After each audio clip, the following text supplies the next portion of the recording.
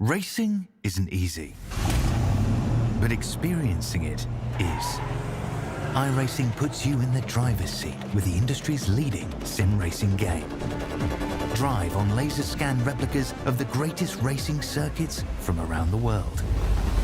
Go head-to-head against other drivers chosen by skill-based matchmaking to ensure competitive racing at every level. Compete across all your favorite series. In officially licensed cars, engineered to deliver the most accurate driving experience possible.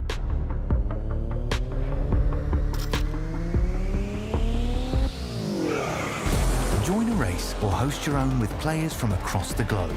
Race against the computer or in a league with friends. Feel the thrill behind the wheel. Visit iRacing.com.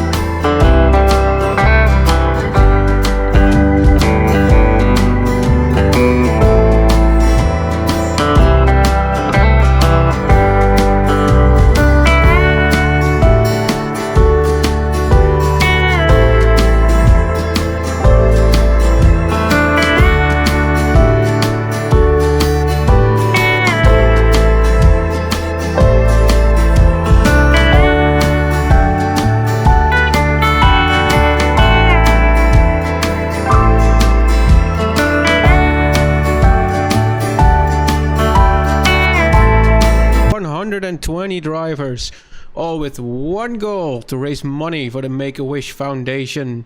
You saw the beautiful clip here at the intro. This is the Wishful 2024 series, sponsored by Technogel. Already 80% of our donation goal is reached. What an amazing result. My name is Jordi. Right beside me is Jelmer. Good evening. Good evening. Oh man, I am excited for this one, man. I was looking forward to this race for such a long time now, and finally getting started now. Yeah, the guys over at Eagle did such an amazing job to provide us with this 6 races, starting here at the wonderful Laguna Seca. With, let me just add up the tally. 42 drivers at the start of this race. That's one hell of a starting grid. Yeah, and let's just take a quick look because we have just over 1 minute left in free practice before we head over to the open qualify, which is also quite new for us. I think the people who drive FTR and Belcar already know what's gonna happen, but the LMP3 will be the first car to enter the qualifying session. That means the GT3 cars and the Porsche Cup cars have to stay in the pit, and that's all manually. So if some GT3 or P-Cup car leaves the pits, they will get a slap on the wrist from race control. All drivers had a quick briefing with the organization just a few minutes ago to remind them of the rules, get everything clear, so should be good for now. And here we see Stefan Lejeune, which is the team principal for Eagle Esport Academy. One of the bigger contributors.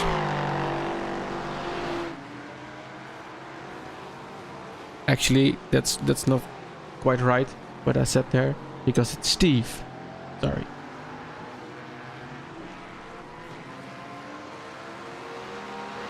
So LMP3 cars, GT3 cars and Porsche Cup cars today, as the practice runs out right there. Can see Martin wishing us well, Jelmer. That's very nice of him. As we are starting our qualifying sequence. First LMP3 already out on track. Yeah, it's Labros, followed by Linden and Chalier. Volkering is also on track. Here we are. Those guys get 15 minutes to get their laps in, then it's over. Then we're gonna continue with the GT3 class. Maybe at the end, the 15 minutes for these guys, we're gonna see them already line up at the end of pit straights. But they're only allowed to leave the pit after the race control tells them. Yeah, so within iRacing we have a radio channel for the race control, and that's where the drivers will hear, the LMP3 drivers will hear, this is your last lap, 2 minutes remaining, for instance, and then the GT3 cars can line up, or the Porsche Cup cars, so that nobody gets in everyone's way.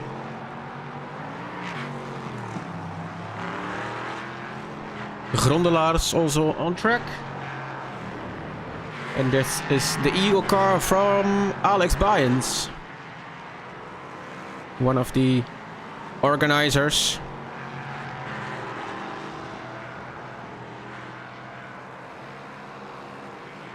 Also for team ORNL, Joost Bouwmeester here in the car.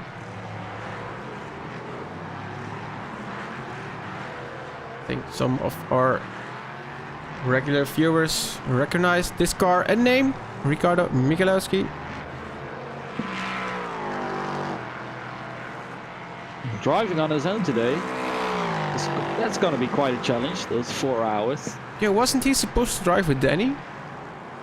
Then he had some different stuff to do today, so he will be on his own. Some more drivers along the field are going solo for this one. The 292 car, let's just hope the team name is only a team name, the really slow motion racing white.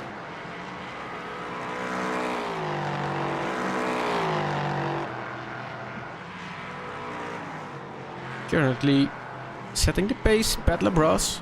Tenuto Delta Simtech. He should be one of the first to get a time in.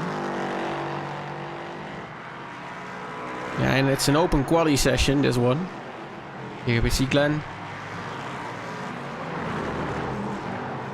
from the Digitrax team.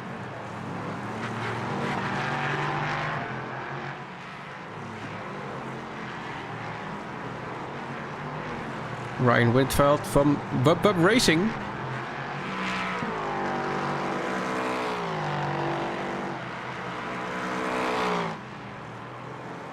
Switching to Balasa from really slow motion racing.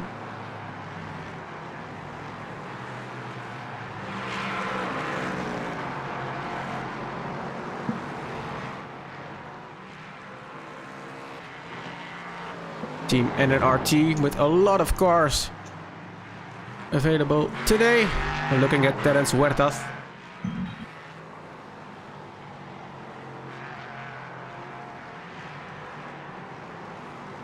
With a beautiful livery, I must say.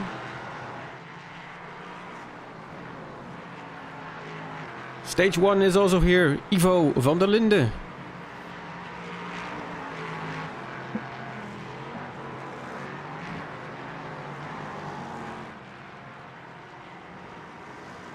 Sammy Hendricks, also for Tenuto.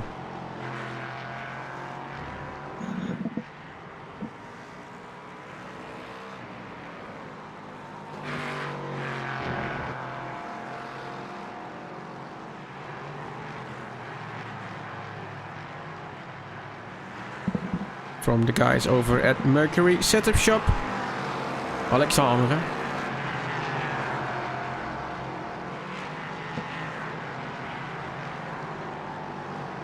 Guys looking for every inch of the track. A lot of dust going up. Yeah, and it's quite easy to get an off track here at Laguna Seca, especially in those first few corners. And here, of course, high-speed section running up to the corkscrew. One of the most legendary corners of the track. Yeah, and I think it's quite hated in the community within iRacing, and for the love of me, I cannot understand why, because it's such an amazing corner. If you nail it, it's a nice one, but for me personally, I'm with the guys that doesn't like the corner. It's tricky. Shame, it upsets you. It's not my type of corner. Yeah, I think in practice there are some guys complaining that they're getting loose during the corner, and then it was then that I zoomed in and investigated, and the GT3 cars, they just get way loose, but in the most literal way possible, because the wheels simply get off the track.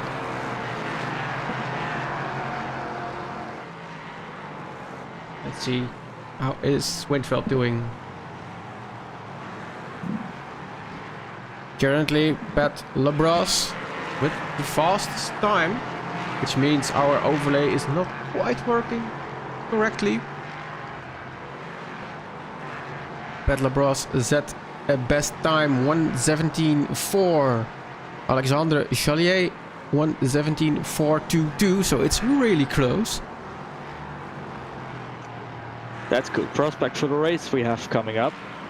Yeah, it's also Ricardo Migalewski with a 1:17.492.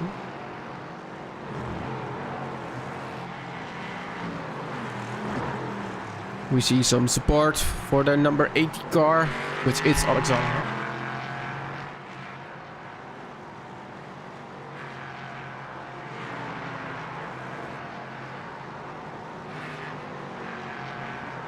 And thank you, Martin, for pointing out the donation was not quite set up correctly. I think now it is. It is.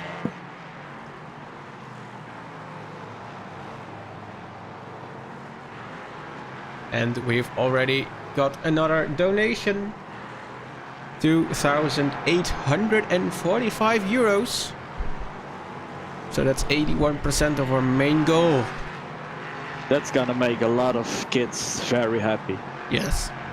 I think later on in this series we will talk with the guys from Make a Wish. Had quite a busy schedule, so unfortunately they could not join us today.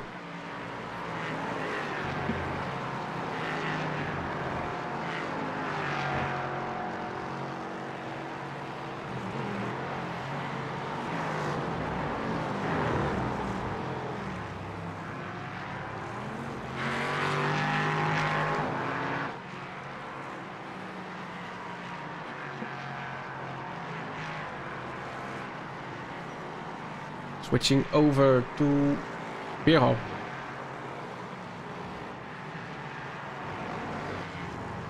Quite a little luck up there. Going into the corkscrew. Here we see some working together here. A little toe on the start straight. That's one of the biggest advantages of having an open qualifying. You can give your teammates a tow, they can do the same for you 2 laps later. Trying to get the edge over your competitors.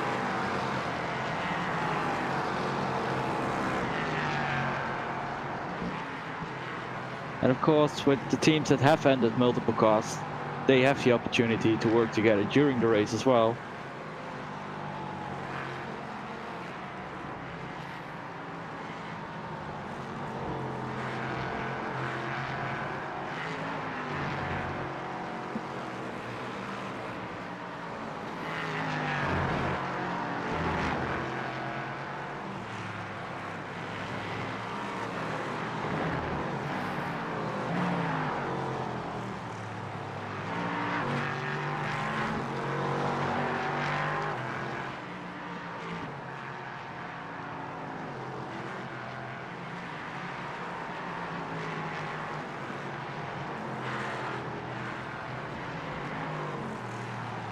Only 5 minutes remaining for the LMP3 class.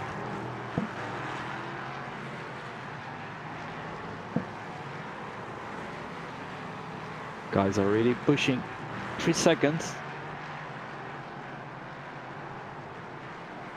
We didn't see too many big accidents during qualifying yet.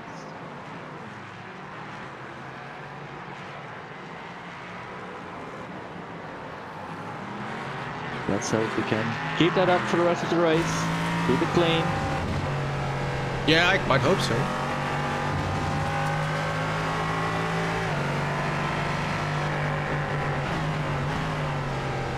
On board. One of the guys of Team Red X. Also a lot of teams from those guys. I think they ended like 8 or 9 teams altogether. Yeah, it's quite a lot. Very, very nice to see. Such a lot of cars on the track, all to support Make-A-Wish.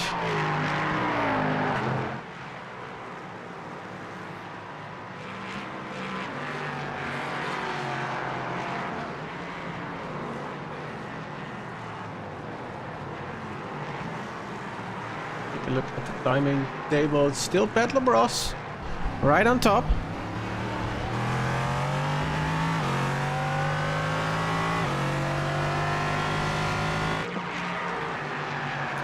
Nico Waldniel, could you please provide a car number for me to check?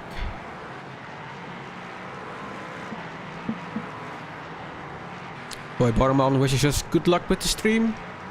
Luc van den Broek says good luck to all drivers. Can't wait to drive in the 8-hour race. Yeah, that one we also have coming up.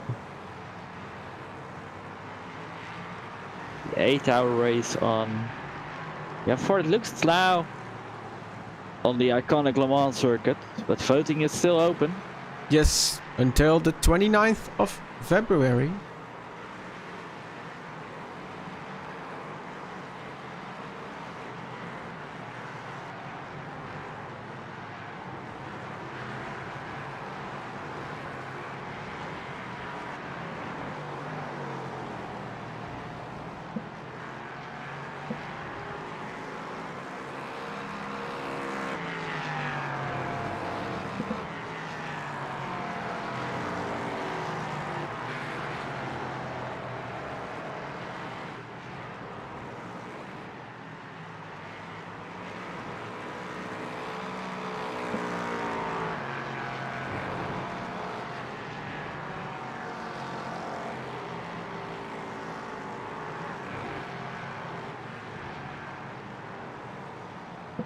As I've just received confirmation that the donation bulb is working correctly now. So thank you for that. I see Justin Nye is having a great time here at Laguna Seca. One of his favorite tracks.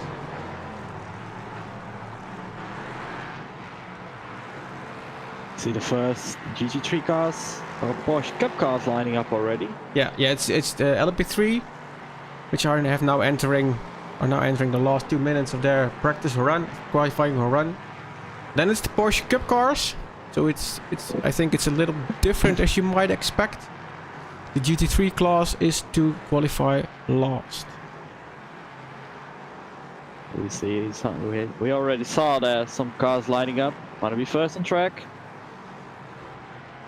Yeah, here are some of the GT3 of the Porsche Cup cars. 2 Eagle cars. And right at the top, Maarten Postema. For team 53.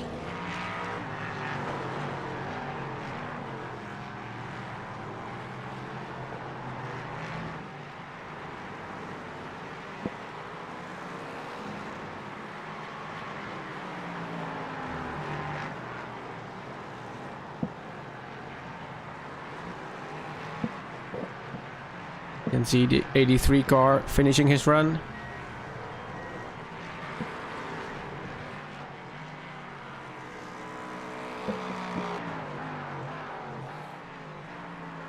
He's going for one last quick lap.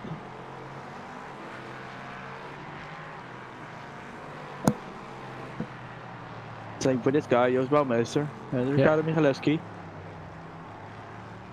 Guys passing the finish now, have to wait, or have to stop actually, because the Porsche Cup cars are coming. There we go. One of the most difficult cars in iRacing. Yeah, and I think we're looking at the guy who I think practiced the most and also hosted the most practice sessions within iRacing, because it's almost every day I see a message in the Discord. I hosted the practice session for 2 hours or for 4 hours. So that's really, really nice. Postema van der Bosche. Here for team Fastlane Squadra Veloce. Some guys really nailed it on the team names. Yeah, it's such a nice logo as well. It is. Gordon Marshall.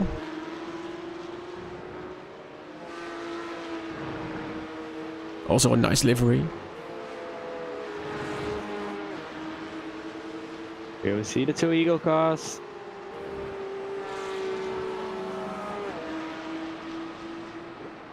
And this time it really is the team manager for Eagle Esport Academy, Speed Academy, Steve Claes. We'll be talking about him a little later on today, as he's one of the bigger donators, of course. Right behind him, also for Team Eagle, Branko Stieners. I think he also donated multiple €100. Get this, really slow motion racing, Team Aaron. Which makes me believe he will be one of the solo drivers. And that's an off track. That's one we're gonna see a lot today.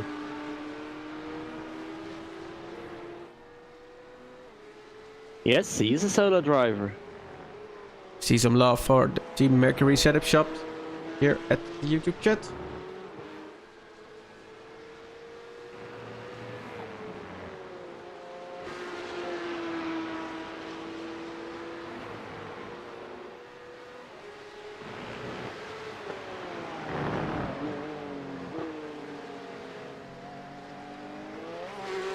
Oh, that's wrong.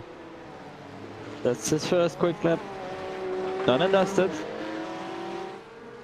Yeah, and the track is at quite a high temperature, which I think the Porsche Cup cars are suffering the most from. We had a lot of talk about tire wear during the week, during the practice sessions we witnessed. So that's going to be an issue for these cars, especially since they don't have traction control or ABS either, so no drive rates, they have to do it on their own. That makes it one of the toughest cars to drive. And now it's just qualifying. They have to do this for 4 hours straight. Gordon Marshall set the quickest lap. It's a 1:25.191 for him. Thomas van der Bosch is a 1:29.854, I think. Yeah. That's correct. Let's see if Postermark can do something about that. Maybe even Steve.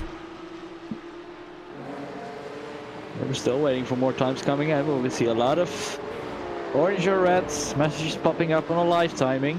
Means they got off tracks. Here's some teamwork. And the guys over at Eagle. Oop, little off track. And being qualifying, the lap has to be 100% clean or it will not count.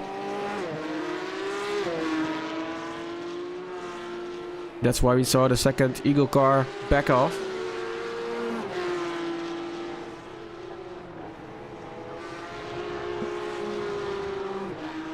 Ken the 482 from Steve Clays put himself on the lap time sheet.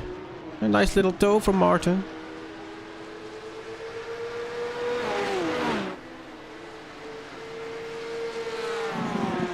Yeah, he can. It's P2. A 1:25.5. Gordon Marshall did not set a new best lap. No, he had enough track on his second flying lap, but I think he's gonna give it another go.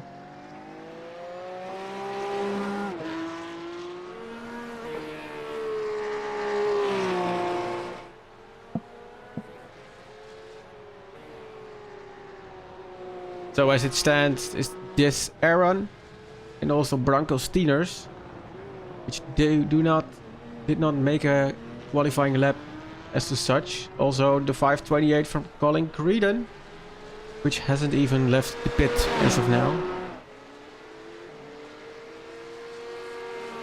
And here is P5 for Aaron with a lap time 1:27.460.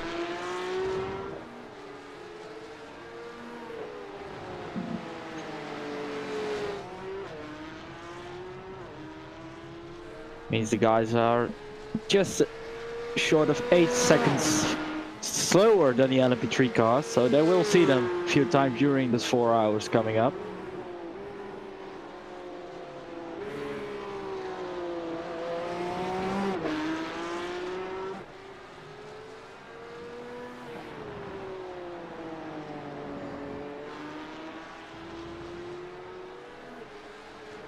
Yeah, and I think Alex Byens, as the LMP3 driver, is all ready with his qualifying, so I think we can fetch him.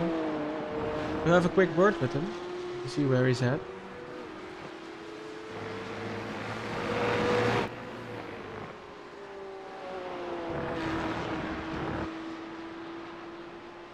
Alex, good evening.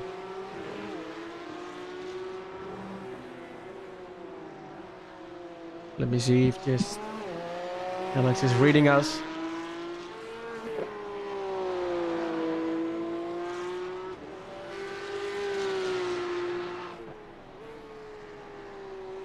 Entry fees. Hello? Stefan, good evening. Hello. Hello. Did I bother you? Sorry. Nee, ik ben er ook. Alex joins us as well. But I got pulled away. Oh, I'm sorry.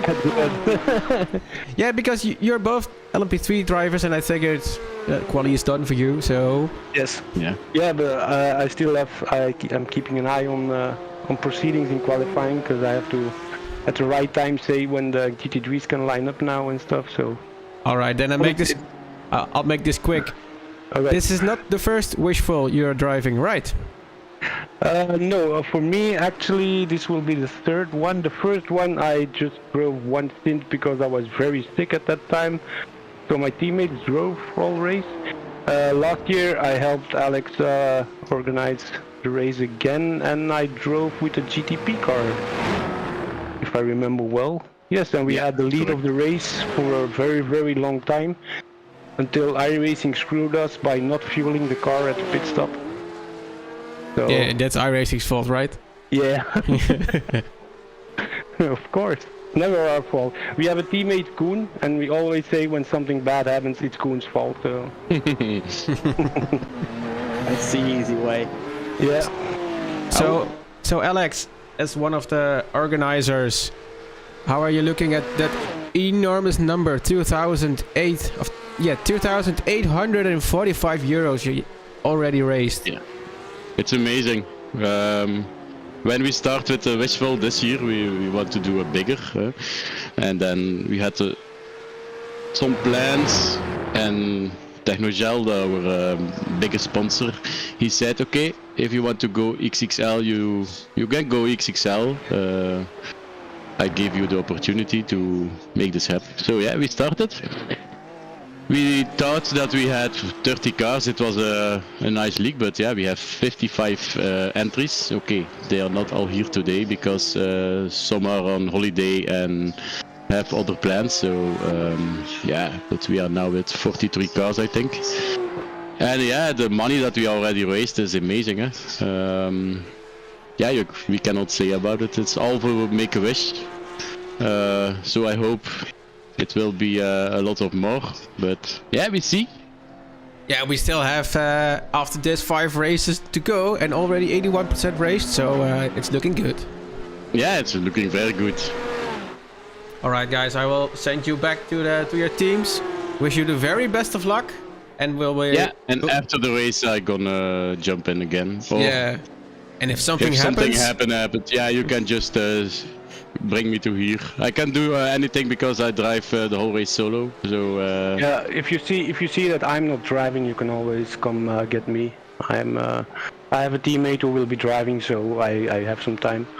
All right, we will surely be doing that. Thank you guys. Have the best of luck, and we'll speak. Thank you guys for the broadcast, and have fun. Surely we will. Thank you. We will have fun. Later.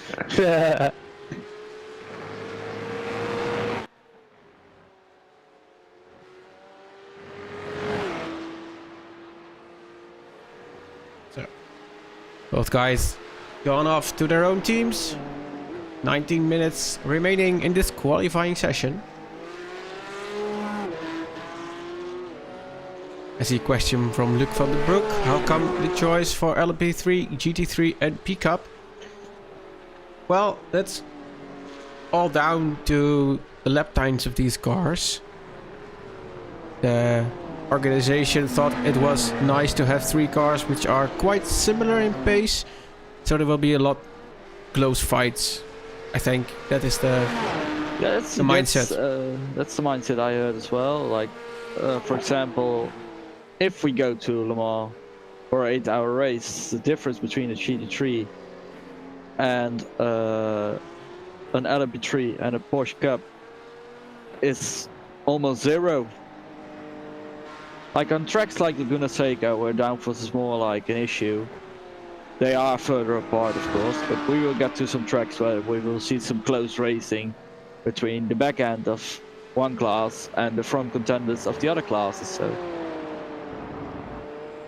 looking forward to that. Yeah, and I also would like a moment to thank our main developer here at iRacing TV, which is the overlay we use, because as you can see, the qualifying lap times are not quite right in the overlay, because it's actually one of the first times we do an open qualifier. So I'd like to thank Marvin that he's at this moment running some investigations and running some fixes so that we can bring you a better overlay. So thanks for that, Marvin. I know you guys, you will have it sorted out before the next race, I'm sure of that. Yeah, actually it's already sorted out, but I need to update the overlays. So I think somewhere in the race we go to a commercial or 2 and then have everything set up.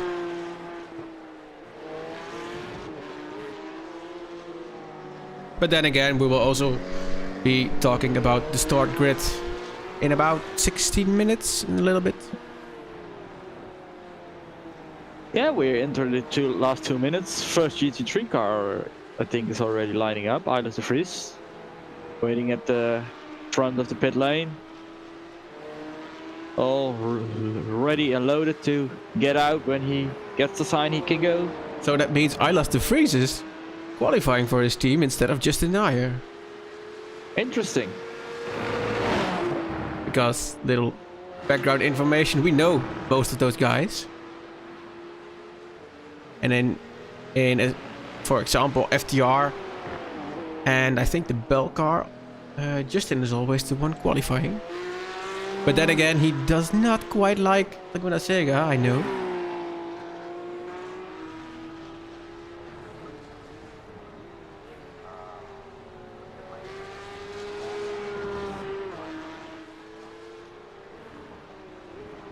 So, currently on top of the standings for the P-Cup is Gordon Marshall, followed by Mart Postema, Thomas van der Bosche, Louis Clamol, Steve Claes, and this Aaron.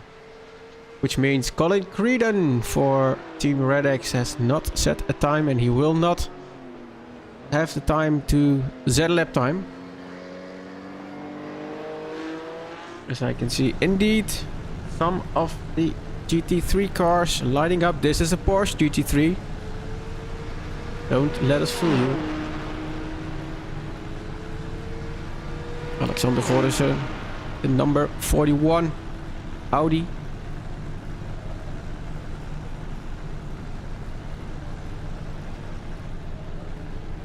And this is such an awesome car. Flanders Racing Team, Gino van Lieren. Make a wish there on the pillar as well. Such a cool color combination. And off they go.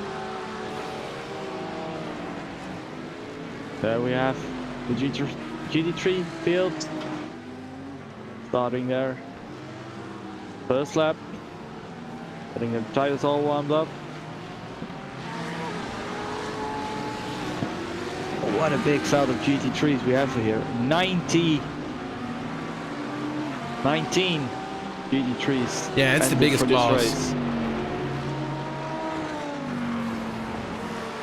Also here, Team 53 car and this Room Bobars GT Tracks. With some hand-painted livery, it seems. Really nice.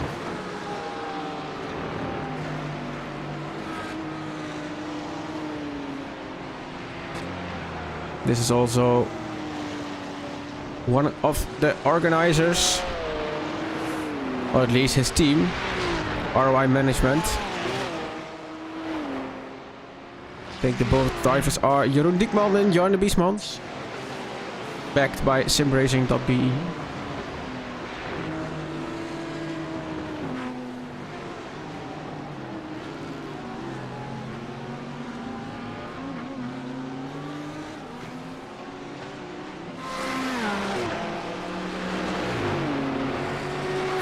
Ah, I see. So Justin is having people over for visit. And at the risk of being disturbed. Oh, there is a car sideways. Oh. And that kind of screwed the lap from Alexander up. Who was standing there? Nick Kuiper, was it? Team 53 GT. A little adventure at the first turns.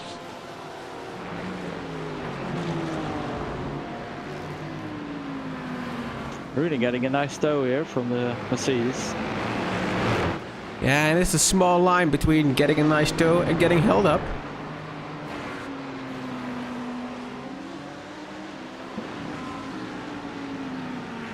The red and grey Audi for Team RNL. Boy, Borman is the one to take the wheel during qualifying. In the car together with Anthony Dorland. But we are not supposed to be... We are supposed to be objective, Jelper. Just saying. But we can cheer for them. No, I'm a neutral spectator. I just want to see a nice race from everyone. don't we all? First times are getting in. Jeremy de Boever, Eilers de Vries, Gino van Lierde. It is Jeremy currently at the top of the standings. By the look of it, it's a nice tight field out there. Yeah. So Jeremy 122.033. Then Eilers de Vries 122.234. Rutger Herbos takes P3 before Jarde Biesmans.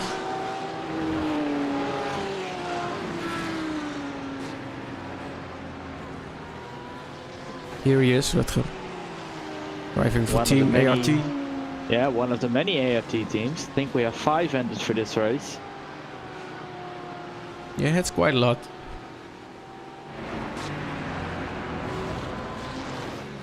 Four bars. Still behind that white gold mark.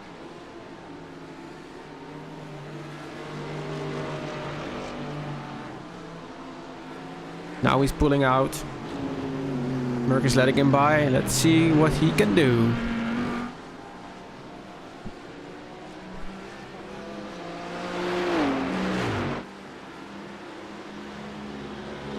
He did set a new personal best with a 122.877. That's good for P5 in class.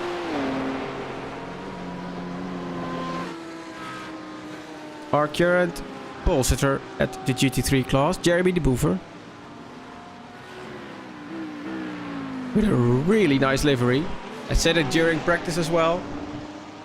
Guys over at Vortex all have very, very nice cars.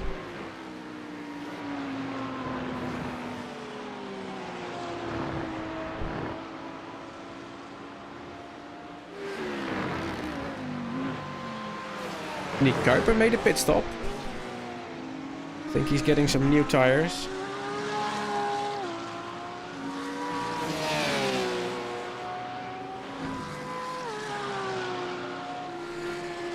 We are in the last 10 minutes of qualifying.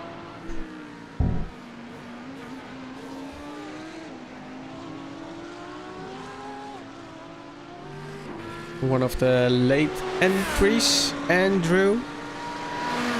Let me see if I can fetch him. Yeah, there he is. Was a last minute switch in teams. Driving for Team Red X. I see I need to add the team in the overlay. Well, we can see it on his windshield. So that's what I will be doing. We're watching Jarde Biesmans.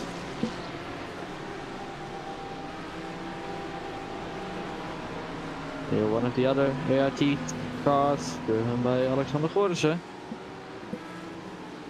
Also catching up to this road.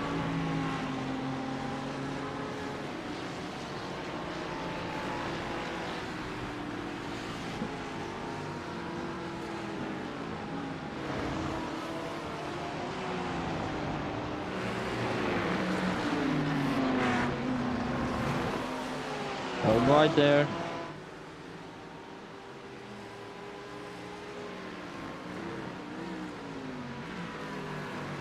Into that corkscrew. And you see some of the cars really do lift the wheel off the ground. Yeah, it's almost like karting where they just peek that one tire up in the air. It's awesome.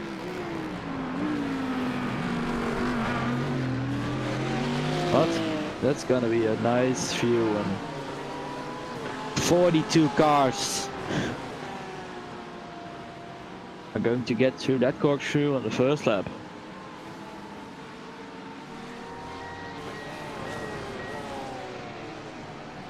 I see that I forgot to add the QR code to the screen. There it is now. It's the QR code which you can scan to make a donation.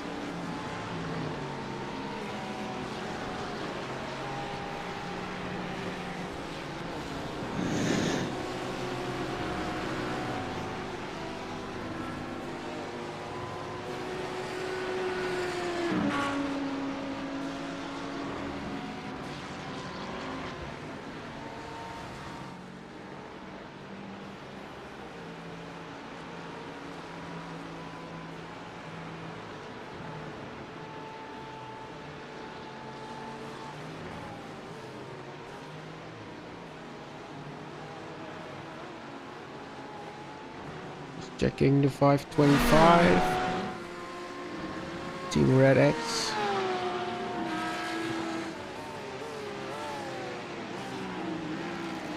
Saving the file. And let's see. Where is he at? Here he is. Does he have a team now? He does. He does.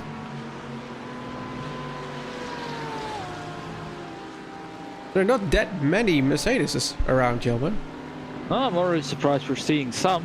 Like we have seen some GT3 leagues with our organization at ORNL, and I haven't seen any over there. Talking We do about have some cars, over here. you don't see very often. It's a Ford GT, and I love it. what a beast it is. I think we need to go a little lap inside this car. Look at that classic dashboard. Right out of the museum.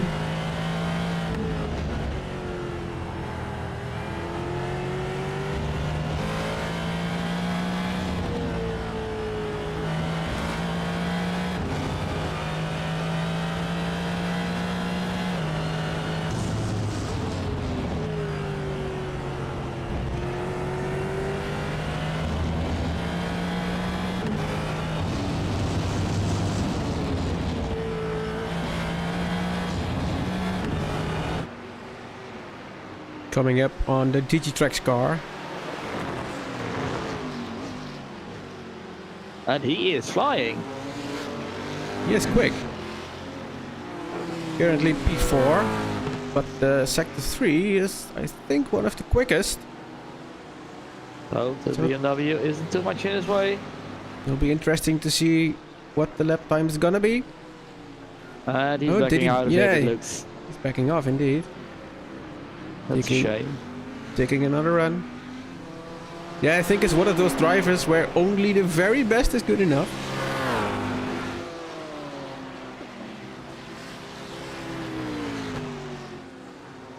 Currently on top of the standings, this is Kevin Tierens. HRT Sim Racing 2.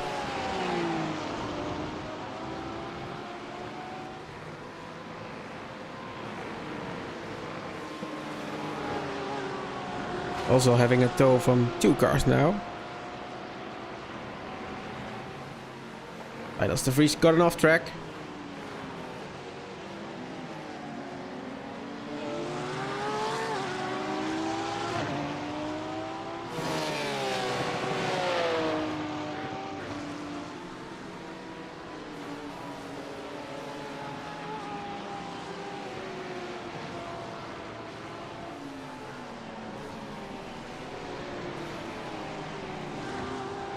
Only 3.5 minutes to go, so don't think we're gonna see too many improvements anymore.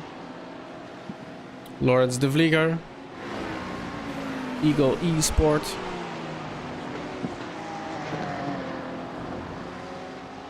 Team S. I think Team G is also here. And some others.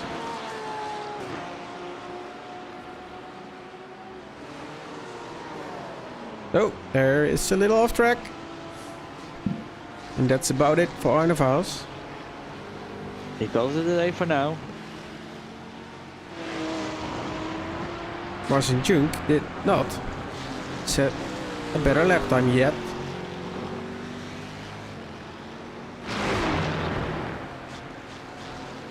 He's going to make one final run.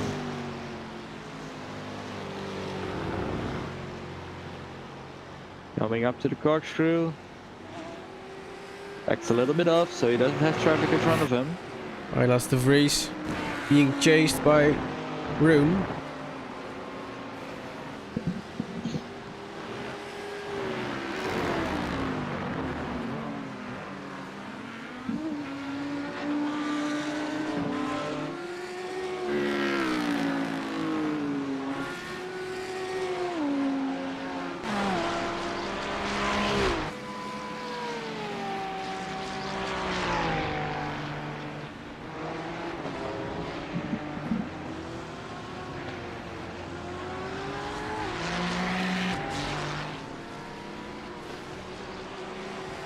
And I think it's quite a fun fact to see that the Gordon Marshall in the Porsche Cup is quicker than one of the GT3s. That's exactly where the guys were aiming for when they choose these 3 classes. Getting a mix up, getting them together. Jeroen Bos here.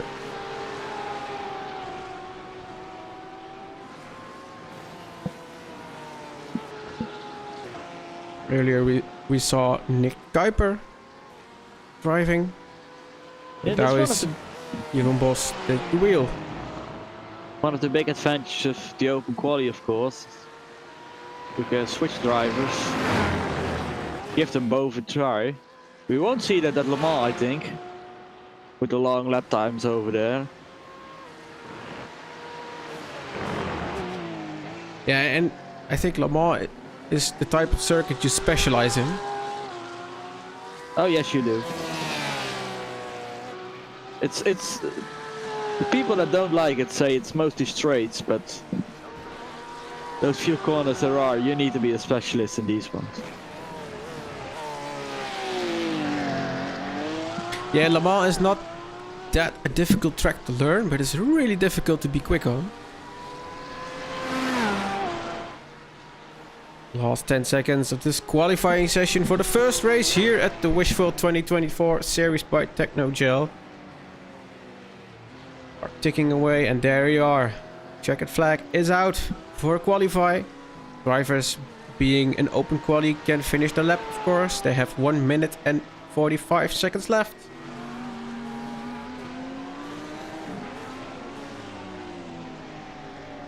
Lars takes this opportunity to practice the pit entrance one last time. Yeah, and that's a difficult one as well. Oh, Kevin. A little bit in the way of this Yarn the Beast bounce. What? Overlay is doing a little bit of funky things.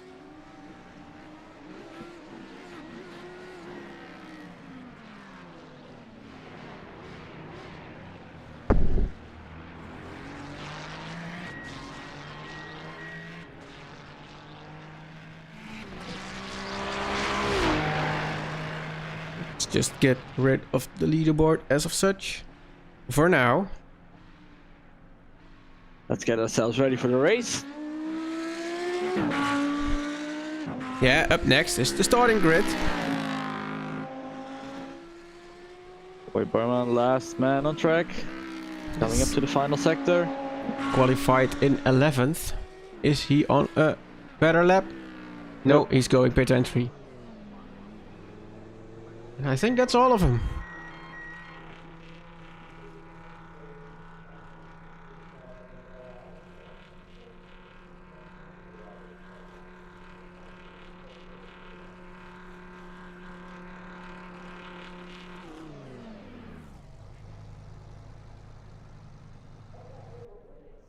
And he is out of the car.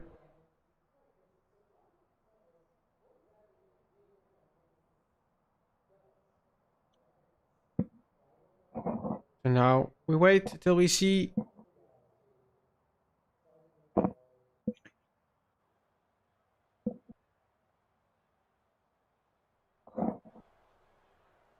There we go, the intro.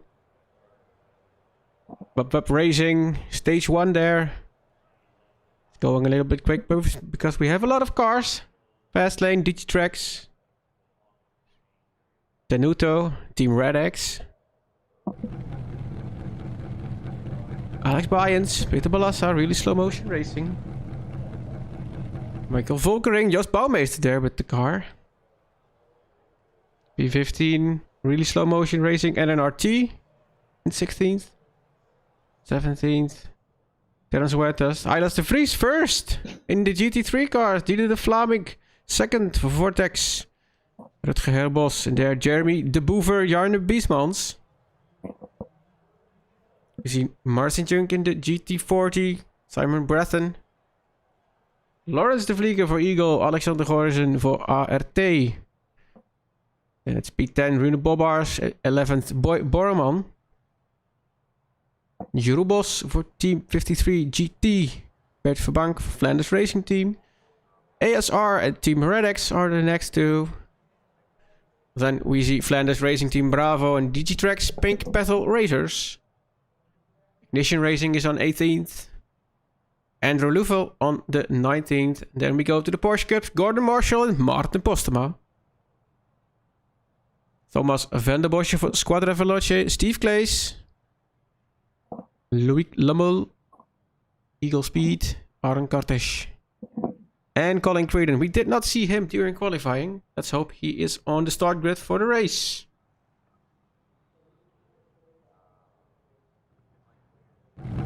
There we are. The Mustang. Top of the field.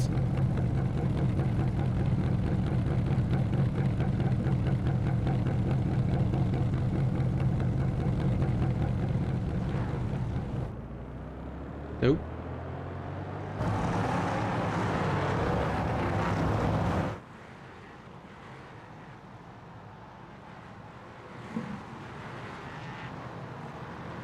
Total of 41 drivers taking it to the track. LMP3 cars already getting a nice gap.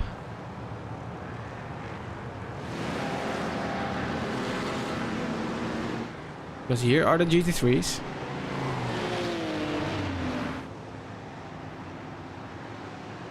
Yeah, the drivers were told during the drivers' briefing, green flag drops for everyone at the same time.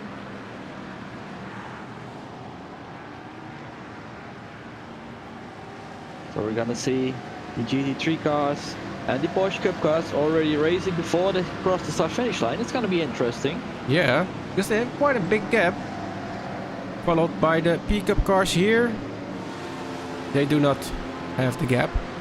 But it's also really not needed, I think.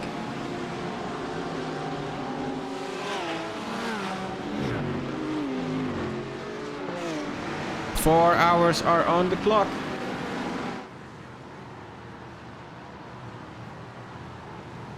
Petro Labros is leading them all. Followed by Ricardo.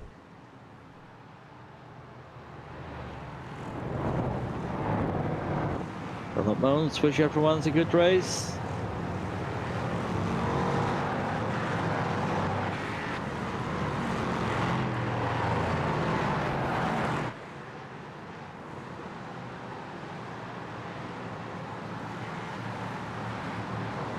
Now we'll be starting to focus on these first cars. It's gonna be a lot of action during the first lap.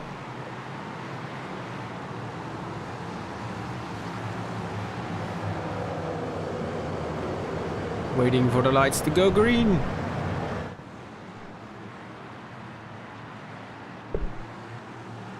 And there we go, the Wishful Series 2024 is on its way.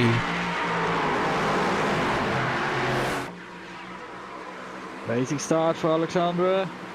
Looking on the inside of Ricardo, going into the first corner. Oh, that's already some of the GT3 cars getting turned around, even before turn 1. Looks like Islas de Vries or Paul Sitter was involved in that one. Oh no. Where's the Vries? There he is. I'm gonna take a look at that a little bit later on.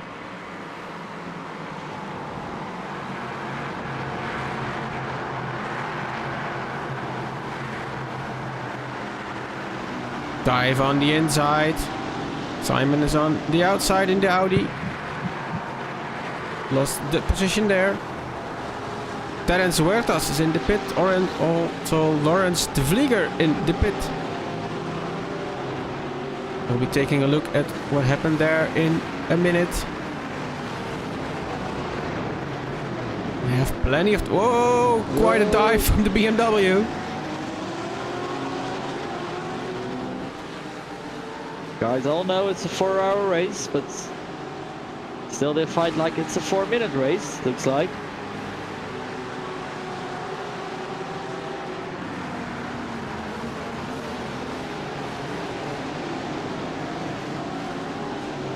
Little off track. There are the Porsche Cups.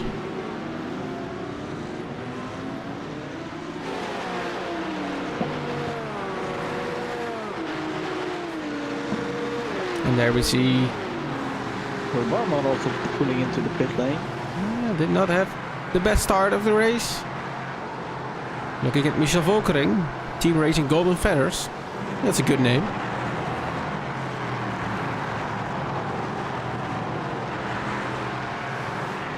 Right behind Jos Bouwmeester.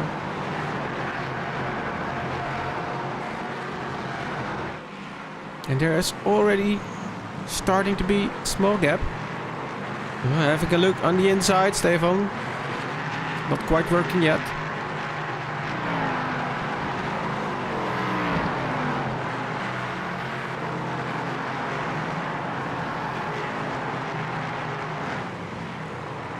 We see gaps growing in almost every class. Except for the GT3 class, we have the first 7 cars. Yeah, it's also I think the 528 from Team Red X that did not start the race. So that's quite unofficially our first DNF. Did not finish, did not start actually. Didn't start actually. Having a look on the inside, it's the 144 Eilers de Vries. Has to make his way to the field again. Yeah, has about 3 hours and 65 minutes, 56 to do that.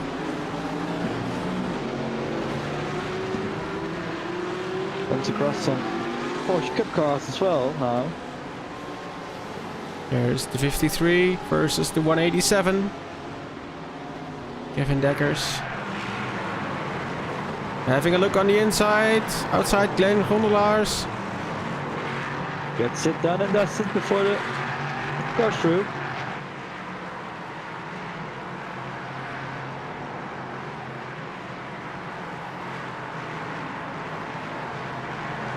So let's have a look at our pit lane. Roy Borman is in pit. Lawrence de Vlieger is in pit. Huertas is also in pit. Whoa, that's a broken car. Let's see. Let's have a look what's happened over there, because I'm already on my way. There it is. Whoa! All on this. Oh no! We got right on the track again.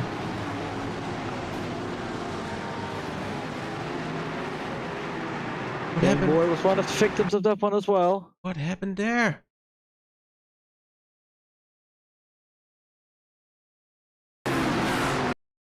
Just lost it. I think so, yeah. Oh, that's really a shame.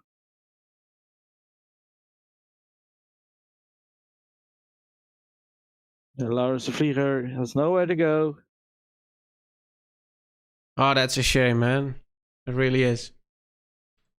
Alright, back to the live pictures. Looking at the leader in the LMP3 class.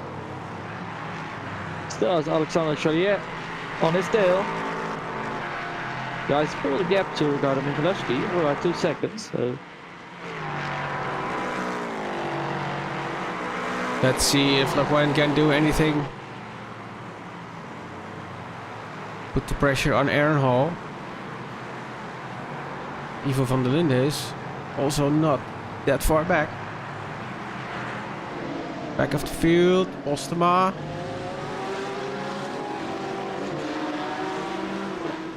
Started out of P2. Currently in 5th. How is his satellite teammate, Jeroen Bos? Also in the Porsche, but now it's a GT3. Getting passed by one of the LMP3s, Fabrice Dietre. And an RTE paddock purple. Yes, that car is purple. It is. Like, it's quite common for teams to give their teams a color name to keep them apart, but this guy's really nailed it.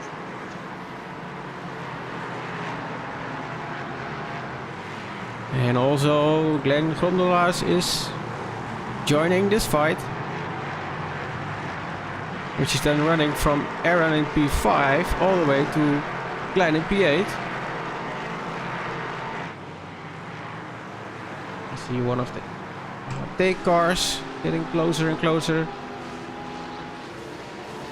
And it's inching on to the A&R car, I think. Yeah, it is.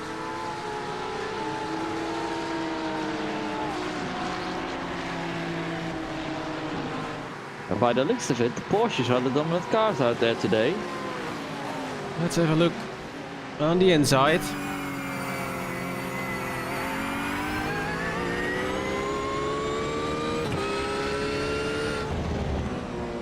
And I also see Boy Borman has left the pit lane.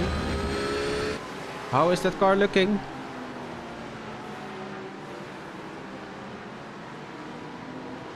It seems quite straight, to be honest. Looks okay. I hope for Boy it feels okay as well. Lost already 4 laps on this one. Still, it's another 3 hours and 52 minutes to go, so a lot can happen in time. Battle for P15.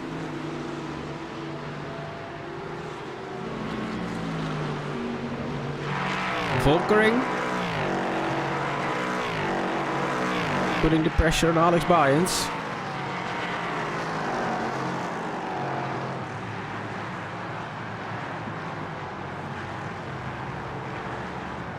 And there he goes. Little luck up, little error. Now Joost is right along his tail. Oh, he will pick his moment.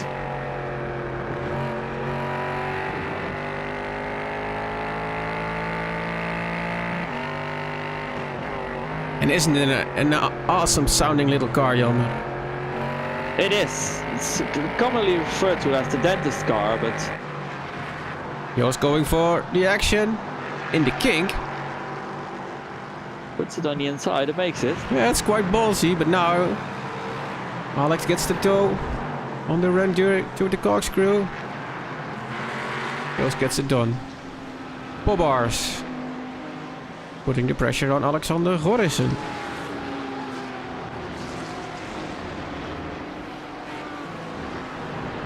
And I think that's also a new aspect here, racing here today, because these guys normally race in leagues where they all know each other very well, but this is the first race for this group of drivers.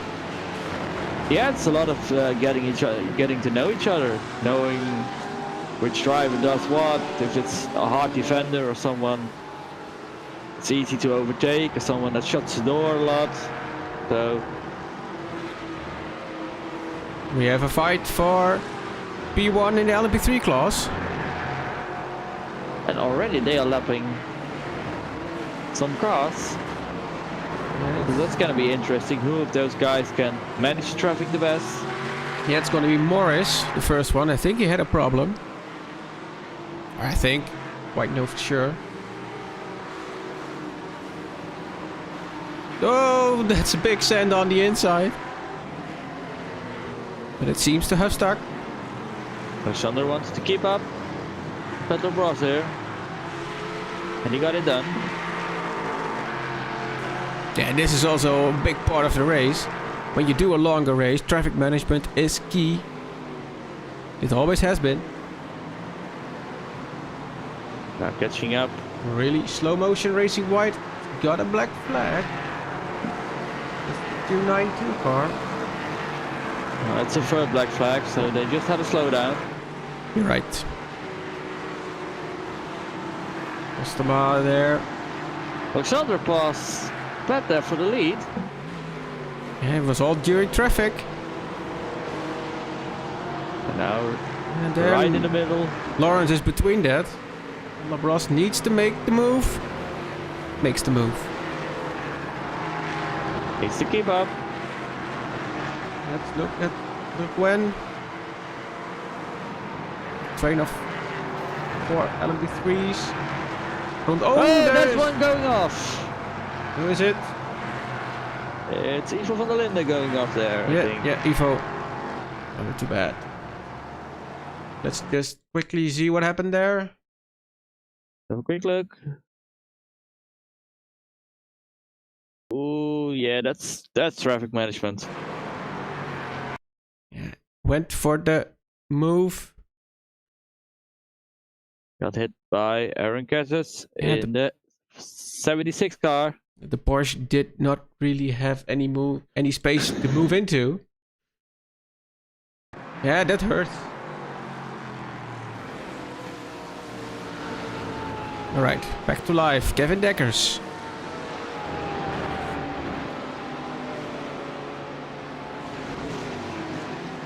Is he gonna make the move into the corkscrew? Not yet. For years, also in traffic.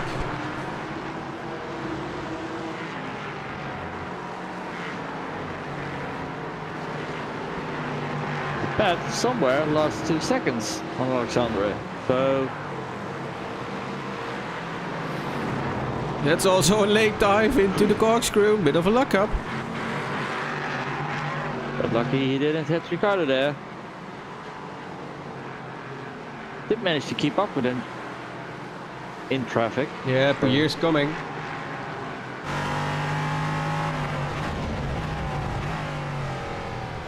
Let's see if he gets a run on the straight. Ricardo's exit is quite a bit better. Yeah, he made a great exit over there.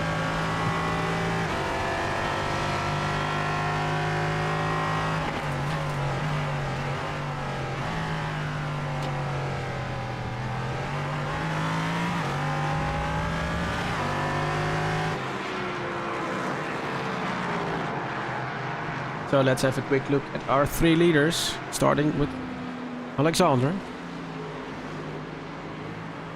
Getting a big support in the YouTube chat. Yeah, driving from Mercury Setup Shop.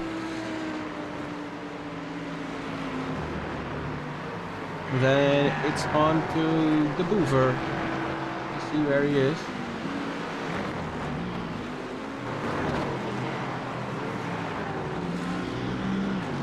There he is. A little bit over a second. The gap to Didier de Vlaming. Still has a lot of cars in his rearview mirror. Yeah, also if you look at the track map, it's quite compact still after 15 minutes of racing. Leader in the GP Cup car, Gordon Marshall. Oh, he pulled out a lead. 14 seconds, where did that come from?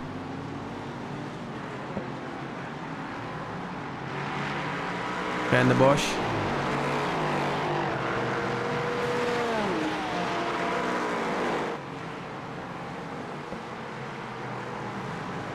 About to get hit by another wave of traffic. First of those is one of the GT3 cars.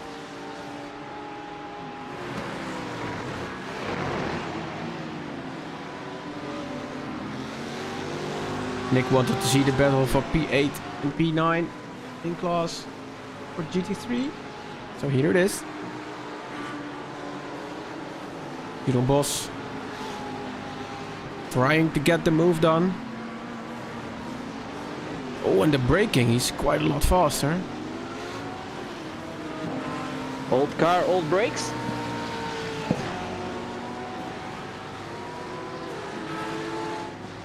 Yeah, you should think it's just GT3 spec, so...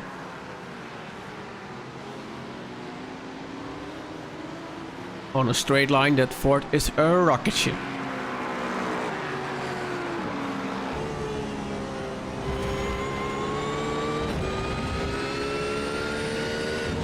Of course, the GT3 cars are all built to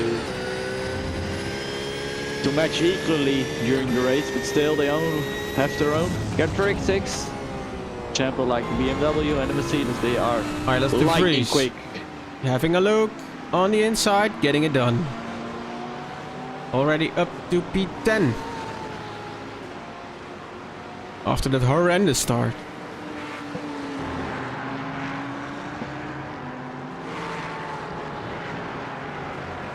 Dorland no, it's Boy Borman has been set on a lap.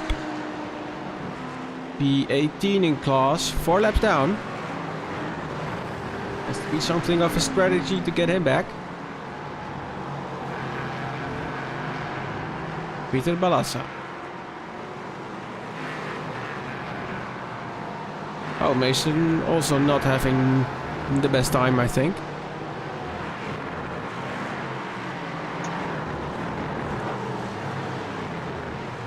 Just having a look.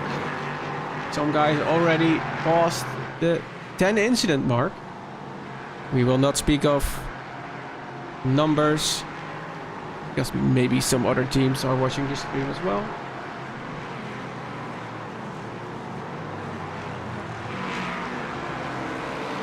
Deckers. Oh, off track, off track, off track. Lufo has gone into the pit. Oh, that's an early one. That's quite an early one indeed. It goes for new tires. After only 20 minutes of racing and getting out of the car as well. Did something happen there? Car is gone. Jackson Cash Davis has entered the car. Let me see if there is anything. No, not really. Got a slowdown once, but there was quite a bit. Alright, back to the track. Charlie's still looking to the rear of Ricardo's car.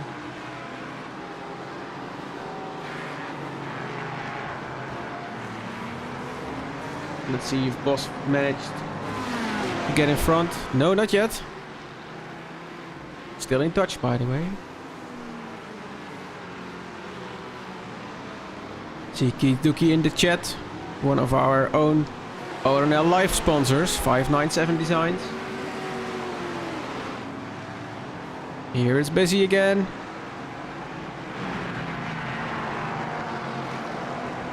I think it's Ricardo timing the traffic just perfectly. Whoa, getting loose. Needs to find the traction to make the pass.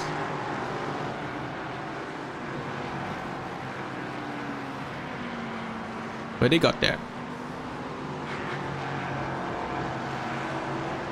Valdik in the Porsche for Team Red X 524. Whoa, that's a big off track.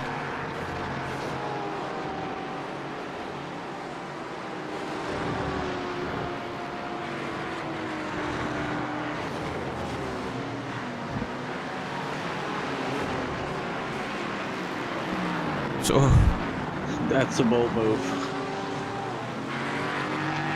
But he pulls it off.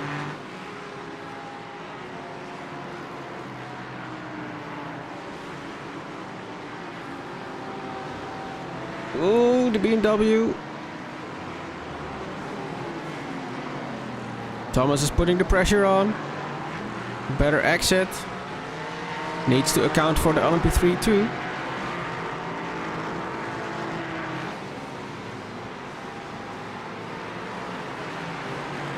Aaron doesn't like to wait. On the outside.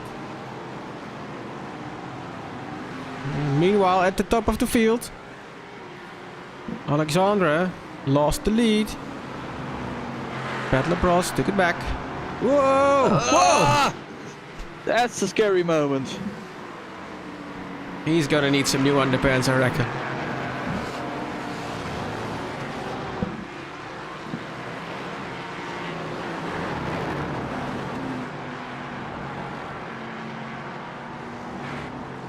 That was a really scary moment. Whoa.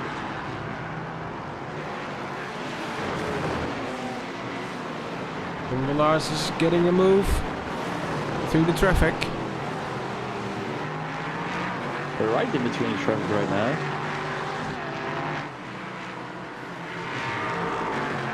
Can Alexandra reclaim the position at the end of the straight?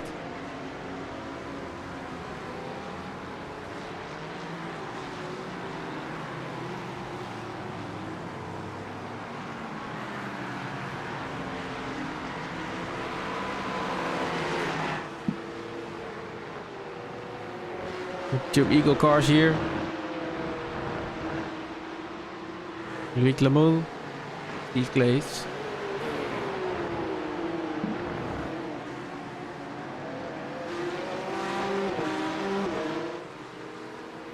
Organization also let me know that Steve here is a real-time real life racer, real life driver. So that's interesting.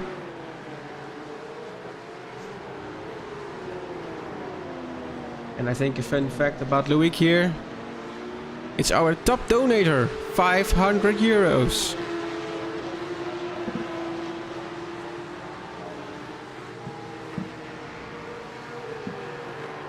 Meanwhile, Simon Brad in the GT3 class catches up to the number 32 of Dieter de Vlaming.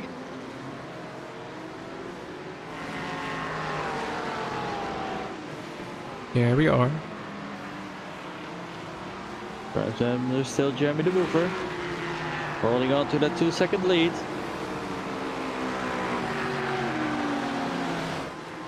Yeah, Team Vortex is doing great. The GT3 class, 1 and 2. Getting great support from the YouTube chat as well.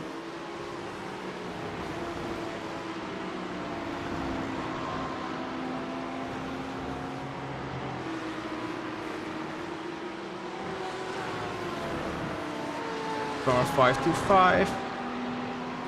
Gotta slow down.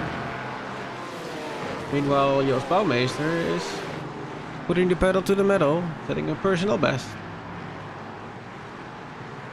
E14 for him.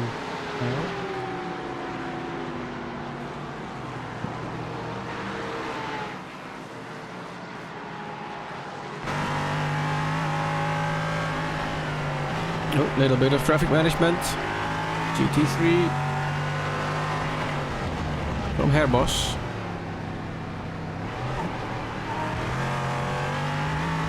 Just a tad of oversteer and you lost the exit.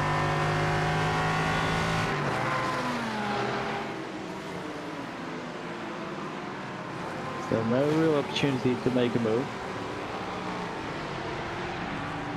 One of these guys getting overtaken by Ricardo Michalewski. He managed to get clear of Charlie Puer at some point.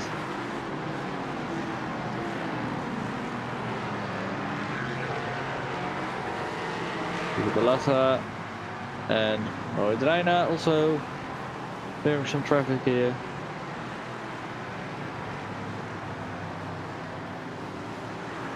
Little bit of luck up. Morrison getting by the pickup.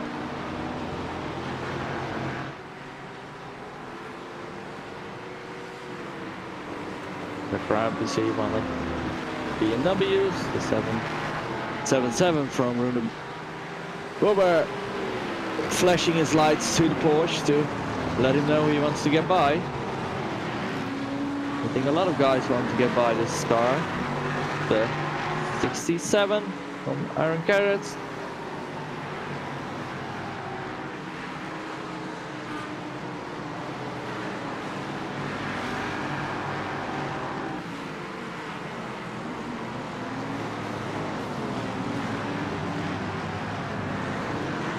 Porsche getting well out of the way there.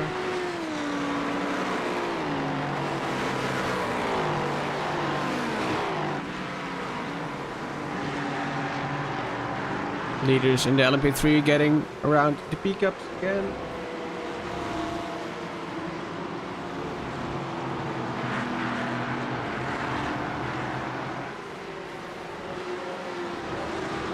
As the cars are spreading more and more out over the track. These two are losing time to Ricardo.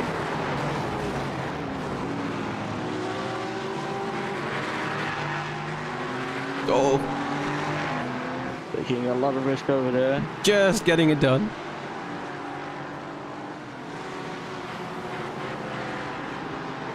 Known for its aggressive take on traffic management.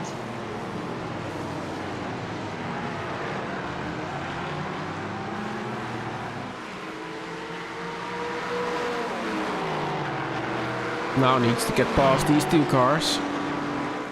Chooses the outside. Doesn't really get it done.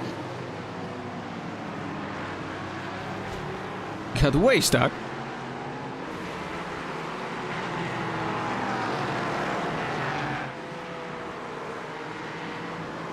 Here we see the LMP3 leaders passing the GT3 leader. With the mover. Managed to extend this gap a little bit.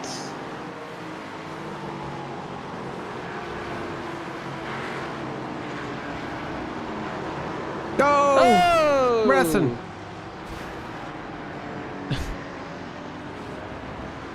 Keeping still, getting off the track. Getting out of the Ooh, way. that car is not quite straight. Might have some damage indeed, yeah. That was one of the podium Yeah, contenders in the GT3 class. It's the right rear. The right rear, it's done. There are no faults repairs. They might get it fixed, but we're not going to see that car anytime soon. We'll see it at the top of the standings for a few moments, because it's teleported to the pit.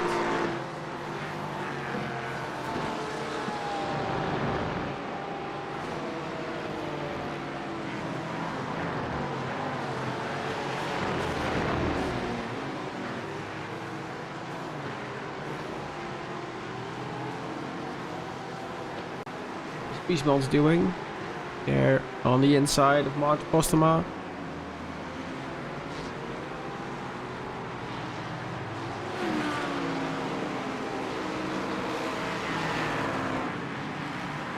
Reina going through the traffic.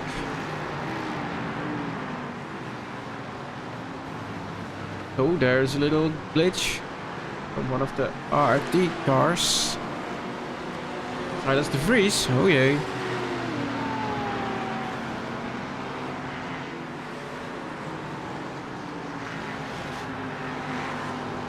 That's the Vries, who participated in the Daytona 500 a few days back.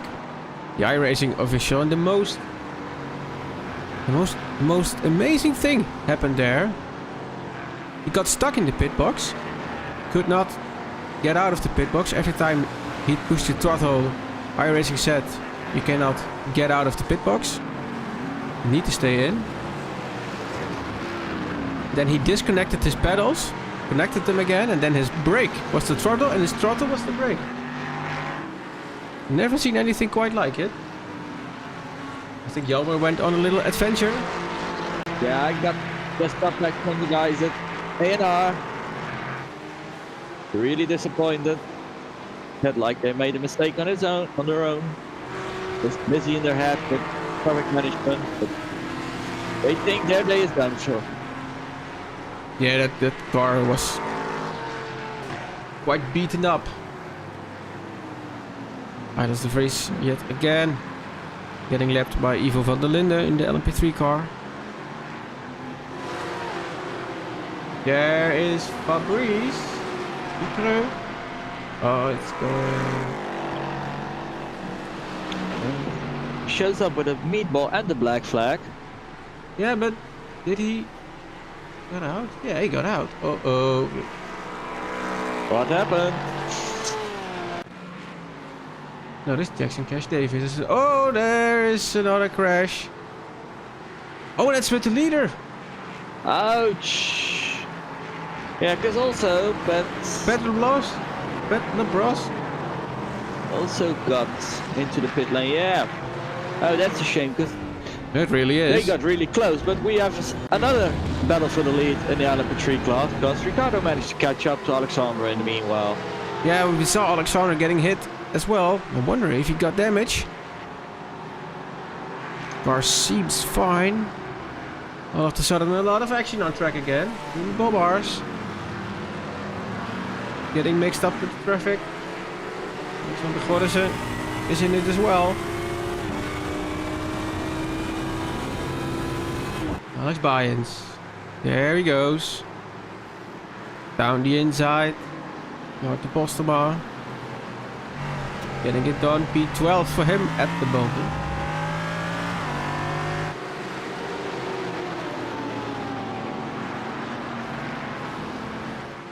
Gets into a really busy part of the track.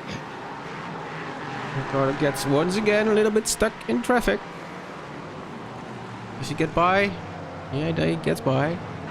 Not the best of exits. Lost almost half a second in that move. Removal in pit. Yeah, it was one of the cars. Taking the wheel from Jackson Cash Davies. That's the second driver change we see with that Yeah, team. we saw them make an early stop, and then Jackson got tangled up the last sector of the track, and now Andrew has taken the wheel again. No, it's Davis again at the wheel. They're mixing up quite a lot.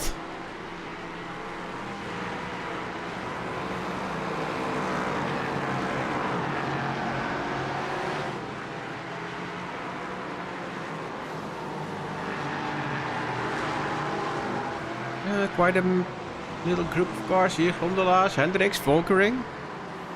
All still on the same lap. All LMP3s, and it's all for position. No! Get spun around. Airbus. No, not Airbus. He's spun. Where is it? Not see it that quick.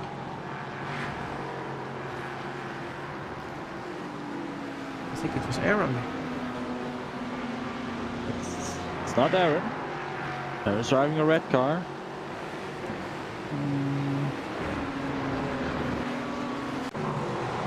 Sammy Hendricks. Sammy Hendricks. He was involved as well. And I think Volkering was lucky there not to get hit by him. That's Thomas. Take a look at the slow-mo, it's just getting run into each other. No, he's getting... He got the push from behind. Got a little help. Oh well, off we go. Cardo is close the gap. Once again on the tail of Alexandre. Meanwhile, Jeroen Bos set a personal best lap. So he's on it. Still behind the GT40.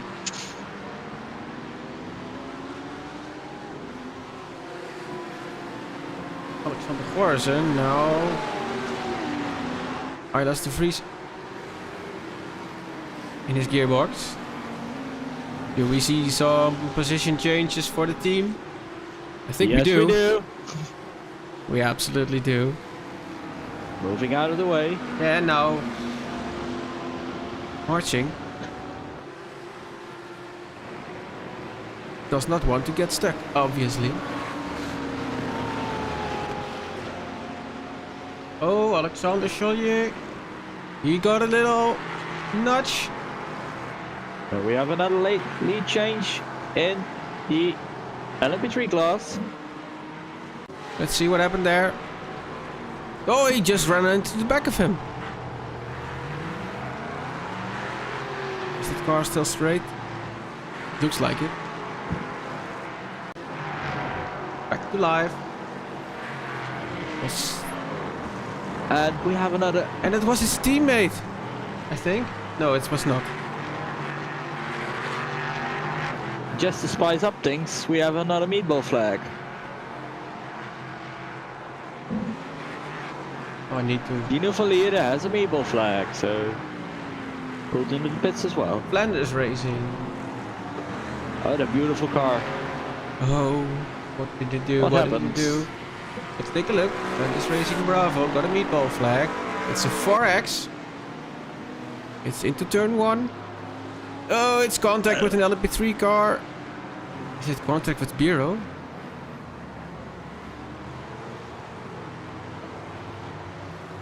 Yeah, it is contact with Biro, which was also who made contact with Alexandre. Not having the cleanest of streaks. Meanwhile, Ricardo is building the gap. I had some free space now for him. Yeah, I need to take a look at these lap times from Alexandre. Could well be he has some damage. Oh wait, I have a camera for that. I think on that front end it looks okay. Doesn't seem to be anything severely wrong. Van der Bosche, Steve Clays. Fight in the pickup. It was reclaimed P2 after his little shunt in the kink.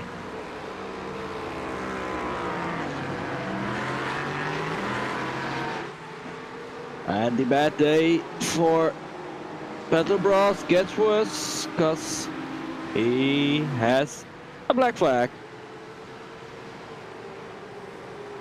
So I see Samen back a bit. Yeah. They got their car fixed up again as well. Not that much. Errol putting the pressure on Hendricks and Volkering. That's gonna be a nice fight.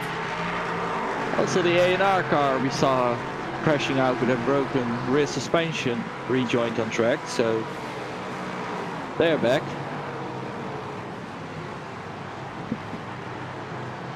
And I think Alexandra is picking up the pace again because the gap is shrinking, which we like to see. Little lock up. It's so easy to lock up your tires over there. Yeah, because going into the corkscrew, any sort of grip's just gone. Non-existent. On the outside, getting it done. Passing the leader in the GT3 Yeah, class that's again. Jeremy de Boever indeed. And he pulled out a nice gap, yeah. 6.5 seconds. Doing very well. Oh, I lost the Vries again, having internet issues, I see. Popping up as out and in, out and in. You don't want that to happen in traffic. Not really what you want. There is Simon Brathen. Back on track. For a car that was grabbing like crazy for, what is it, 10 minutes ago? Looks quite fine. And our crew did a great job. It's almost the A&R safety crew. Yeah, we did the guys we know from, I think it's IndyCar. We won't need them today. Wiesmans and Herbols. Direct fight. P3 in the GT3 cars. Herbols looks down the outside. Makes the switchback. Wants the switchback. Jarne Wiesmans closes the gap.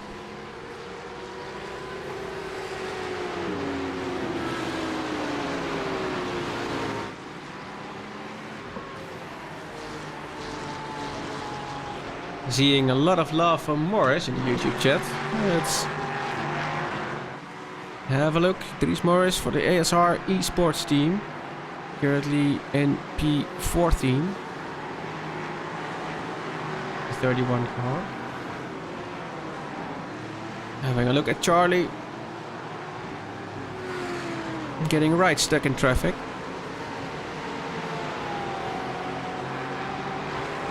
Oh, we see another car. That was a car that wasn't hitting the right way.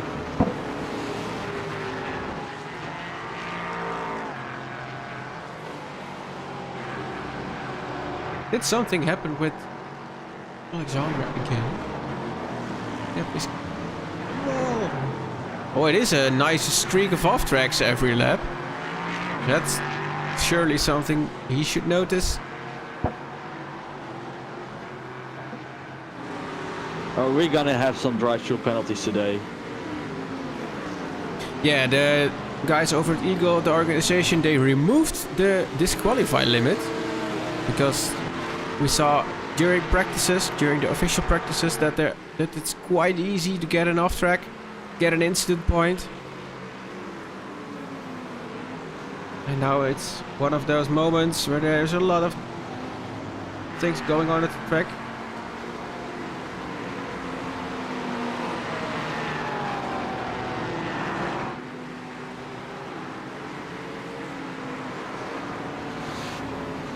There's something you don't see every day from an iRacing driver. Let's see what he does at the end of the pit lane. I don't know if you saw it. Nope.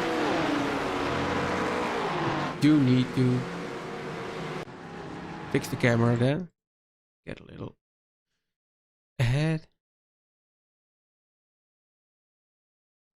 Pick it up from here. He sees on his relative that a lot of cars are coming up, so just waits at the end of the pit line. Oh, he is an example for everyone. Yeah, I wish they were all like that, man. I really do. Yeah, it's little things like that that we should show. Let's take a look at Balazs.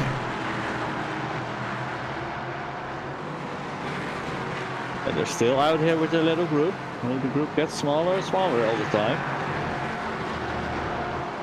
Yeah, it's now Morris, Fitz. They have to pause. They all did that.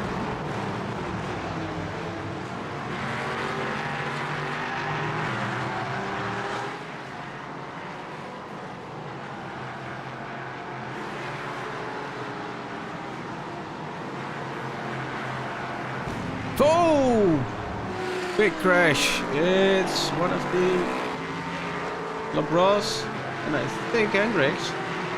No? Oh, not again, Labros. Yeah, it is Labros. Red has got his second meatball flag as well. Take the not camera going to their way hold. either. And we're gonna have a look what happens there. In the slow-mo, it's behind Walter Postma. Loses it on braking. Oh, and then the inside wall. That is Huertas we are looking at. Oh, that's a big hit. That's a massive hit. And then... Yeah, Labros. Labros has nowhere to go. Doesn't look like he gets a lot of damage out No, of that. he manages to evade the accident, avoid the accident, but then massive off-track, of course.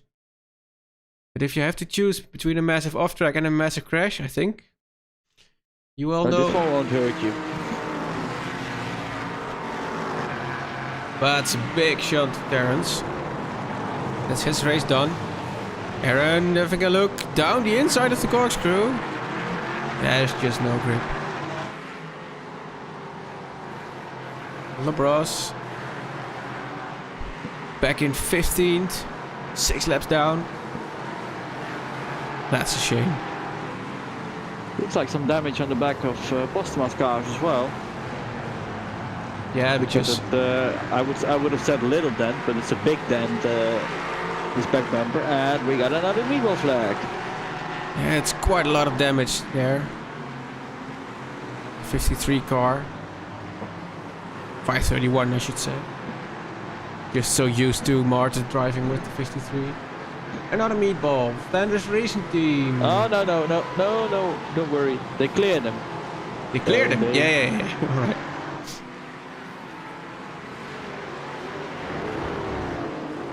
This is the fight for P2 in the Porsche Cup.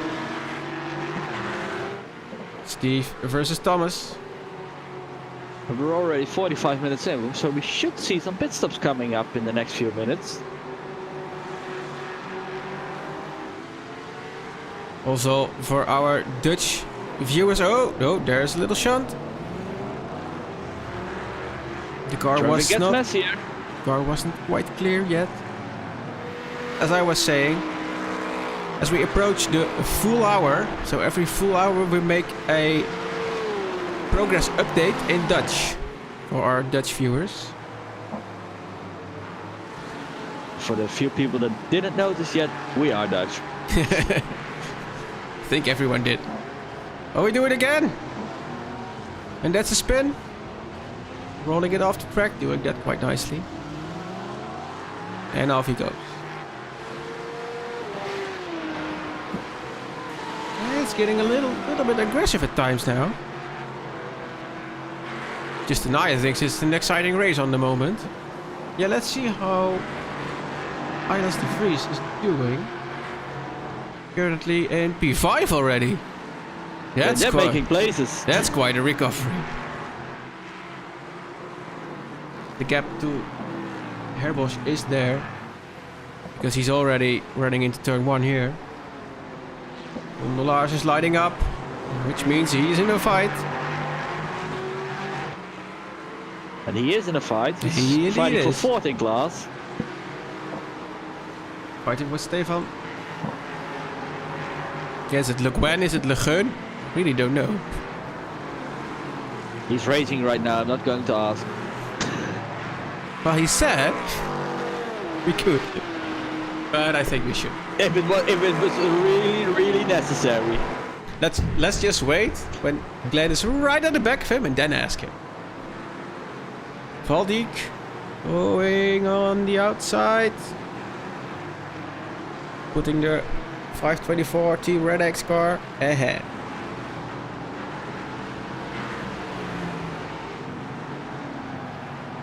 Go for the Lengte right side on Bert Verbak, Flanders Racing Team. Back to Vlondelaars on the outside. Oh, it is Stevel with a little bit of a bad exit. Goes right defensive. That's the defense coming into the king. Now as Thomas coming up. Right to the corkscrew.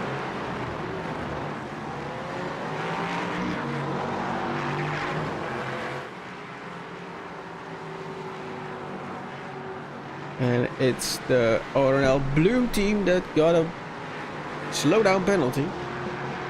Is that the 88? Yeah, that's the 883 car. Bouwmeester, I reckon. Yeah, it is Bouwmeester. Oh, he spinned. He's stuff in the corkscrew, yeah. Okay, Something happens. We could have put the camera on a hold. Let's see He what towed the happened there. car. Yeah, he towed the car, lost it on himself. Oh, yeah. That got hit by that. GT3 car did not have anywhere to go, actually. And then, that's I think he's stuck. He's stuck, yeah. He's stuck. Yeah, that's Laguna Seca for him. I don't think he'll like that to be putting this on the stream, but yeah. You drive for ORL, so we're gonna look a little bit closer at you. Oh, that's bad. That's not so good. That's a shame. Alex Byens up in 12th. Evan Dekkers having fun with one of the pickups. I hope he doesn't have too much damage from that hit he got with Joost. Doesn't seem like it. How's Breathen doing? I think he has the pace again. 6 laps down, but I think he has the pace. And there goes Joost Bouwmeester all the way down the field into the pit lane.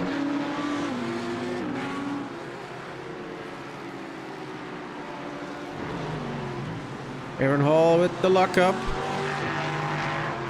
96.5% more wup.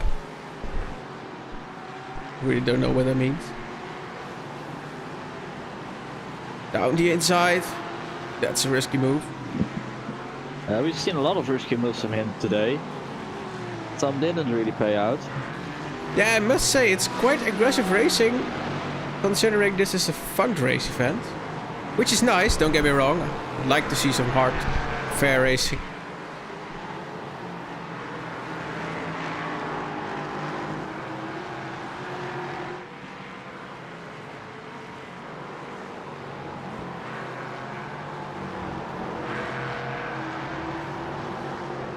Reina has to get by Labros. Labros getting blue flags, I reckon.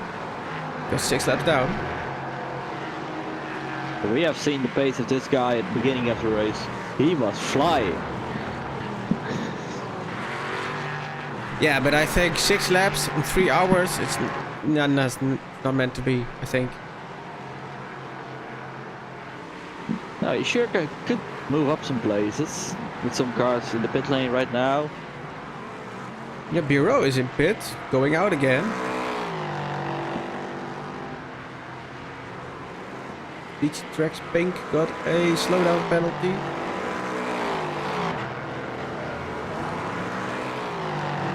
Let me see. Al Bureau. He got a black flag.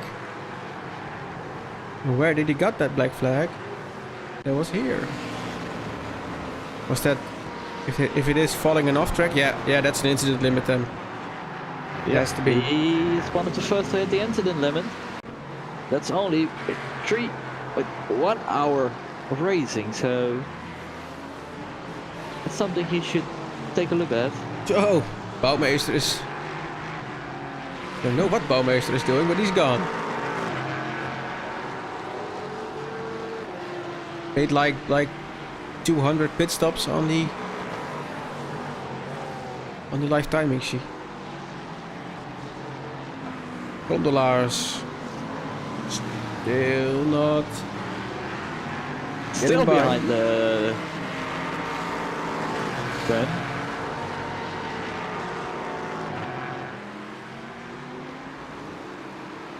I think Baumeister left the session.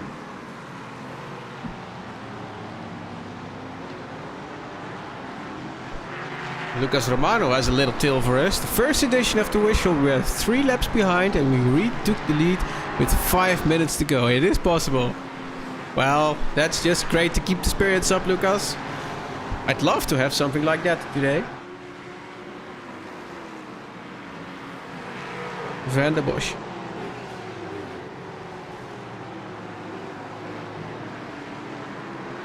Ricardo is getting rowdy in traffic. He's cleared him. 5 seconds now to Alexandra, which is here and has all those cars in between.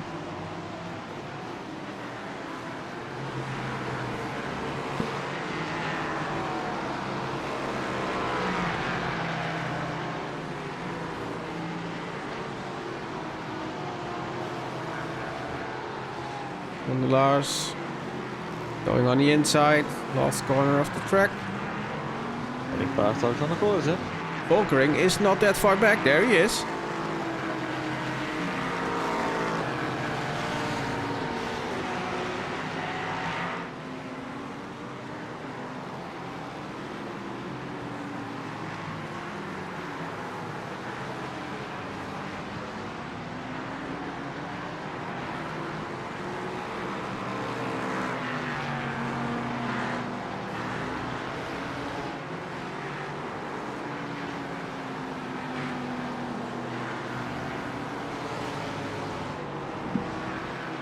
Green trying to get by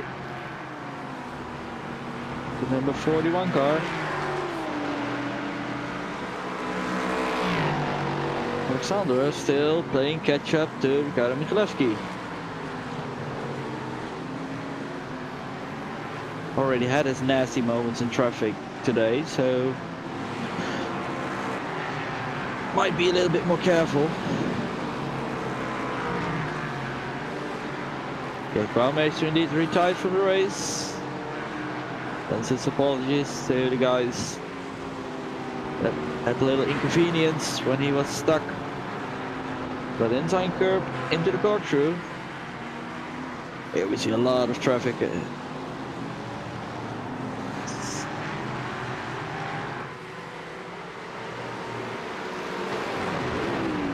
Rat is still on the move. Getting by Thomas van der Bosch.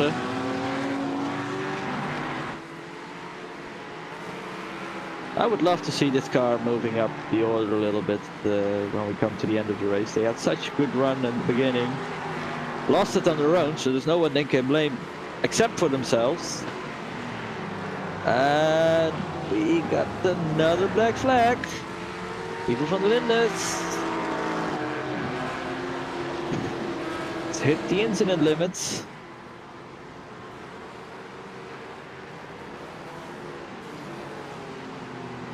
And we got a meatball flag. Aaron Hall got the meatball flag. No, but I'm not in the position to change camera, so that's a shame. Trying for you to get back. Meanwhile, Alexander Chalet got into the pit lane.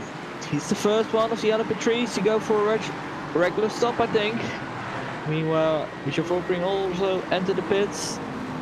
Means we're gonna start our pit window now. But look at, we have some driver changes as well.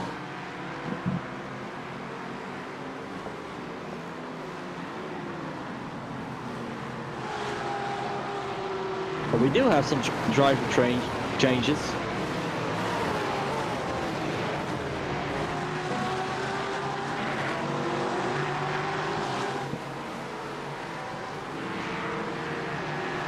Here we see the leading car in the LMP3 class.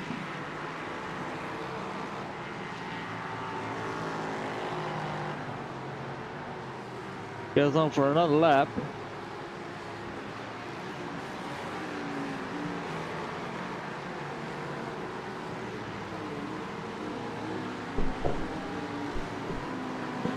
Then I'm quite curious what happened to Aaron Hall. He's coming in the pit and I think he's not that He straight. has a meatball flag. Well, let's see. Let's have a look.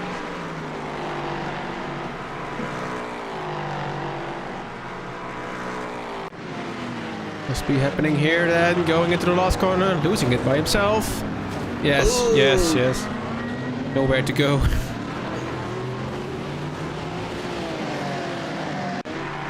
So now in the pit. That number 15 car had already some bad luck today.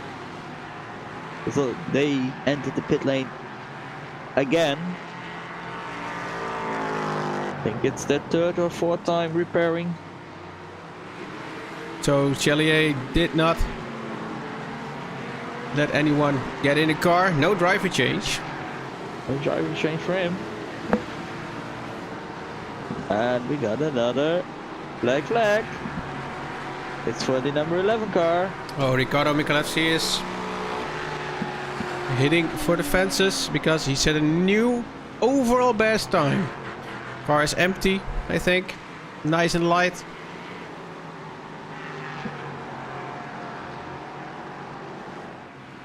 Yeah, it's Kevin Decker's number 11 car, or number 13 in the GT3 class. Got a black flag, hit the incident limit. And cleared it. Goes on his merry way.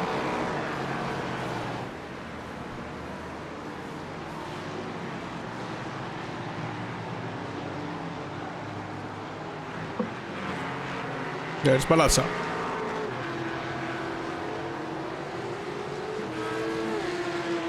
I think the stop is quite straightforward. Full tank of fuel, 4 new tires, and you're off. That's too far. Oh, that's another second loss. 4 new tires for him.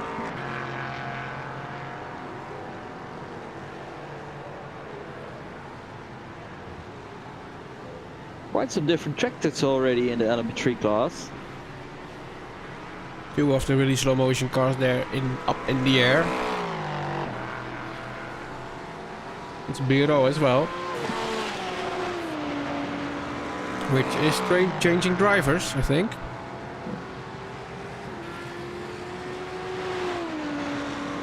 Or not.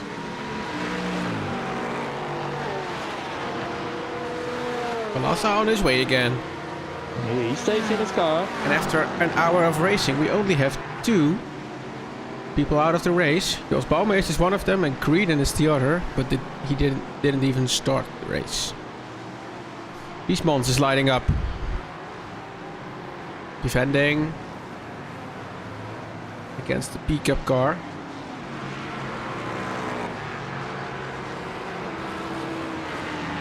Ryan Winfeld has taken the wheel for the number 69.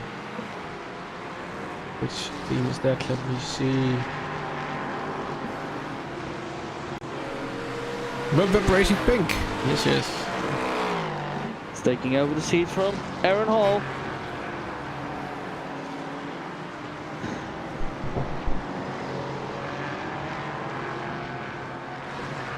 Alright, then it's time for our Dutch viewers to make the update for the race. Here we have it. Kijkers, LMP3 klasse ART Sim Racing gaat aan de leiding. Riccardo Michelewski is dat. Gevolgd door Wub Racing. Team Green, Digitex Black Fastlane Motorsports. Team Red X Stage 1. Die we zojuist een black flag hebben zien halen. Mercury Setup Shops. Met stand nummer 80 dan op plek 7. Plek 8 staan voor Tenuto Delta Simtech Team 233. Racing Team Golden Feathers. Dat zijn de mannen Volkering. En die andere. Dan hebben we op P10 het Eagle Speed Academy Esports Team G. Dat is volgens mij Alex Byens. Ja, dat is Alex Byens op P10. Gaan we nog even door. Really Slow Motion Racing. We zagen ze net in de pit met z'n tweeën. De nummer 29 en de nummer 292 op P11 en P12. Dan zien we daar op de 13e positie Web Racing Pink. Gevolgd door Tenuto Delta Zimtech. Team 377 daarvan. Dan zien we een NRTI Paddock Purple Team op plek 15. Dan 16 de uitgevallen Joost Bouwmeester. En de niet gestarte Connor voor Creedon voor NRT Paddock Pink. Gaan we door naar de volgende klasse. Na een uur racen is het Vortex Yellow, gevolgd door Sim Racing BE. Dat is Biesmans. Dan krijgen we ART Sim Racing 2 en 1. Prachtige comeback van Idas de Vries, moeten we zeggen. Gevolgd ART Sim Racing 4. ANR Endurance eSport Team 53 GT.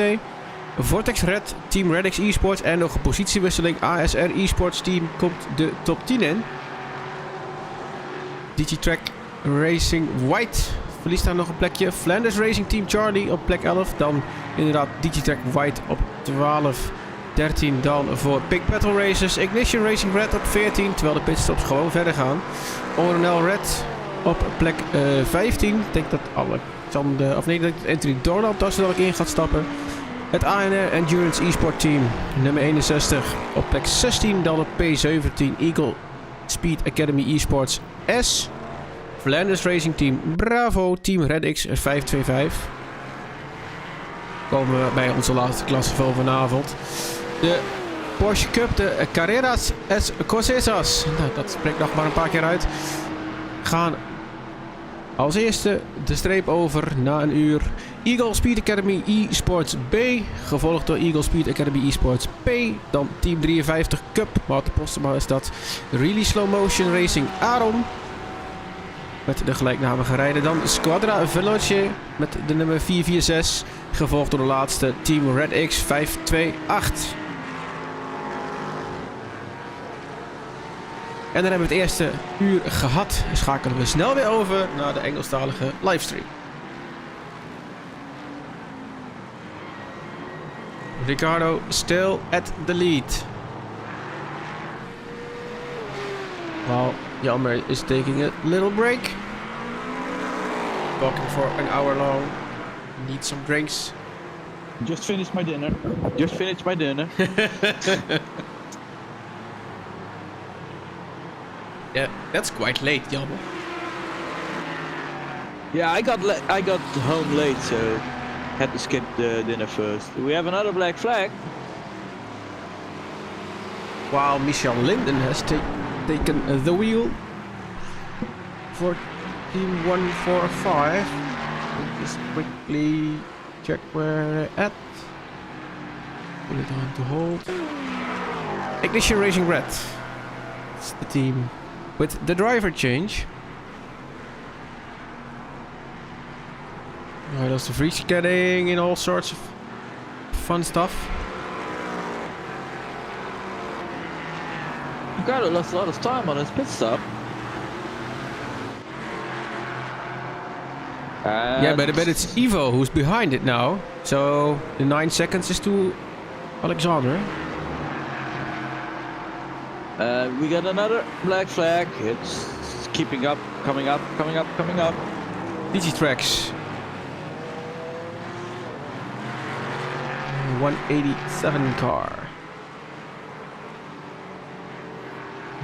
Idas de Vries is currently our leader in the GT3, but he has stopped recently, I should say. Has he stopped at all? No, he didn't. Yeah, he did. Lap 8. No, that's not in the race. He didn't stop this race. Van der Linden into the pit lane. Idas going for another lap. Did I see a car messing it up at pit entry? Did not see anything going badly wrong. Really slow motion racing cleared his black flag. The 292 car. Uwe van der Linden gave over the wheel to Hans Blankaert. That's a well-known name here in the iRacing community. Now he's going to make his debut this Monday in our NASCAR Cup. Yeah. Really looking forward to that.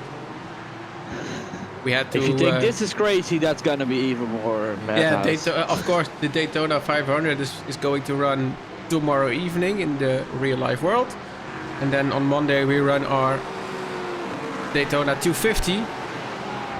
We are going to run the whole NASCAR series and then use half the race distance from the real life.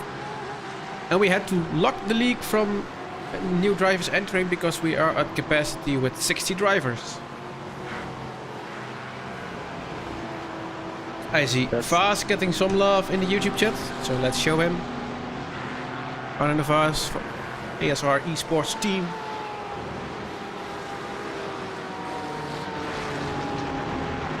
Just tonight took over the wheel from Alex de Vries. Yeah, that's someone to look out for, I think. Ooh. Looked like they came to a complete stop there. Ooh, the LMP3 is not going very nice, I think. Schoonakers. He's losing speed. Schoonakers stepped in the car from Biesmans.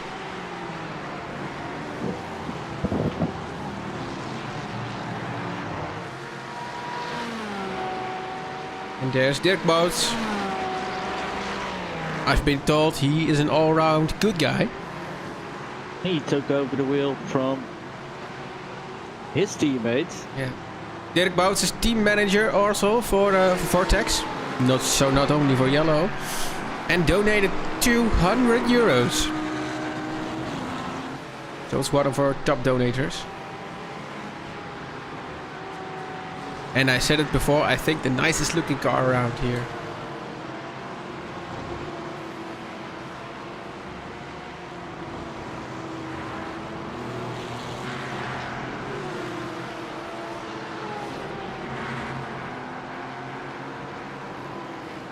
Kevin Terens. I haven't seen him a lot. He just took over the car from Rutger Herbos. Yeah, but I meant I haven't seen him a lot during practices as well. We hosted a number of practices during the past weeks.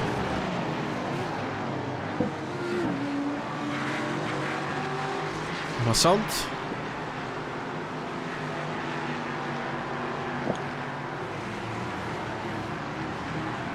Also a beautiful looking car.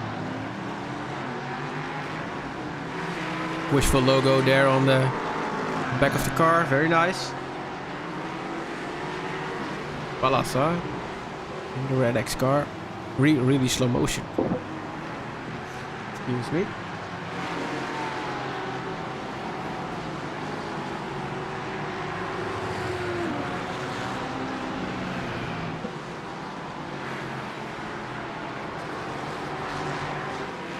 The Boba is also still in the car.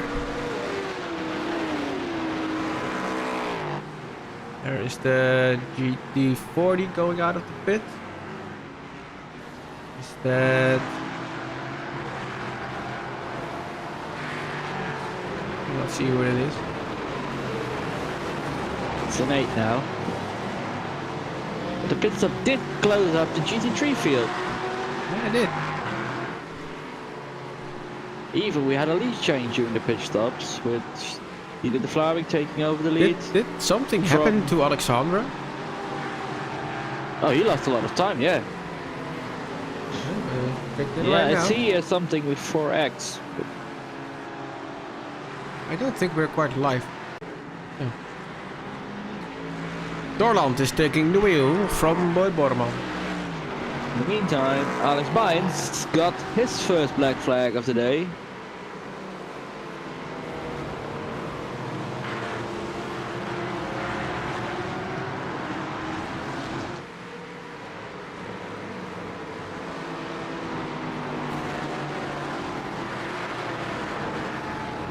Ricardo's having fun as well in the gate. Oh, there is Masson going off track.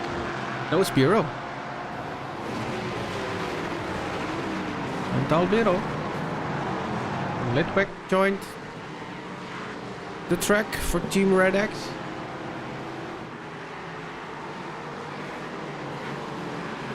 Oh, my mistake. It's not Alex Bies that got the black flag. It's Steve Glaze. Uh-oh. Yeah, let's take a look at what happened to Alexandra. Put the camera on hold. Let's have a look. Oh, we got a black flag. Lap 50. Let's see what that was. And we got another meatball flag Oh, as it's a well. spin. Slow spin. Ouch. Half spin. But yeah, that's some... And then I think the black flag was a result of that. Because he cleared it in the pit lane. Had to pit a second time. That's where those... And we got another meatball flag for the 292 car. That's one of our LMP3 class. One of our guys in the LMP3 class. What happened with them? Schoonakers is putting his foot down. Already catching up to the Vlaming. So that's 1 hour and 15 minutes in, and we have the level 1, 2 and 3 in the GT3 class, all separated by less than 2 seconds. Some Porsche Cup cars in the way. We see Yuri van Koesveld in the YouTube chat. Long-time supporter. Even founder for ORNL back in the day.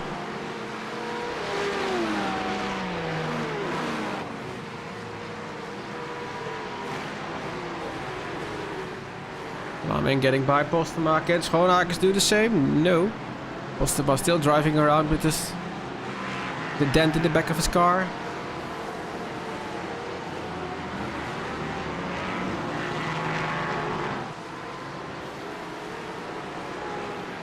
Here's Blancard going to the traffic. Yeah, he is.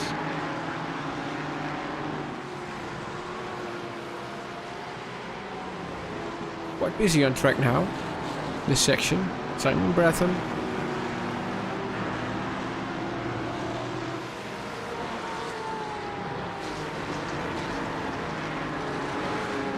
Here's Tyrens having a look on the inside, making the pass. Not for position, obviously. We didn't see Alexander having his penalty, but he is having his foot really down now. Yeah. But already 5 seconds off his 33-second gap he had to Ricardo, so... The 452 car, 482 car, sorry, cleared its black flag. It's the Eagle Speed Academy Esports B. Schoonakers and Blancard.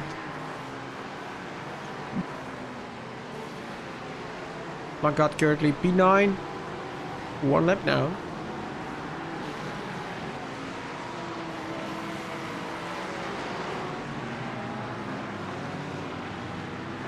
And the Red X car from Jackson Cash Davis.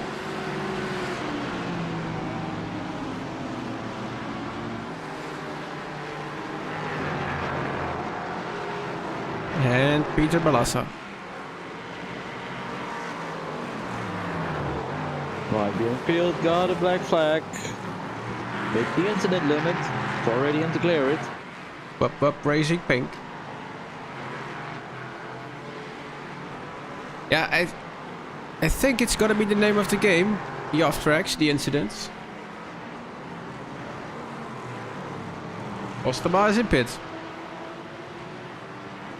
One of the solo drivers, so he will not have to give away the drive.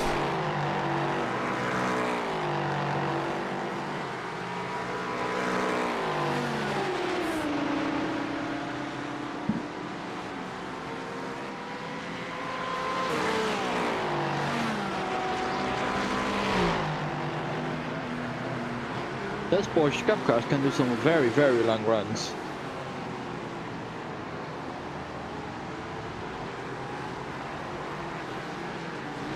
Yeah, which is quite odd because during practice, I've heard Martin going on about getting a meatball flag because his tires were so far gone at the end of the stint. And now he's running like longer than everyone.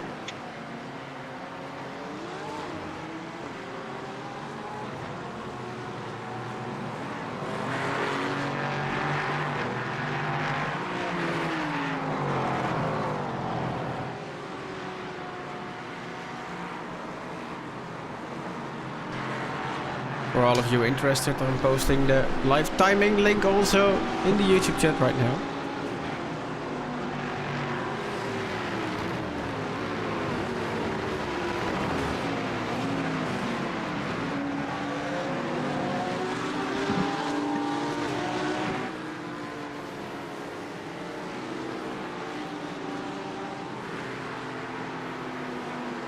That is, if I get the command right.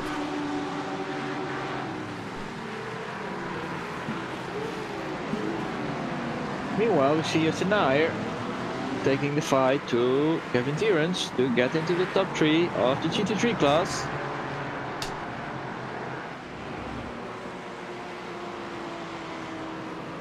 Then maybe a win still in the books for those guys. It's a long way to go.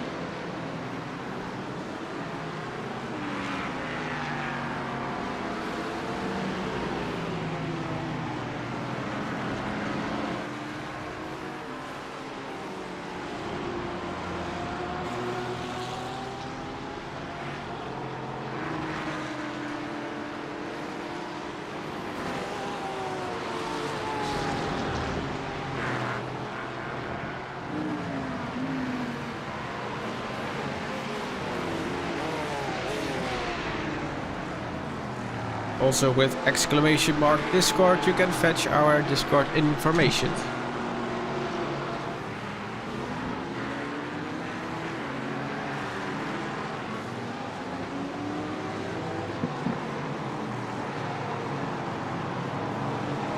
And exclamation mark Wishful gives you the information to how you can donate and get us past that 2,845 euros that we're currently standing at still.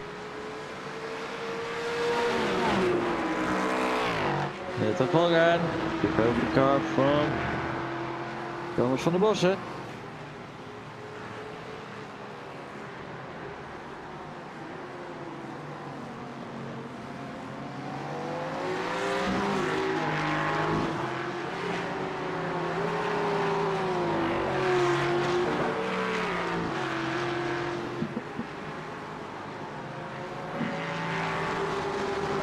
Yeah, but let's check on something, because I see in the windscreen still Van der Bossen. Well, Van Garen is in the car. How is that with, for instance, Ryu? Don't really see anything right here. Marshall is looking good. No, the name does not get refreshed. Still says Le Mans on here. Well, although Steeners is in the car. Oh well. Not like it really matters. Onak is flashing away. Gets overtaken on his own right now. Yeah. Doesn't really get closer to Didier de Vlaming.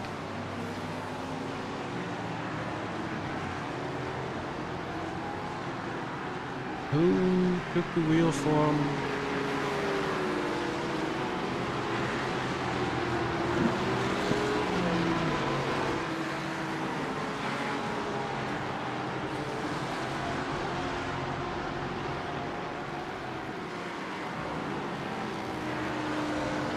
Oh, it's Dirk Bouts. That's the teammate from Jeremy de Boever. Yeah, he took over at the pit stops. Searching for it.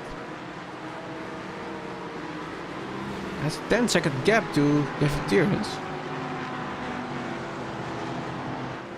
Oh, has his work cut out for him. He is ribbing. So now he just overtook Kevin Tierens. No, it's the And gap to his Renault. teammates.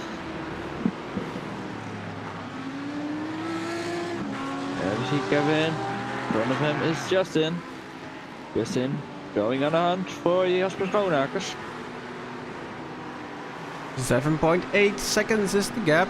Keep an eye out on that. The 5:25 Team RedX.com got a slowdown penalty. There was a car going out of the pits. Gotta give it another go. This car has some. They had some bad luck today. Yeah, they might need to see a shrink after the race, I reckon.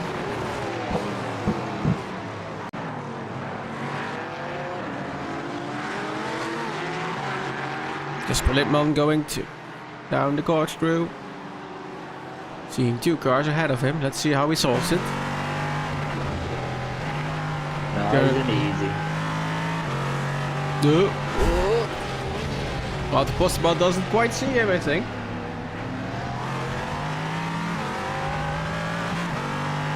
Gets it done.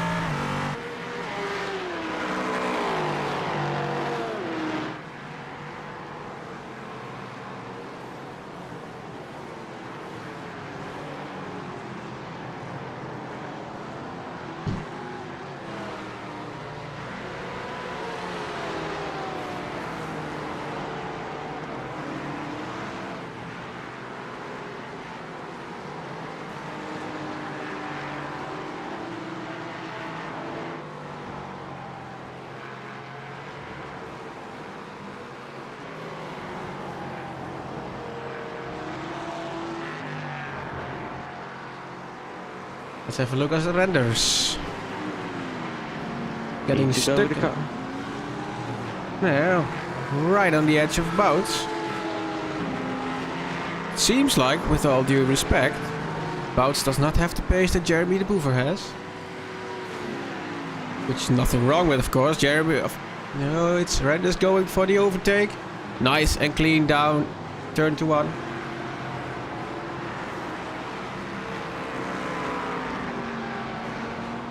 Gets it done. Now the gap to Kevin Tierage, which is his teammate, is quite large, 14 seconds, but that makes RT 3, 4 and 5.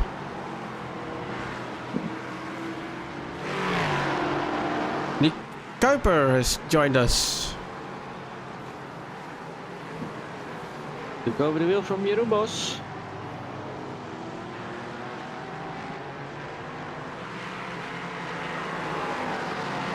Bayern's having a little... Oh, there in the background there's the Porsche Cup car going around. It was... It's Aaron. Yeah, really there he slow is. motion racing car.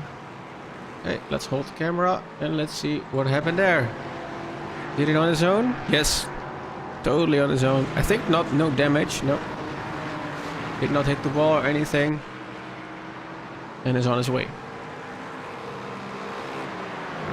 The only hurt is his feelings.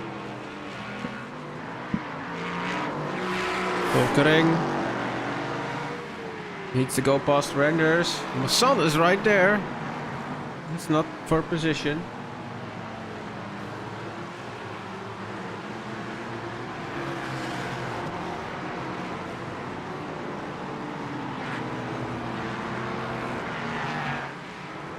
Some little inside information as we're looking at Ricardo here. Ricardo's driving solo today because his teammate Danny could not make it tonight. But he is watching on in the YouTube stream, which is amazing. But then he sends me a message. I don't know if I can match that pace next race. Well, it's a charity race, so I think to participate is way more important to win.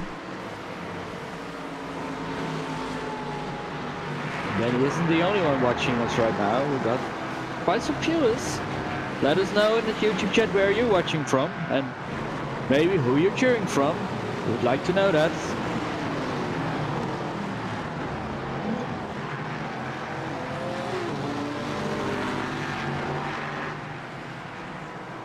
From a purely objective standpoint, this is my favorite car. And that's just the car.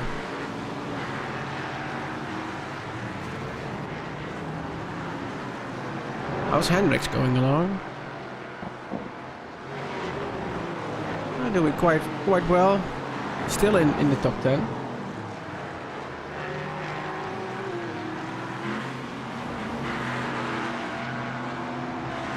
Now I'm getting overtaken there by Samen and 3 cars. yeah, but if we jump on board, we can see. Oh, there's a car going a little bit off track. Who is it?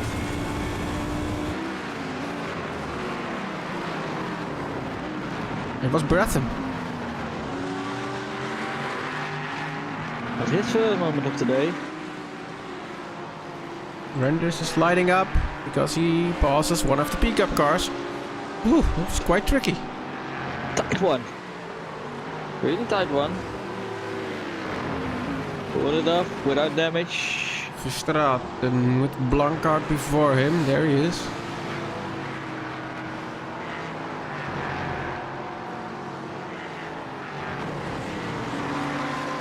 Did Naya already got clearance? Yeah, he did. Yeah, he did. Kieran's catching up again. I'm having some difficulty with traffic. Yeah, but honestly, I think this was an orchestrated pass. No, But he had to fight for it. Yeah. Did you really think? Kevin did give him a run for his money this time. Not like we saw before with the AT guys. Just handing over position to each other. On the run to Jasper.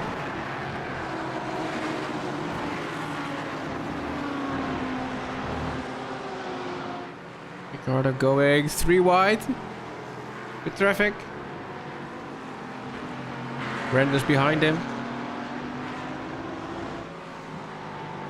Did you think he'd wave? We got a button in iRacing for that. It's called the friendly finger wave. Oh yeah.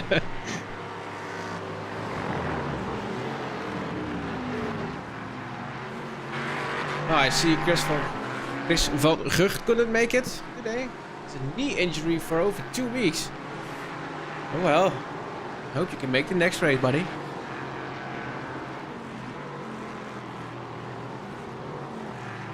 Wishes all the teams well. That's nice of you.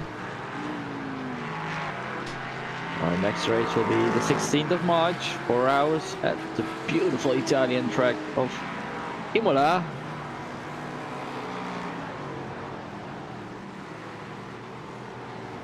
Oh, I can also already envision some of the carnage at the chicanes there. Looking forward to it.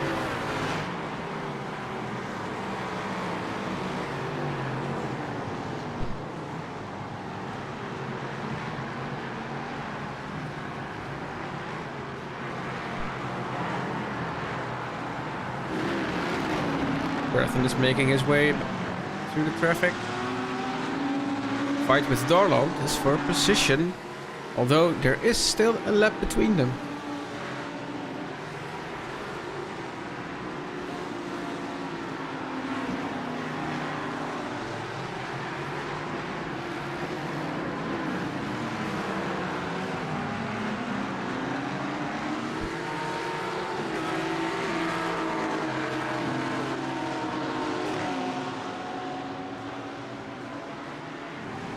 Meyer is behind Litwack, which is traffic. Doesn't quite make it into the corner. Let's take a look at Grondelaars and Ribbing. Grondelaars got before the left car. Ribbing also. Oh, there comes Schoonakers. He's in a hurry.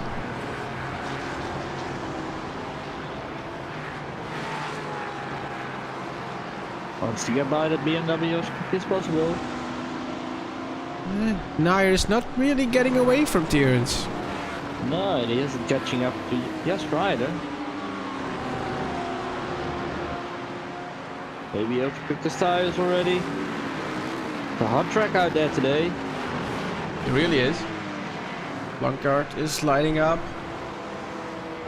Having a nice fight with Lindman before him.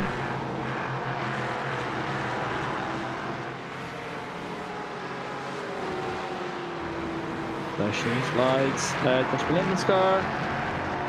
Making clear to fellow class member who wants to get by.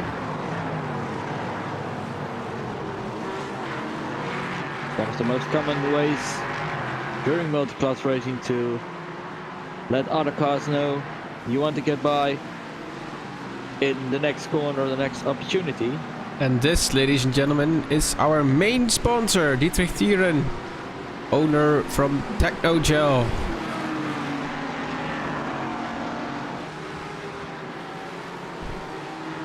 As we've heard Alex explain, the guys from Wishful wanted to go big. Dietrich gave the green light, and here we are today.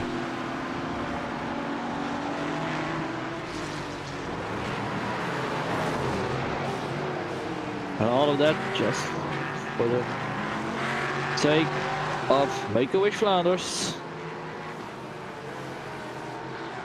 Yeah, it's really awesome work what they do, the Make-A-Wish Foundation.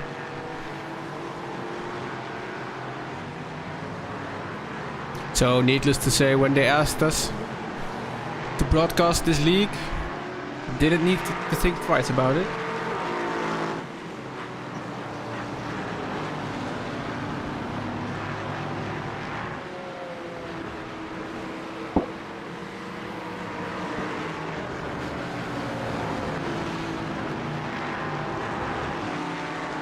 Yo, just an eye at the moment. Take a look at that. It's only a 1X, I think. Lap 49, you left a bit. Let's see. Oh. Is it a spin? No, it's not a spin. It got punted off, I think. Or is there a second act?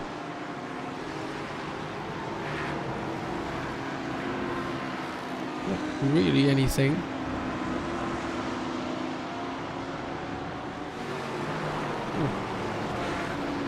Back to life, and then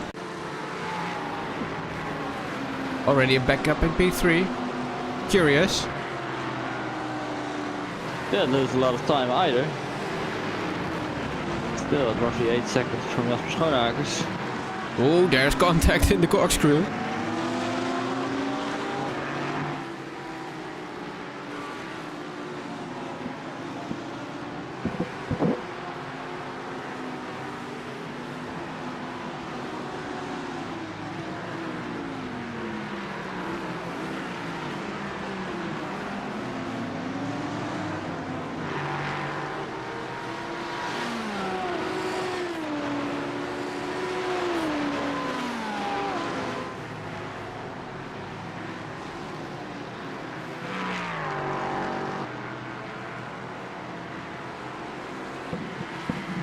Look out, pausing renders.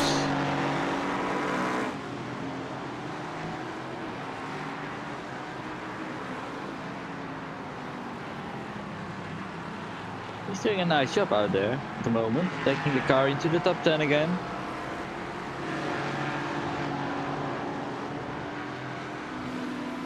These guys are not having a very nice afternoon, I guess.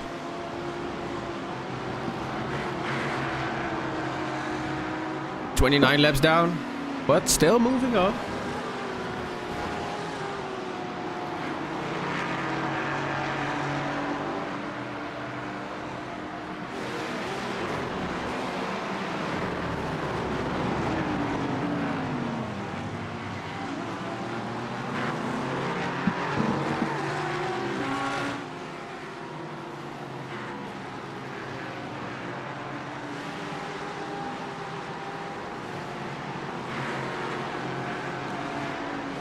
And at this point, maybe some teams are already thinking fuel, tires.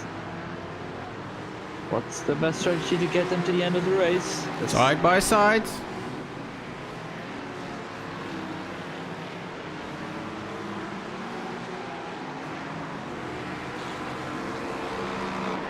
Simon Bratton has a long way to go.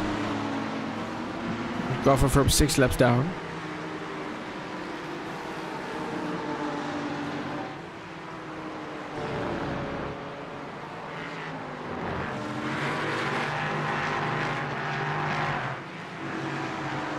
There's Brankat. Going through the traffic once more. Go there! Is that Bout? No, it's not Bout. It's Dieter de Vlaming, it's our leader. Leader in the GT3 class went off at the kink. What happened? Well, look at it right now. Oh no, oh no. Oh! Slightest step on the wall. Seems to be getting away with it. Needs to turn the car around. That's a messy rejoin. Yeah, it's a messy one, but it's not an unsafe one. Get back on his way. But that cost him dearly. He finds himself in P4 right now. Lost almost 18 seconds with that one. Masson is in pit. Outside of the pit. Clear the black flag. Ribbing still hunting down Grondelaars.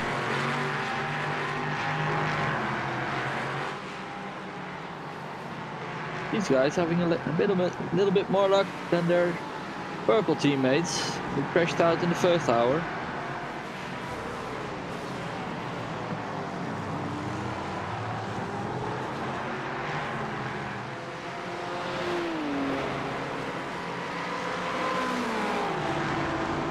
Linkman behind. Needs to make the pass into the corkscrew and does that. Ooh. Almost had to come to a complete halt there.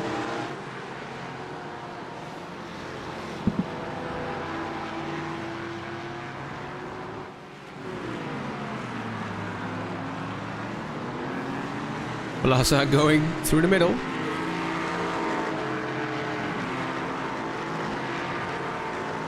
Just an iron now. 8 seconds. Almost 9 behind Jasper Schoonakers. Doesn't really seem able to close the gap right now. If you take a look at lap times, the last one for Jasper is 1:23.4. The last one for Justin, 1:23.7. Let's be fair, we know Justin for quite a while. He's not watching his the timing. He's only watching his fuel meter. Yeah, he's won quite a few races with strategic choices. Vendors on the inside. Doing a very nice job on P4 right now. And for how long? Because Dieter de Vlaming is right behind him. Starting his recovery.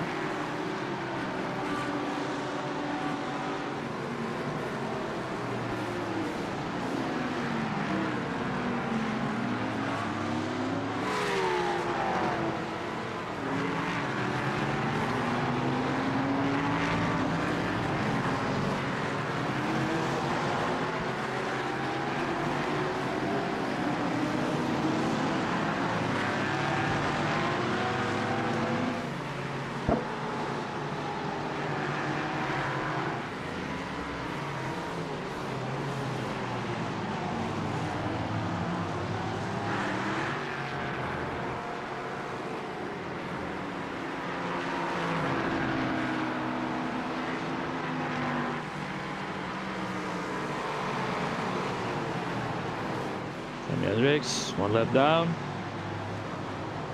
Getting its way to a group of traffic. If we take a quick look at the leaderboard at the elementary class, see that only the first 4 cars are still on the lead lap. Yeah, it's been quite brutal there.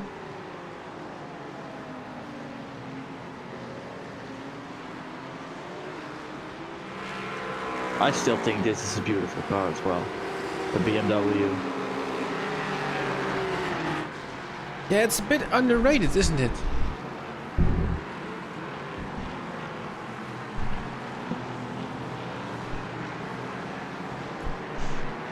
I see we've got a message from Make-A-Wish Belgium Vlaanderen. Lots of luck to all racers. Thanks to everyone in here for supporting Make-A-Wish. Thank you for your message.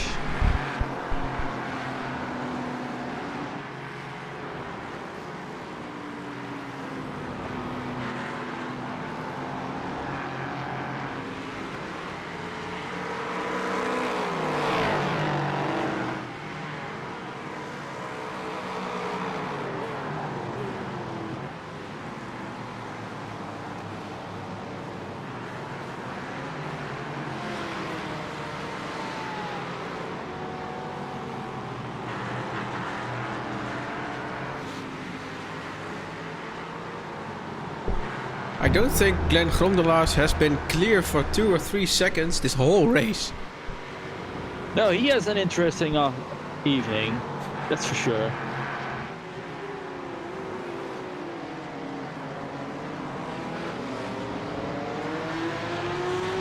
This man has quite a rough evening. Already had to clear some black flags.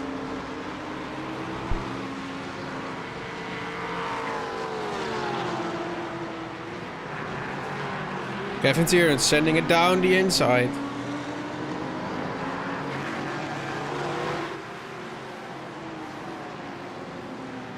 I now lost 4 seconds to Justin Iyer, so he did lose some time.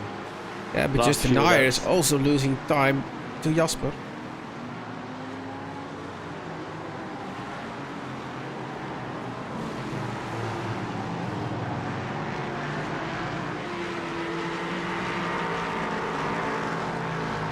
This man well in control.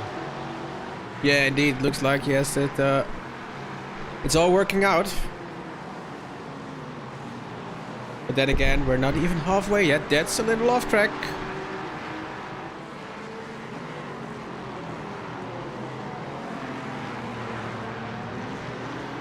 Still in P7 holds.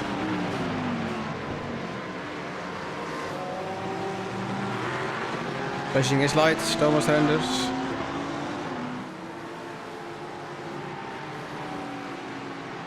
Managed to get clear of the Flaming a little bit.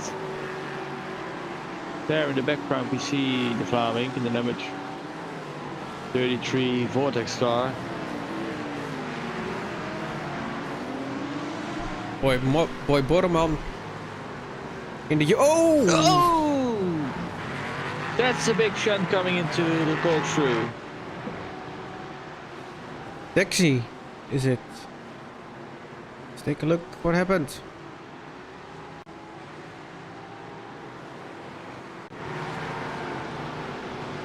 Oh, I lost it.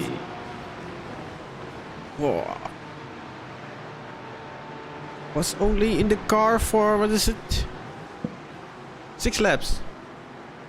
Now the meatball is there. That's a shame. That's not what you want to see. Guys, already many laps down, but still trying to make the best out of it, and that's their teammates. Real slow motion racing. It's not really working out. Again, they don't have the best of days.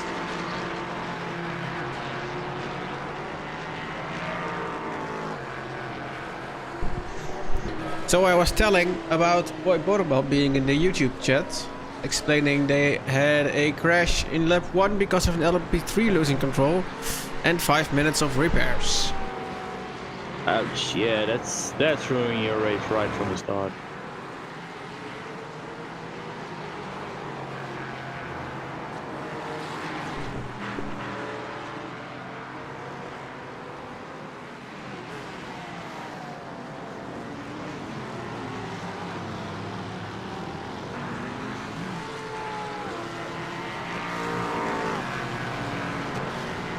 Alexandra seems to be gaining just a little bit.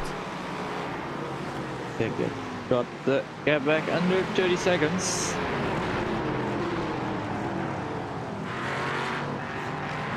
Oh, that's a busy corkscrew.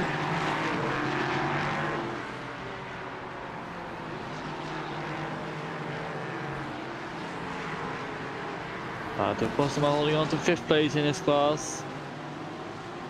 Kuiper has reached the back of Bobars.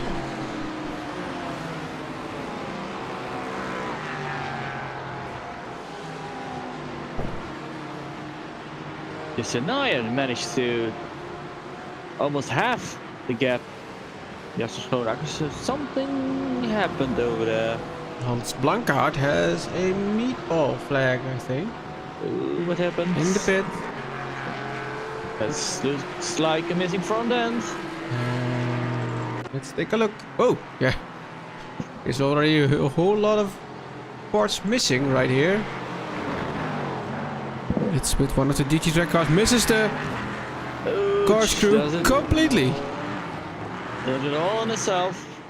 Not even a little bit.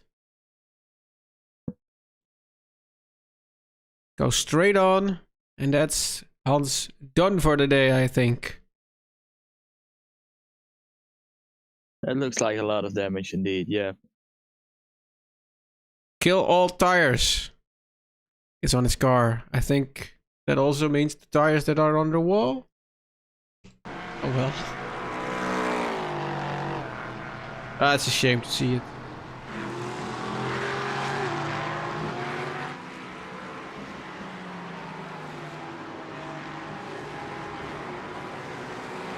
Stefan Valois entered the track in the A&R Audi. Bars and Kuiper are still fighting. There's a pickup in the way.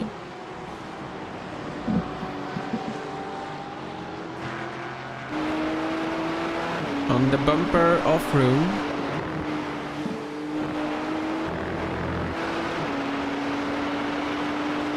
Getting up to the corkscrew, there's now the true car looking at the inside.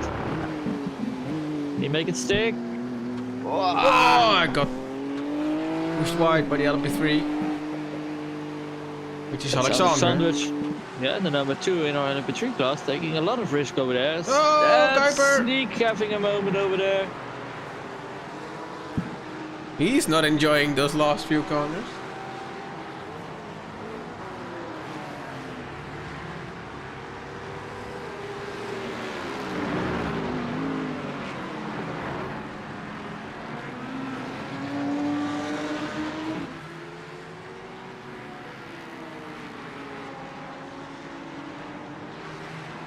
Oh, I see the P40 525 car out. Let's see. Yeah, it's out of the session. Andrew Wishful.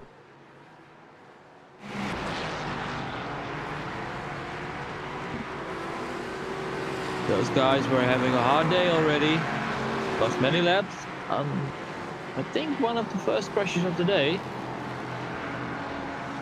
Yeah, Andrew Wishful took the wheel in lap 65 for them. And hasn't made a lap since, I think.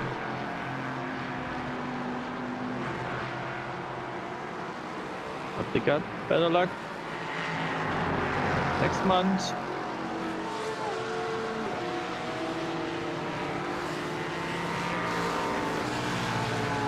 So it's Junk versus Bouts.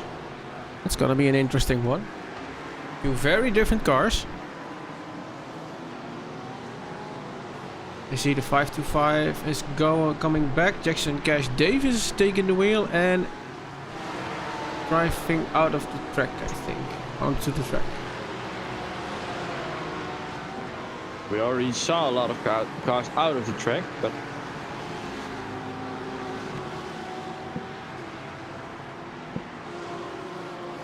Alexander, his more aggressive approach to traffic seems to work. I think we're about to see our second green flag pit stop for this car. Jochem Buits, Flanders Racing Team Bravo. This guy's already out of sync with the rest of teams. Going for another driver change. Their first driver change today. It's Per Lommelen getting into the car. Back on the ground. It's a topped up the field.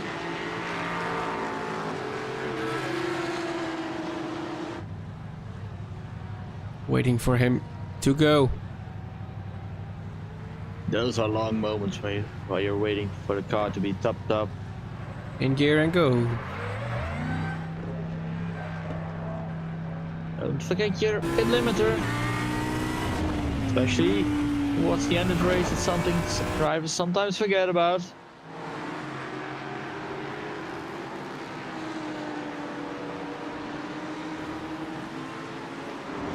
Volkering needs to go through the traffic.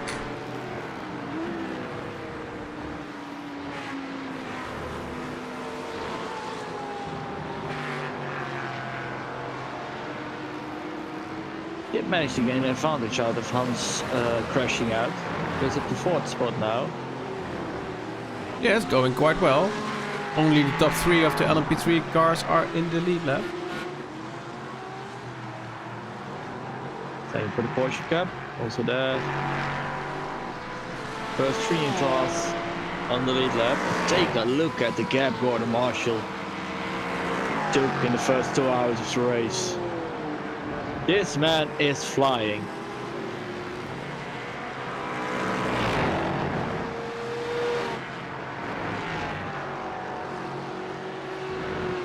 If we look at the incident points, Jesper Lindman only took 6.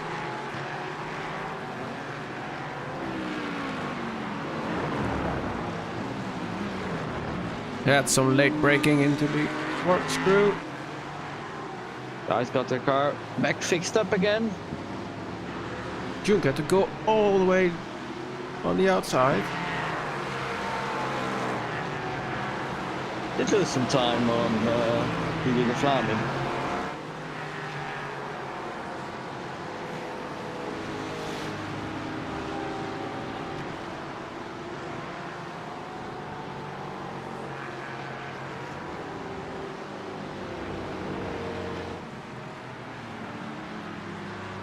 Ryan Windveld, 7 laps down,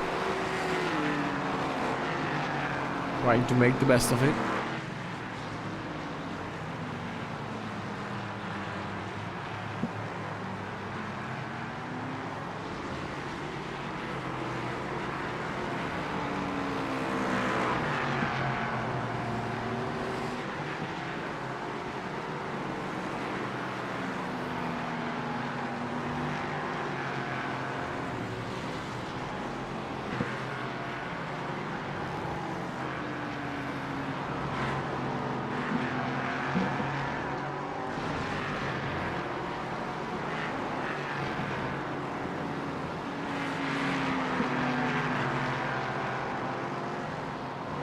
Nice, still can close the gap.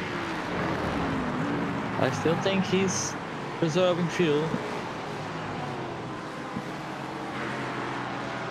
This man again lost a lot of time. Goes above 32 seconds again. And it goes down to almost 27. So looks like he's quite inconsistent in the traffic.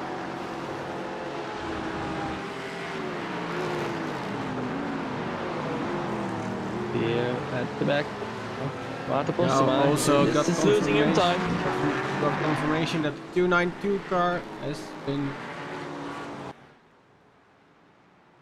is out of the session. Well, They called it a day. Curtis and Bouwmeester and Creedon at this point.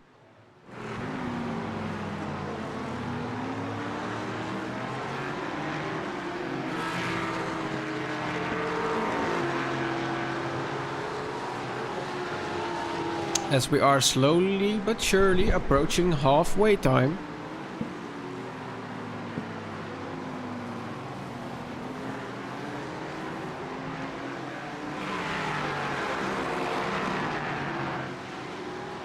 Lindman en Verstraeten.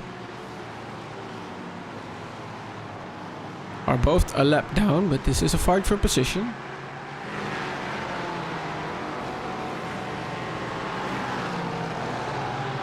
Jelle Verstraeten on the hunt.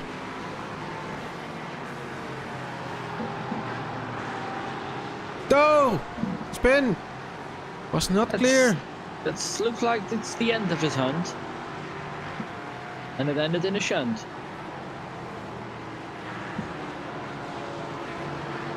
Goes on his way again. To check for a little bit of damage maybe. Surely he's not happy about that. Take a look at the car. Seems fine. Oh, it goes off track again. Maybe it's not fine. Maybe it's damaged, maybe it's a little bit, he lost some trust in himself. Lost a little bit of confidence maybe.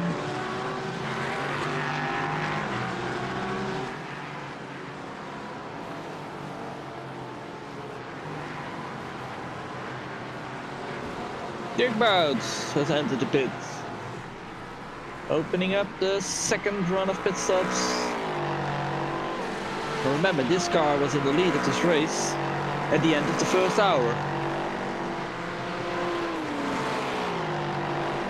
Dirk Bouts getting out of the car, I see. Jeremy de Boever back in.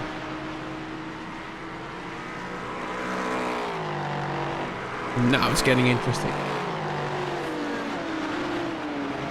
And the Lengte, they're also in the pit. Took the wheel, but don't think he's going out anytime soon. Jeremy de Boever is on his way again.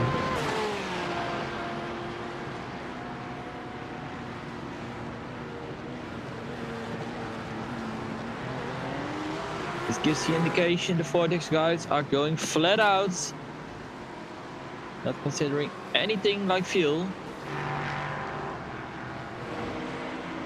Take a look at what Schoonmakers is doing. Still 6.5 seconds.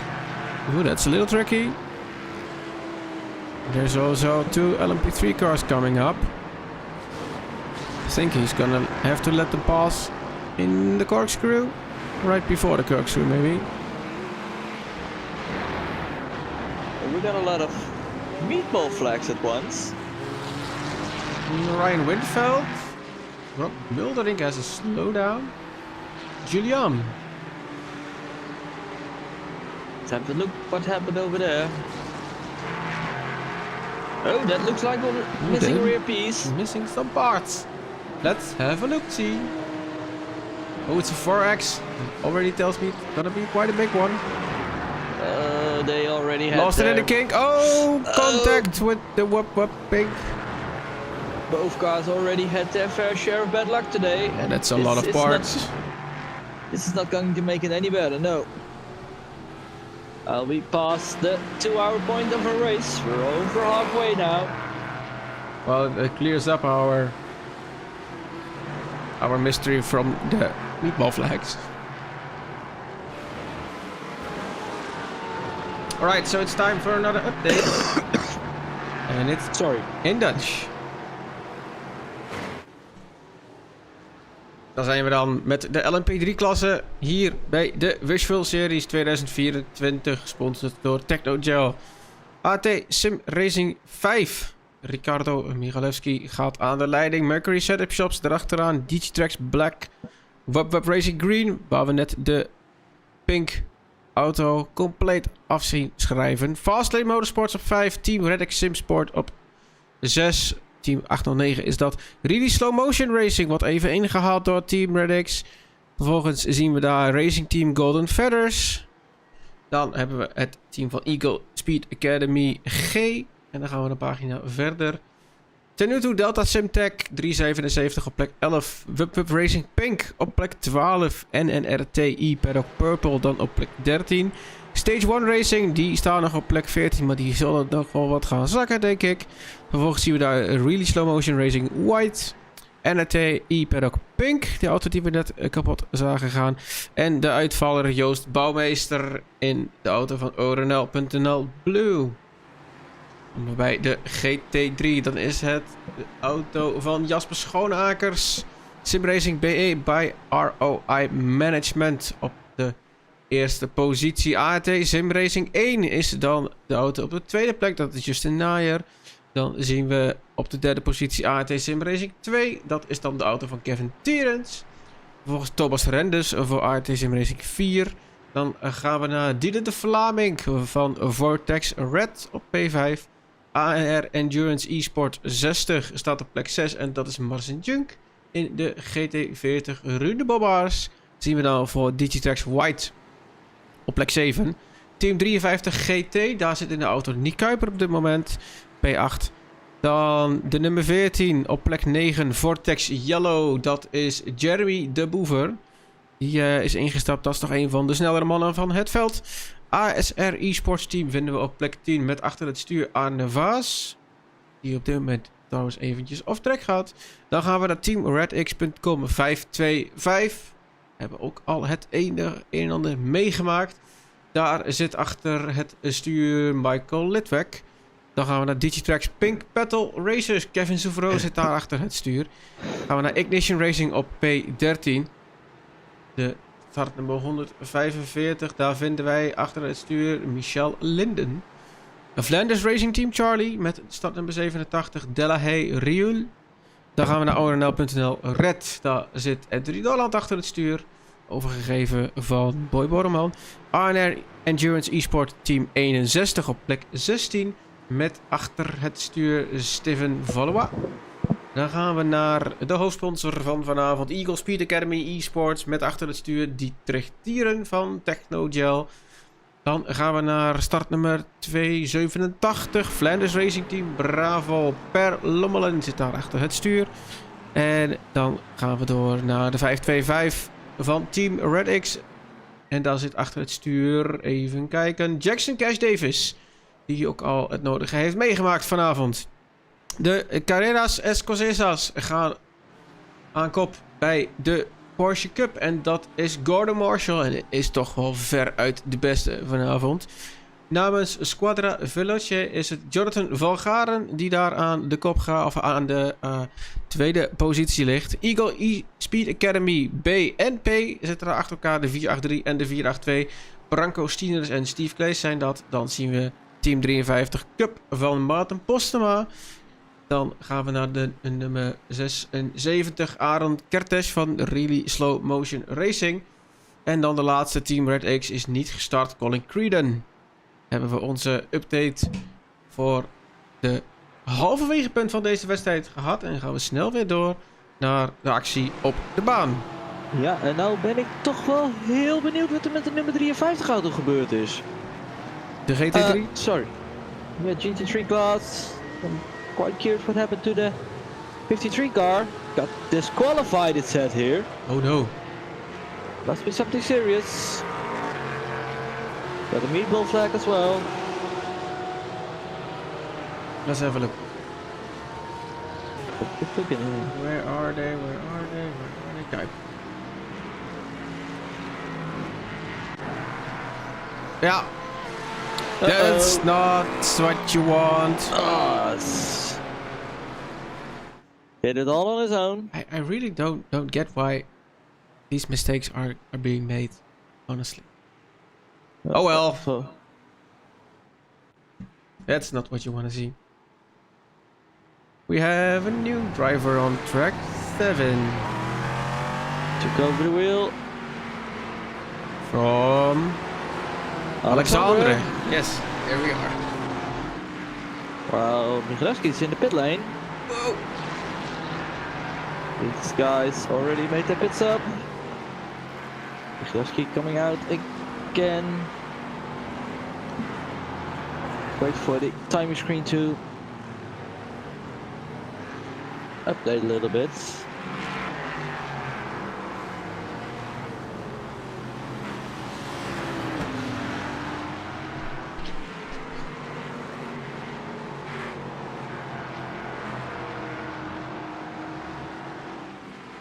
That's quite a commanding lead there. I don't know what happened, but he extended his lead by almost a minute in time. Let's take a look. Leaving pits. 1 minute and 4 seconds pit stop time. Oh, They got a number black 2 flag. team got a black flag and added 21 seconds to their already 1 minute and 3 seconds pit stop. It was a 4X also, so maybe there's some damage there. Let's take a look. Quick look. Yes, guys. Where are they driving? First left.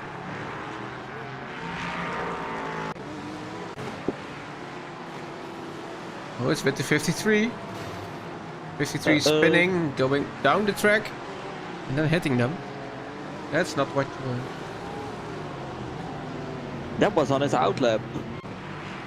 This also gave a black flag to Mata Postema.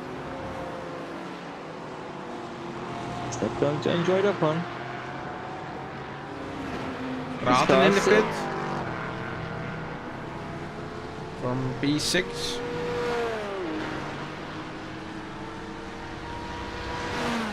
Balasta coming into the pit. There he is. The only slow motion Timing screen did correct itself a little bit. It's now 52 seconds. Well, it's going to get interesting what kind of pace the Dimitri's I think can get. See, Balassa got a meatball flag as well. The day for the guys from real slow motion racing got worse and worse. This was the only car that didn't have any problems yet. Let's see what happened. Oh, it's off track. Did he get hit? No! Ouch! That looks like one of the ART cars. And spawned right to the pits. That was a class leader in the GT3 class. That was just an eye hitting. Was that just an iron? Let's see. It was. Yeah, it was. It wasn't. Reddish. Nope. Well, that's not so good then. How is his front? Quite well, actually. His front looks better than the rear end of the other car. Yeah, it was indeed a 4X.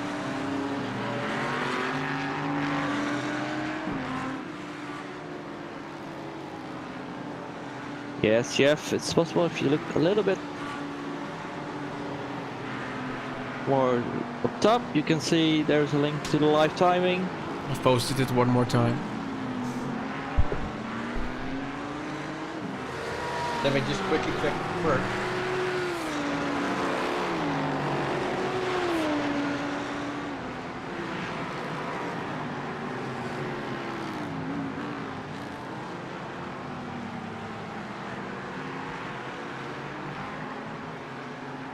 The materials into the pits. Yeah, it does work. Did run second in the class.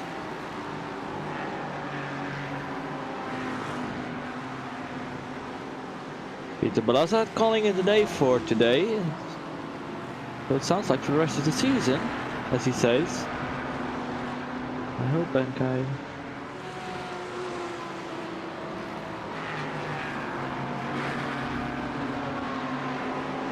Well, we're giving a little cool down time. It'll be fine. I did it wrong again. I need to get this right. It's timing, not live timing.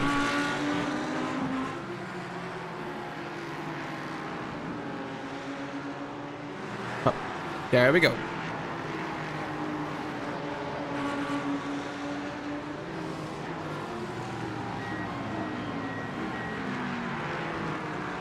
So, giving just an iron some screen time as well, while I was fixing things. Let's have a look at Grondelaars. Carl Ribbing is in pit. Seems like a regular green flag pit stop.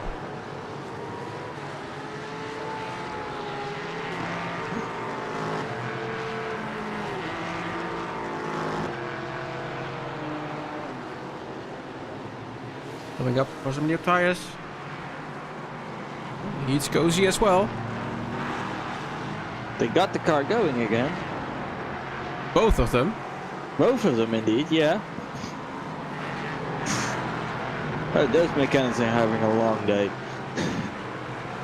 I'd be having some sweaty palms if I see that pink car behind me, given the fact what just happened.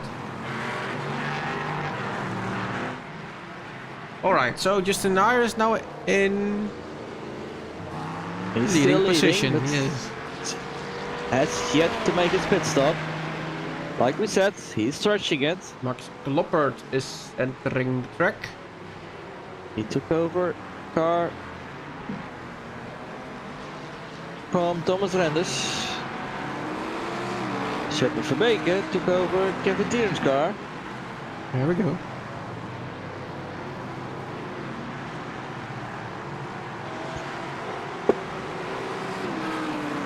Now we have Oh, 1, that's 2, 3, 4, 5, 6 cars in retirement from the race.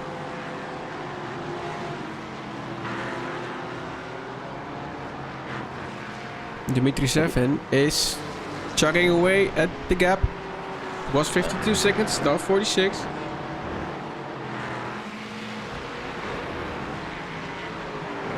He's taking big bites out of the gap.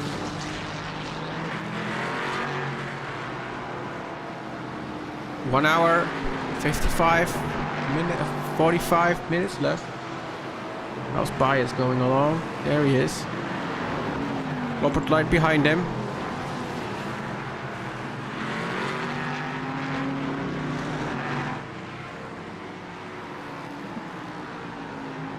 And when will the GT40 making its way to the pit? I think it will be anytime soon. That Ford is sipping fuel. He was one of the last cars to enter pit lane at the first sequence of pit stops. And again, he's one of the last cars to yet make his pit stop. Quite a long pit stop time here at Laguna Seca. It's over a minute that you lose.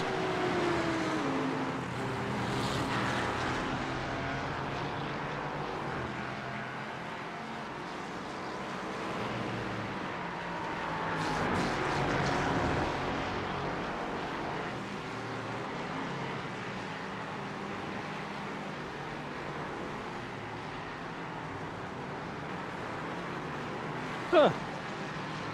The Team 53 got their disqualification cleared, so they got in touch with one of the guys from... Oh no, they just left the session, so then it automatically clears. Yeah, That's why. disqualification is not to be cleared. Even if we wanted to, it cannot be done.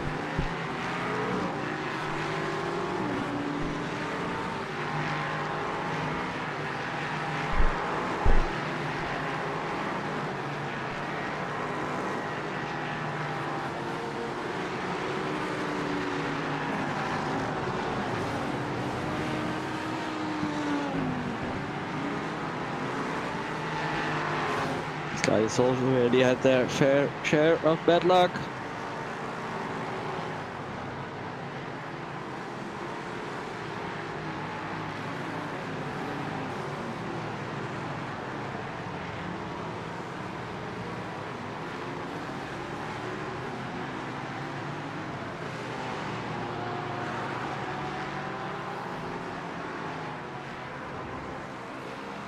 Justin Nair, the pit lane leader in the GT3 class.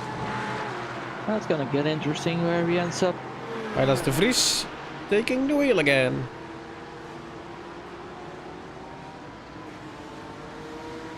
Cars see already where- down. New tires. Full tank of fuel. Where would he end up? Meanwhile, we see one of the Eagle Esports Porsche Cup cars rolling through pit lane. There we see our race leader coming by. Our virtual race leader, Jasper Schoonakers. They are going to lose quite some time, I think.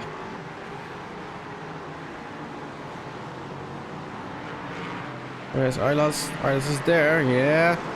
But they are losing time. It's still quite a bit.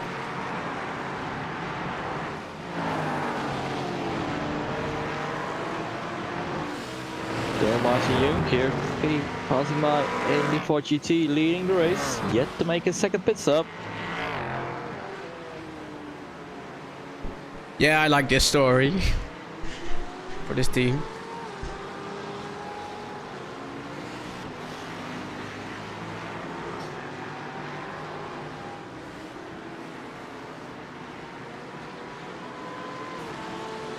Let's see how Jeremy Hoover is going along.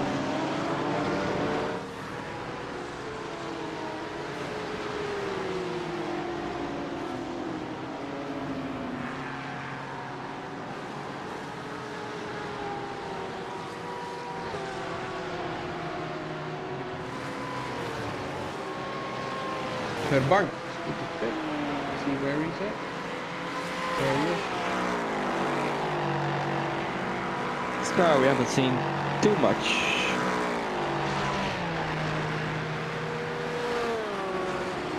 We haven't seen it too much. Oh, When Gondola's got a black flag, ooh, that's gonna cost him because he is number 3 in our LP3 class. going in. Going into the coming into clearest black flag.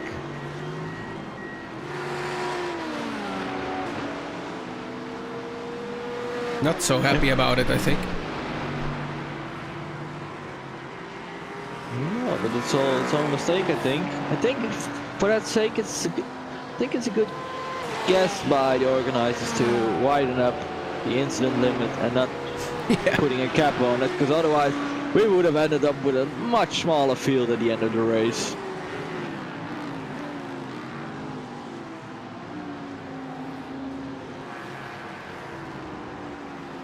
This is here Navarro, the Boover,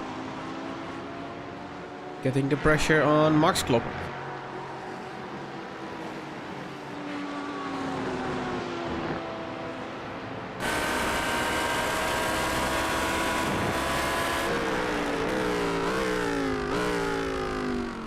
Leader Martin Junk is in pit lane. And it is Sean Chisholm entering the car.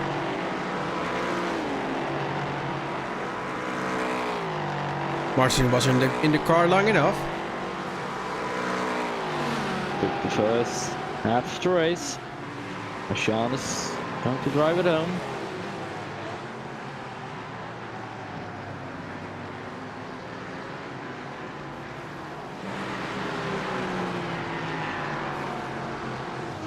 Having to catch up to either the freeze.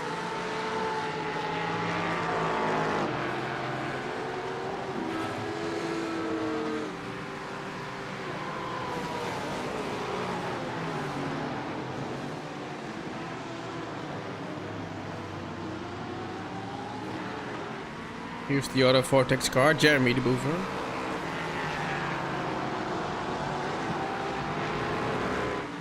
Dimitri 7 is not really chugging away anymore at the lap times.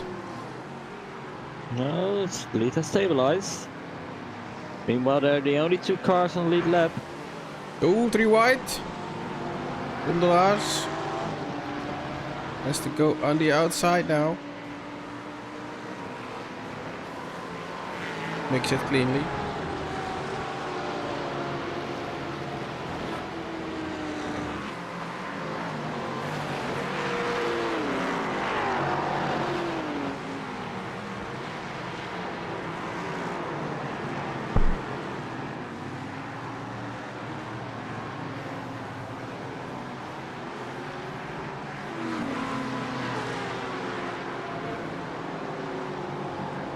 Here we see Ricardo making his way through the field.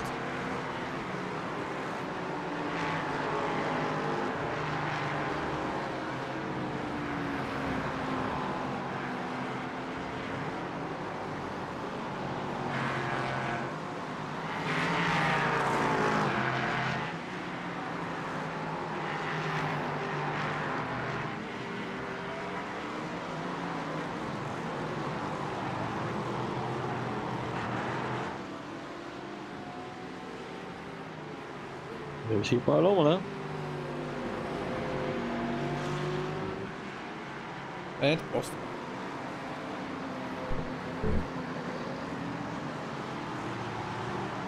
But still, that big dent in his back bumper. Yeah, I don't think it costs him pace.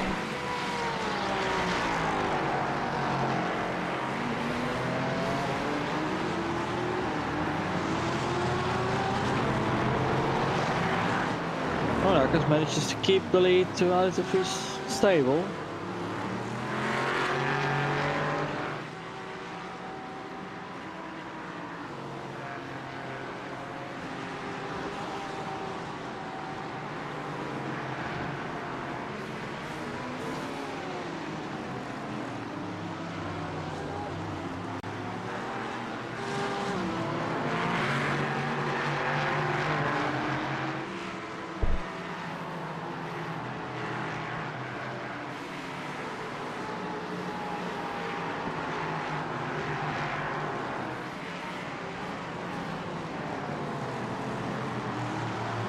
My last two races has been tasked with hunting Jasper Schoonmakers down.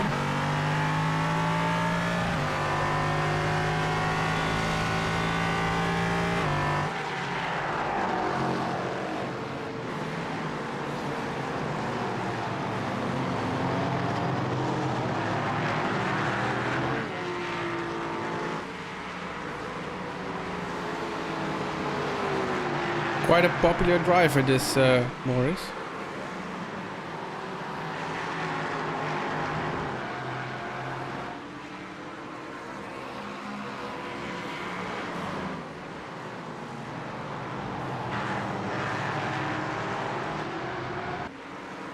This is the fight between Muldering and Yadav. P5. Muldering is in front.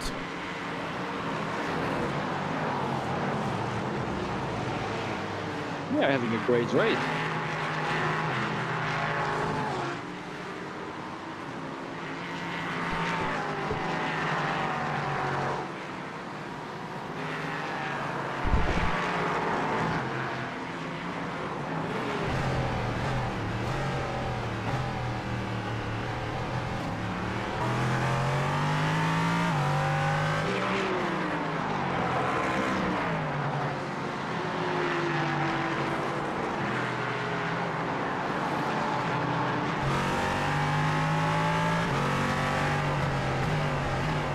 Oh, there's pink car coming up on the outside.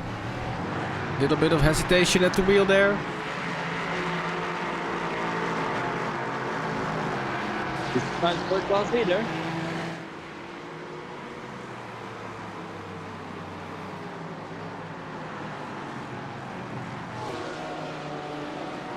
Go! Seca!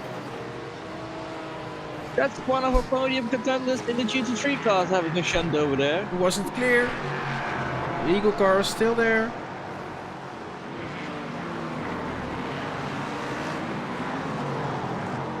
Steve Kai's got as a result also a black flag. That's the incident. It's the incident limit again.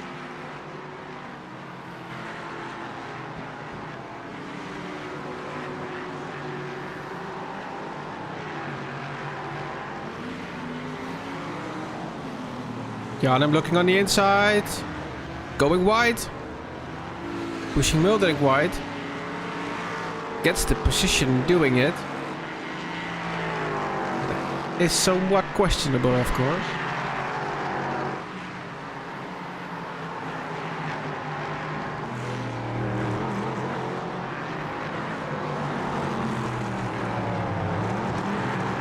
Just out of curiosity, we don't have to know the name, but we already did mention who has the lowest incidence count.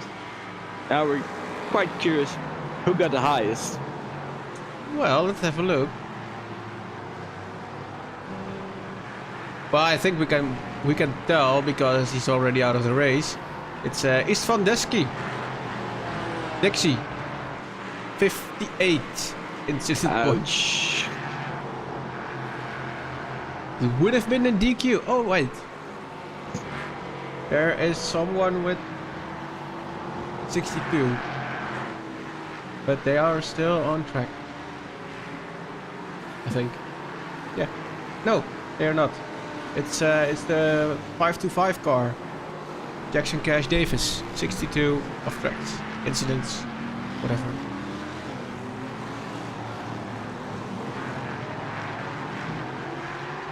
But then again, there are also people still at 8. So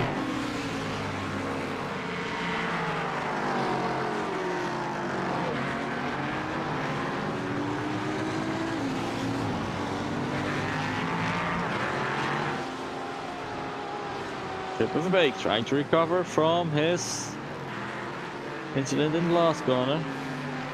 Doesn't look like he has much damage. gotten a message from one of his teammates that indeed it was not the brightest of actions to push that pickup car out of the track and then not letting it rejoin.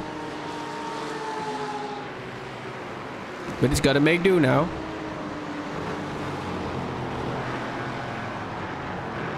Who's that off track for? No. Yeah, for this guy. Rob Mildering. Dimitri Zevin is now really taking a bite out of the gap. 40 seconds is left.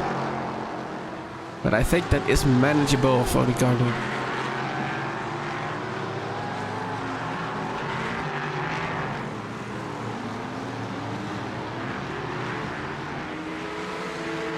It seems to be that this Rob Mildering has quite a bit of overspeed, but just cannot get past Jonas Janum. Has to wait for the right moment, I think. And then defending the insides. Here is a Porsche on the outside. And a Porsche on the outside, yes.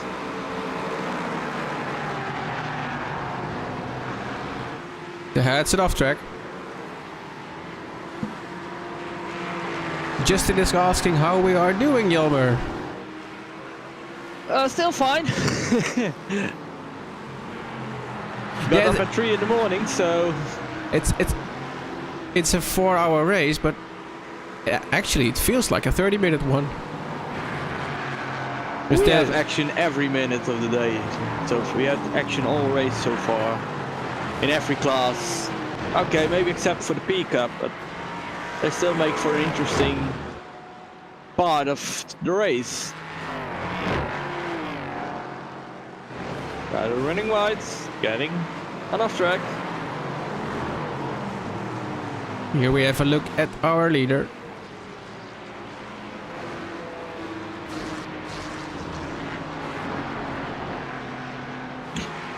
But wait a second. I'm just quickly overlooking.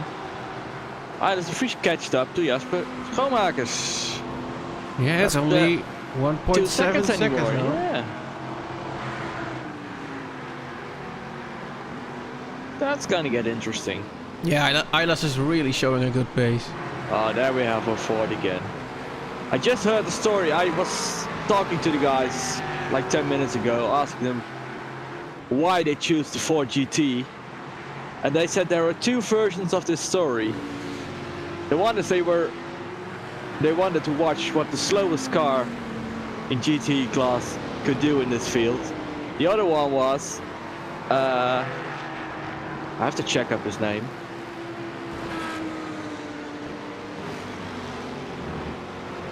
Meanwhile, we'll take a look at Ilas de Vries. Here he is. Second story was Martin, the guy that ran the car for the first 2 hours. He wanted to have a picture of his cat on the car. And the Ford GT was the most fitting with the way the mirrors were placed on the car. That's the second story. You gotta love these stories, man. I love these stories. Max Kloppen got a meatball flags. Number 3rd in class in the GT3 class has a meatball Also flag. in pit. Looks like some left front damage. What happens? We're gonna take a look. It's a 2X, not too crazy. I don't think it's a... Oh! That's a hard one. But did he teleport to the pit straight away? I don't think No, so. he drove it. We'll go back to the pits. Oh, that car's not straight. The left rear is not looking fine. We have seen this suspension damage before. Does it track straight? It don't look like it. It don't look like it. Second disaster for the ART team in the last 10 minutes. Still inside of the pit. That's not what you he's want. going to be there.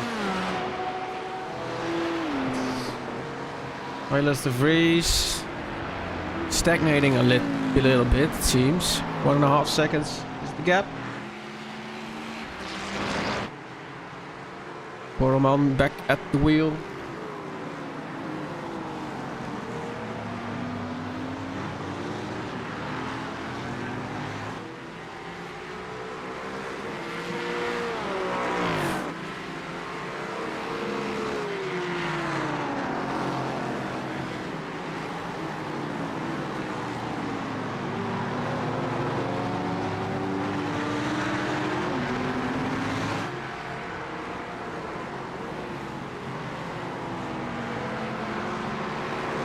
So team ART is doing quite well with the first place in the LMP3 class. Quite comfortably actually. And in GT3, P4, P2, P3. We have an incident with the number 2 car. With the second in class in the LMP3 class. Dimitri 7, what happened? I don't think it's that. It is a black flag, but I think it's incident-wise. Oh, it's a 4X as well. Let me see. In the corkscrew. Oh, it just ran into the back of him. Well, that gave Ricardo a nice present. Now watching live, they are both out again. How is this going for Grondelaars? He's here.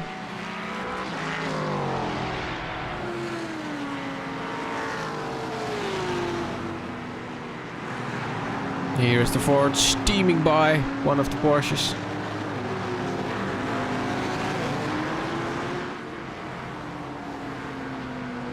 YouTube chat's going wild to see Morris in P8.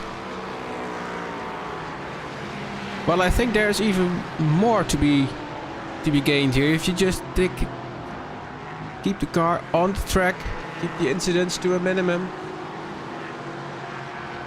You've seen with some of the cars how quickly things can turn.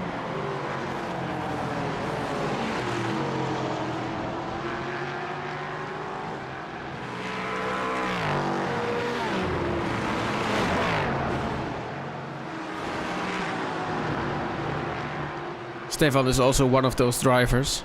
Could have gone for the move there, but I think he thought it was too risky. Also here, just hang back. Still almost 1.5 hours to go. A lot can go wrong.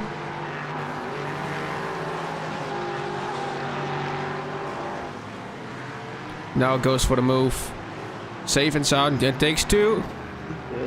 Ouch! Not so safe. Let's see the tip. Tap at the back.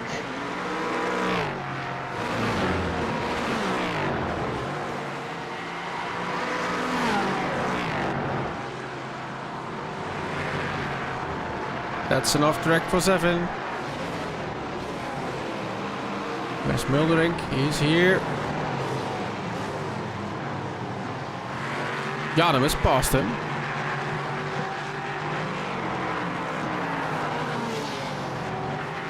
Muldering still behind for quite a while actually. Ailas is dropping back second. Now is that strategy or is that raw pace from Schoonhakers?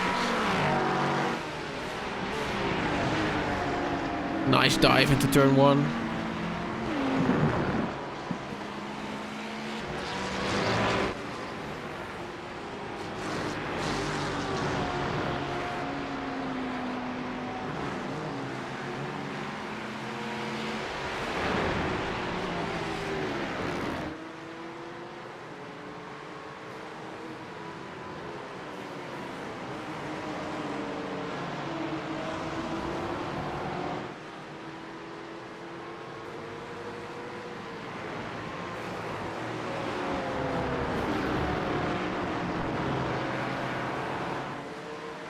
Jelber, do you think the viewers can guess how many incident points there are total for this session?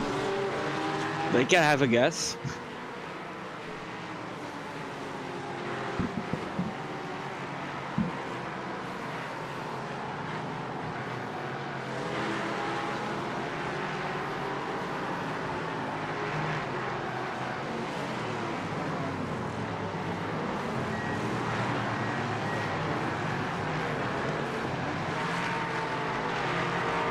I think I can give a hint. I think we already passed 1,000 points.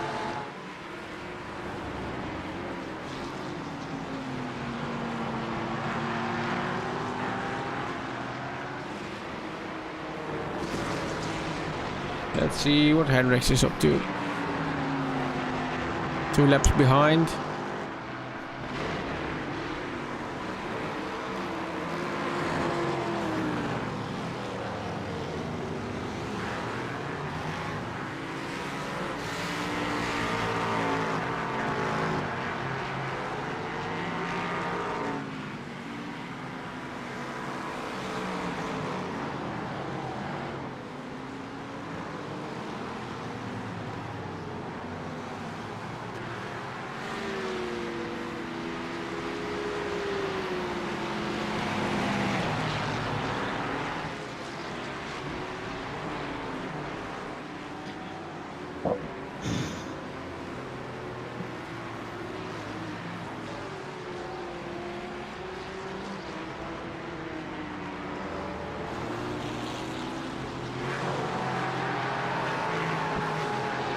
These guys return to track as well.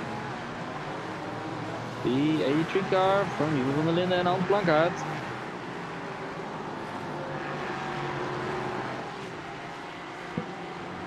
So their car getting completely destroyed at the beginning of this hour. They made it back on track. Being at 12 laps down. Oh, we have Oh boy, Borman going off track. That's a big off track. After he just got 13th place. Oh, there is a car. Is that Massal? Yeah, it's Massal, I think. No. It looks like the Flanders car.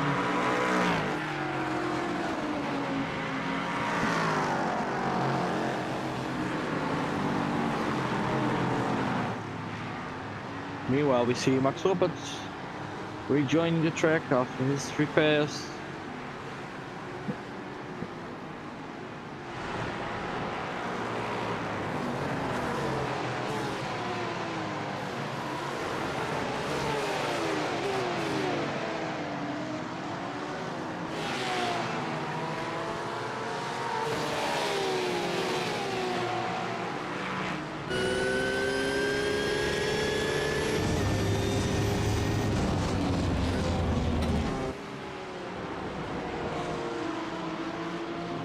One of our fan favorites, Dries Morris.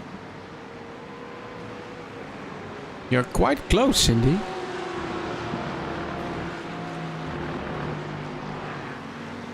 Actually, it is, as of now, 1110. Now it's 1111.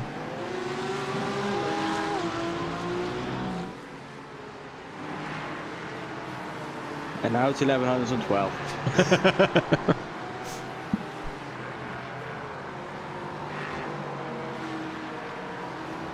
Normally during our normal NASCAR broadcasts we put someone on watch to count the cautions, but good lord, you don't do that with those off tracks.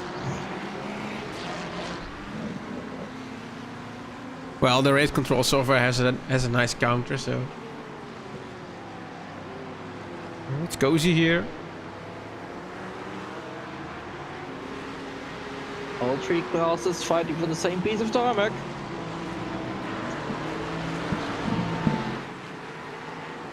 Coming out in exactly the order you...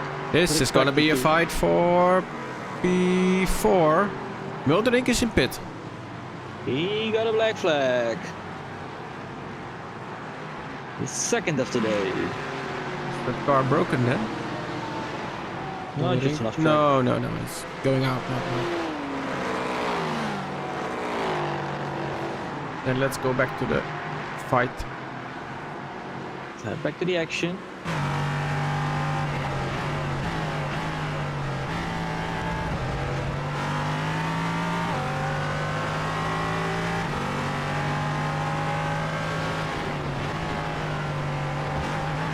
Loses a lot of time there, Charlie.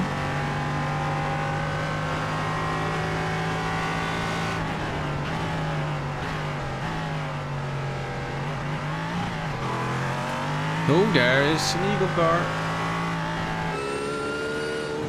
I think it was Roeland's. Or was it Clay's? It was Clay's. Not the cleanest of cars anymore. None of them are, I think.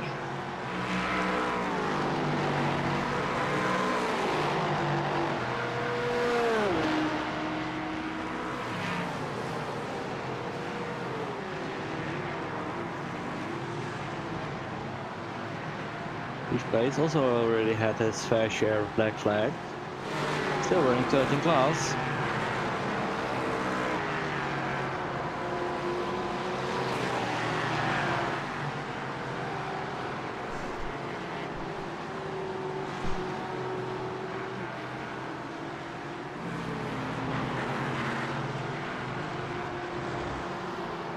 Masson has entered the pits.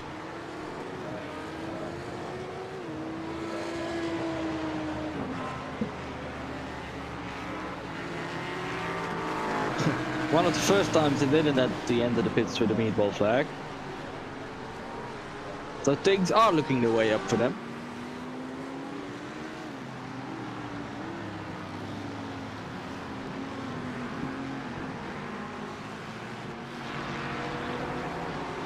The number 16 for GT taking the 41 from iRacing.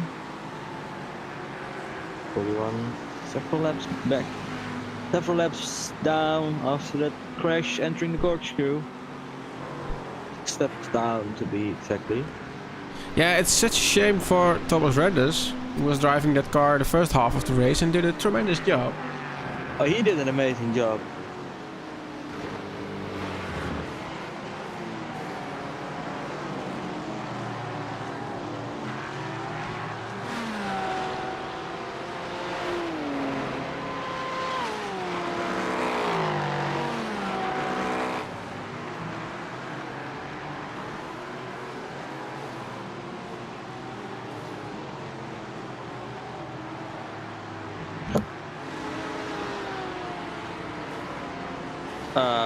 Goodie. We got a new class leader in the Porsche Cup class. Do we now? That was fun to watch. Don't know what happened to Gordon. Oh no. Oh wait, I'm gonna search for him. I wanna know. One more show. I hope he's still here. Nope. Man made a pit stop. A black flag. What a black flag. Ouch. It's a 4X. Okay, I'm gonna see if I can catch it. Let me see. There he is, the 22 car.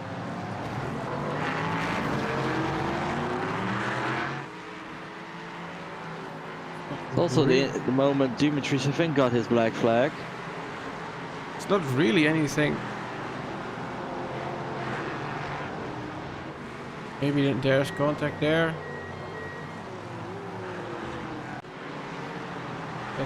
This was the moment he got his black flag, indeed. Oh, there's another one. Maybe a little bit of frustration. Well, given the pace that he had, I think with almost a minute. I think it's not overall for Gordon.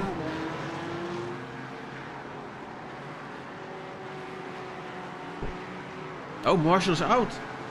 He's really out. Oh no. That's a real shame. I think you need to get in touch with him.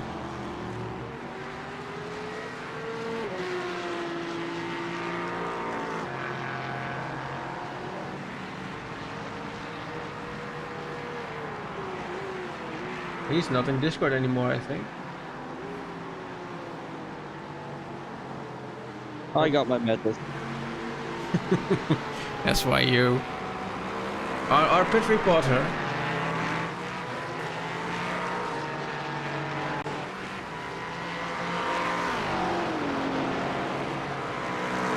Also, he's in the pit.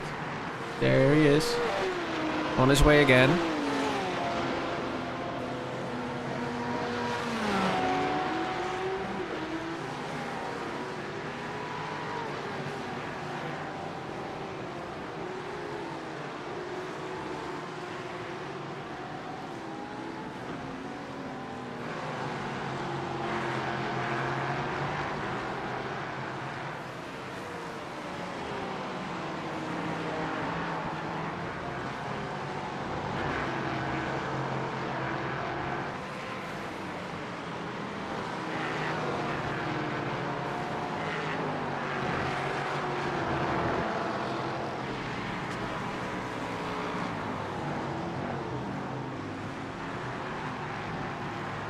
Ricardo putting another lap on the green car.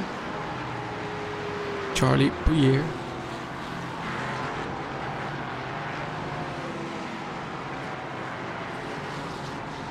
Aylas de Vries has dropped a little bit back, considering the gap to Jasper Schoenmakers was 1.5 seconds at some point in time. Now it's 6.5. It's almost back at 7 seconds here.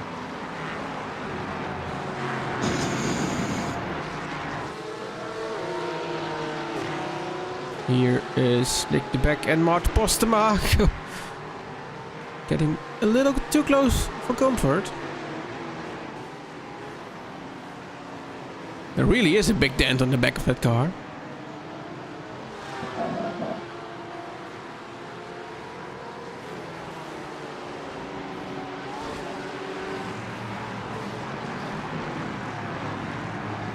Michalewski getting past Dries Morris.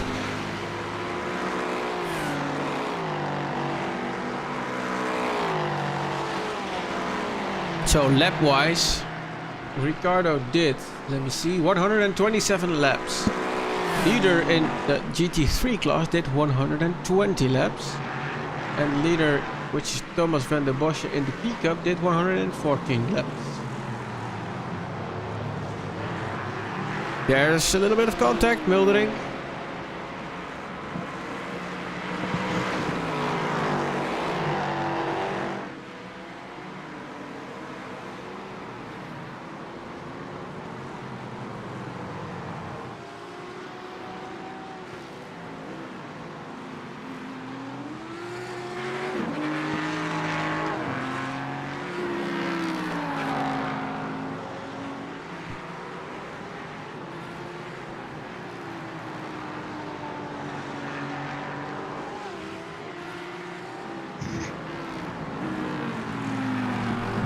Almost coming up to almost the last hour of this race.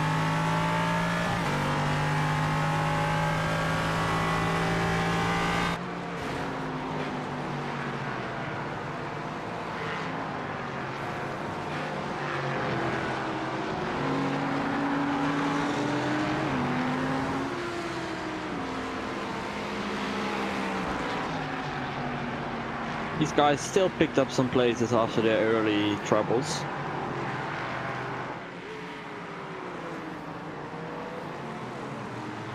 Same goes for these guys. Had their fair share of bad luck.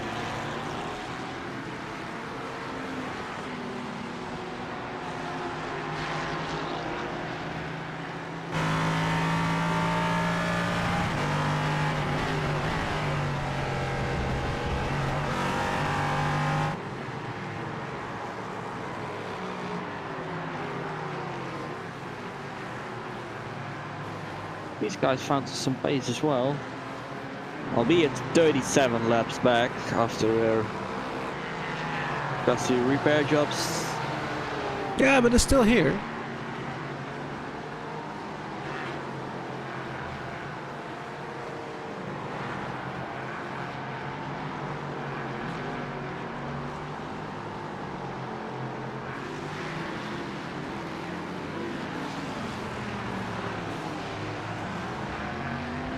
Evo van der Linde, stage 1 racing, dropped way back as well. Was fighting for third at some point.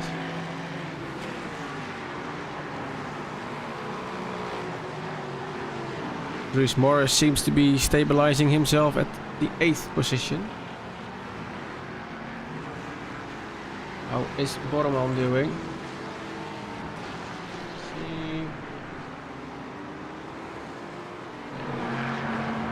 P13 still, 5 laps down.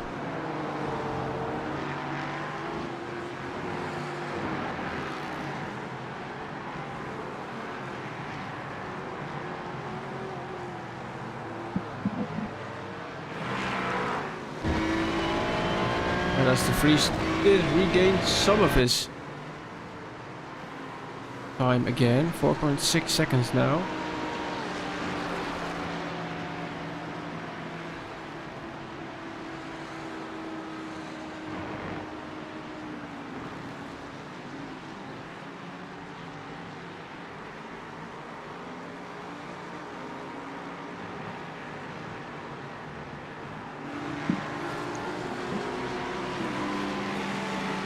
Of course, I don't want to jinx it, but looks like things have calmed down a bit. Here we go.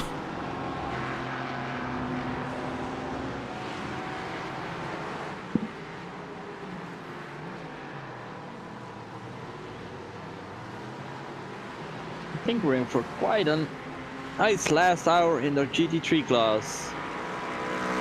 Well, Peter Lowe makes his way onto pit road. Yeah, I mean, I don't think he can make it. Maybe his final stop of the race. I think he has to top up a little bit again. Peter Hoover also making his way back forwards again. Remember, these guys led, or this guy led the first hour of the race. Had some troubles afterwards, but are still very well in contention for the final podium spot. Just 1.5 seconds behind Sepa Verbeke.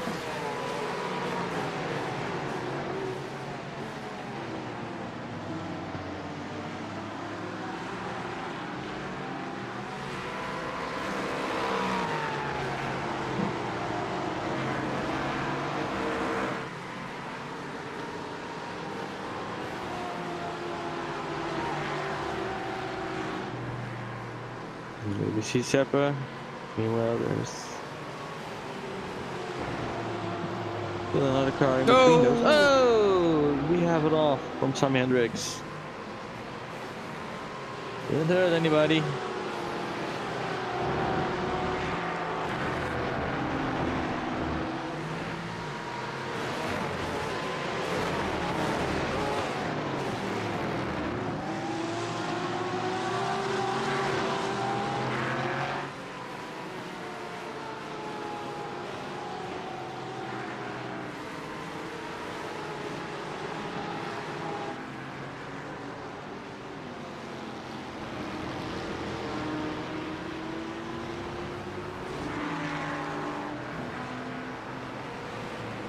Meanwhile, Michalewski. Scary moment for Michalewski. But he lapped Dimitri Sevin behind him. Means he's the only one on the lead lap. What a fantastic drive. He's on a class of his own today. Was the fastest laps in the... Yeah, we'll have a look. Fastest lap is set by Dimitri Sevin, 1:16.733, session best time.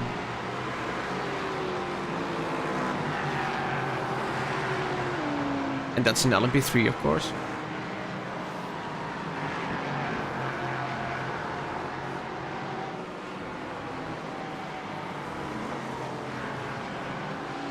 Can Jeremy get rid of Geoffrey Roelands at first and then fight to Sepa Verbeke?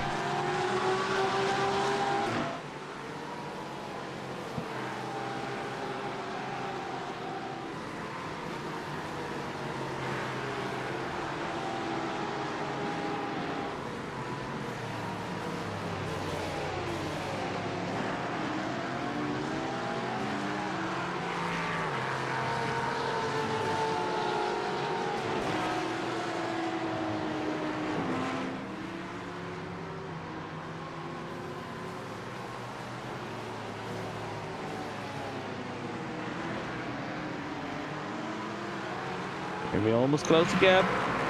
It's down under 1 second. Yeah, the pace difference is there.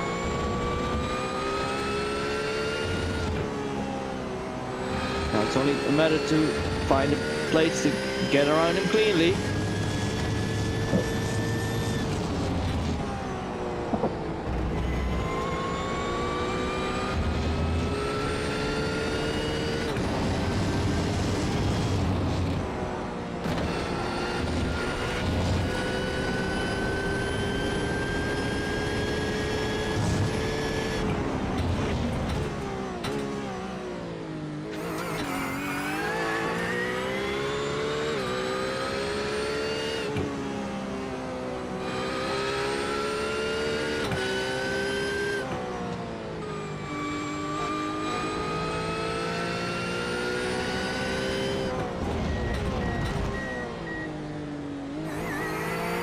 Lobbelen is entering pit lane.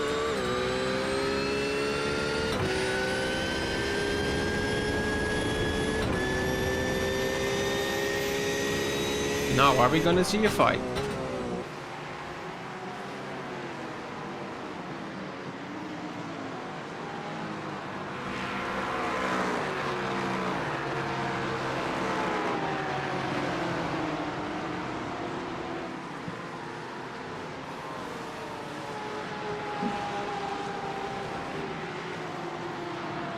ART Sim Racing 1 got a black flag.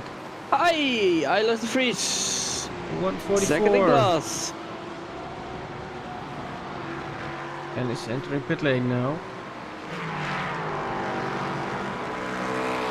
Does that mean that Justin is heading into the car again? No, they first have to do a drive-through. They can't stop. Go all the way through the pit lane.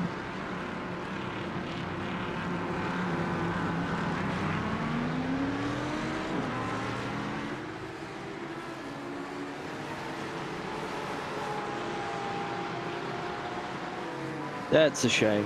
Yeah. Real bummer.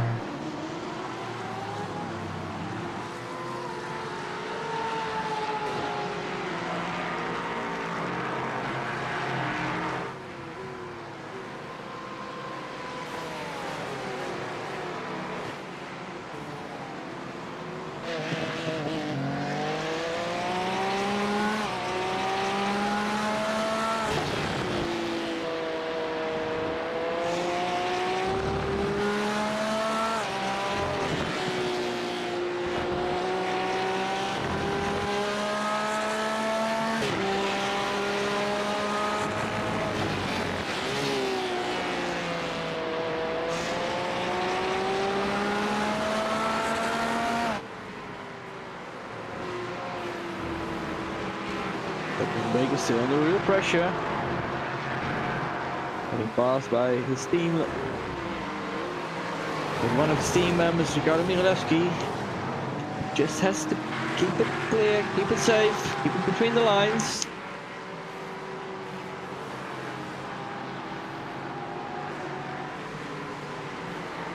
A lot of LMP3s wanting to get past. I don't hope this is true. As I see the second in class in the Porsche Cup also mentioned as out. Yeah, I see it too. Where are you looking? Oh no, they're just changing drivers. Don't worry, don't worry.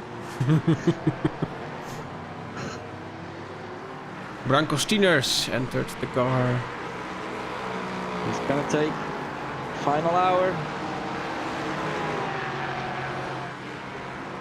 For the 483 Eagle Esports team. Jeremy de Boever is bidden inside. So their final pit stop of the race, I think.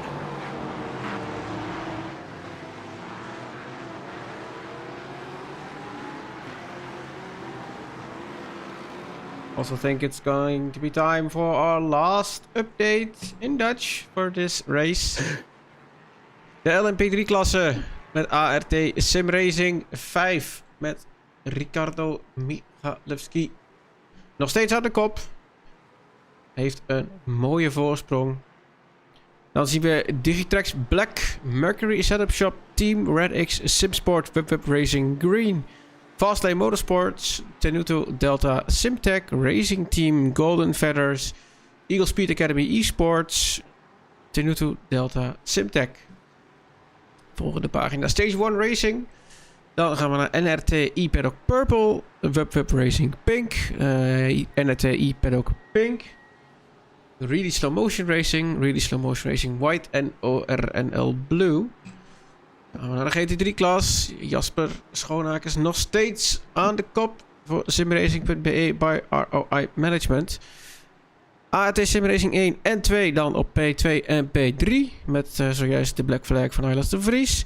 Vortex Red dan op P4. Op P5 hebben we dan ANR Endurance eSport 60. Gevolgd door Vortex Yellow, Digitrax White, ASR eSports Team, Team Red X 524, Digitrax Pink Petal Racers, Flanders Racing Team Charlie, Ignition Racing Red, ORNL.nl Red. Boy Borreman daar nu aan het stuur. ART Sim Racing 4. Max Kloppert die daar de crash meemaakte. ANR Endurance eSport 61. Eagle Speed Academy eSports S. Flanders Racing Team Bravo. Team 53 GT met een disqualificatie. Achteruitrijden in de pitstraat. Team Red X 525. En dan de Porsche Cup. Gordon Marshall is daar weggevallen. Erg zonde. Team van Squadra Veloce staat daar op de eerste positie. Eagle Speed Academy eSports B op P2. Matt Postema met Team 53 Cup staat daar op de derde positie. Eagle Speed Academy eSports P staat dan op plek 4. Dan zien we de Gordon Marshall Carreras Escocesas nog wel op plek 5, maar is uit de sessie. Really Slow Motion Racing Aaron is ook uit de sessie. En dat geldt ook voor Team RedX.com 528. Zijn er dan gevechten op de baan?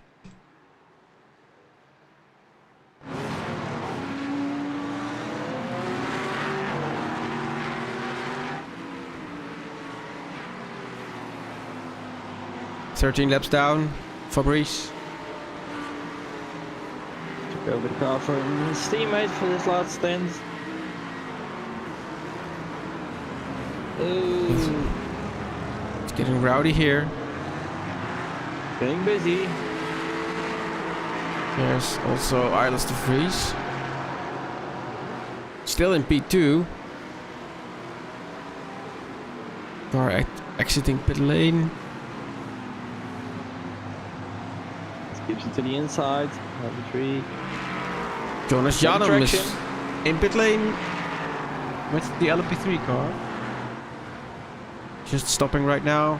Get some new tires and a bit of fuel.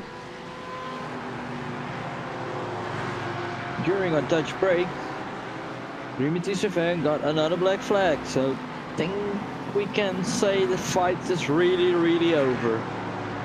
Glenn Gondelaars is now in P2. Must be happy with that. Up to P2. Driving one hell of a race. Going from almost all the way back, beginning of the race.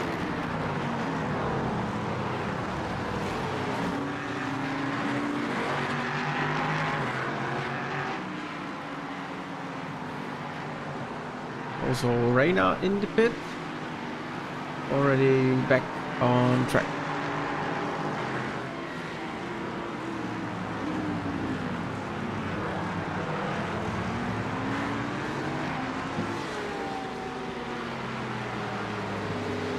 That's an off track. Yeah, I think if we kept the DQ limit at 50 or 55, I think half the field would be not racing anymore. I think it's been a good call. Yeah. Certainly.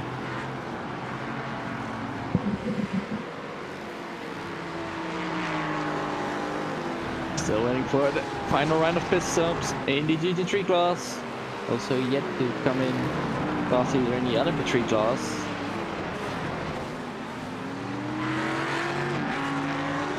And we have a battle for the podium in the other P3 class between Charlie Queer and Dimitri Samen.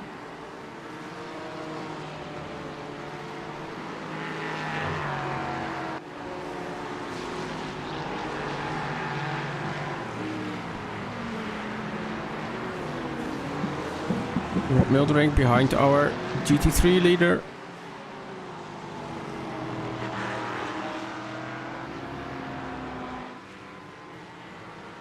Guys, prime here.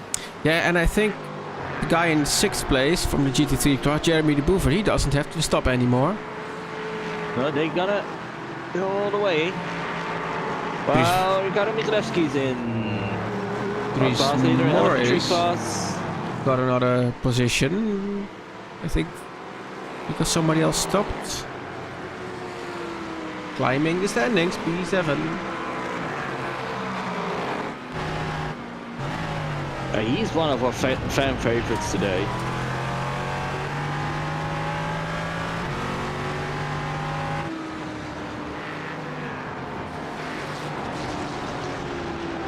No! Spin from Reina. Please make it. Ah! Save rejoin. Oh.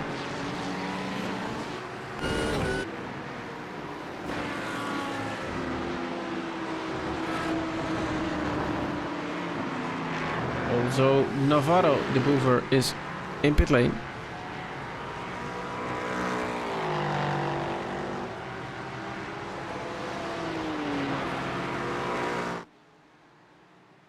En also Grondelaan.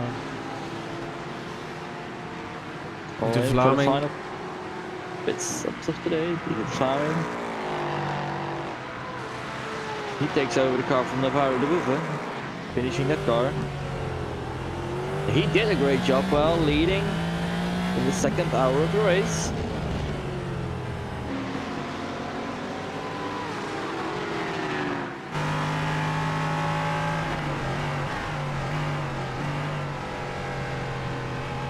Working on Vanguard.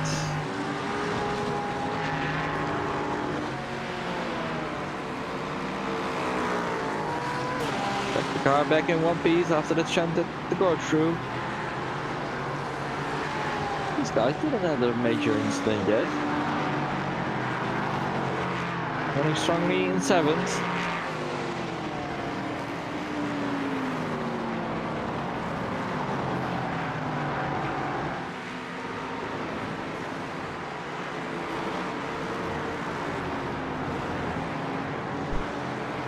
Meanwhile, Volgaren is in pit lane. He took over the car from Yes, his Leers in the pickup. Yep. Took over the car from Thomas van der Bossen. Spinning his tires. Not illegal like in normal car driving, normal car racing. Here it's completely fine.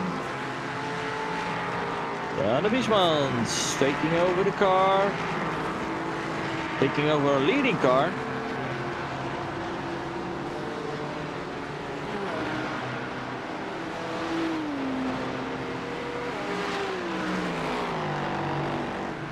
Which means this is our new GT3 class leader. They yet have to make a stop. I know. But it's not a long one with 48 minutes to go. And now we're gonna see how much fuel they have saved during that time. Yeah, I think that the drive-thru really hurted them.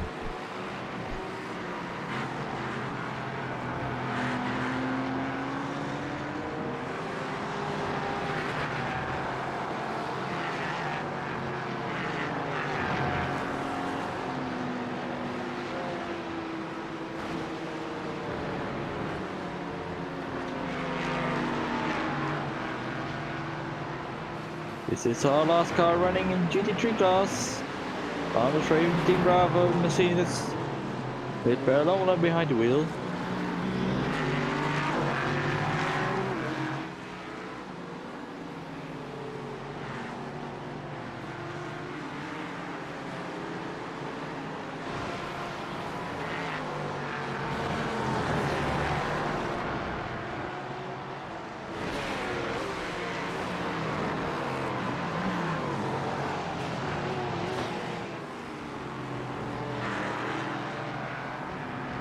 These guys are climbing up the ranks as well. Sammy Hendricks. think he has been driving on his own today. Yeah, it seems like it.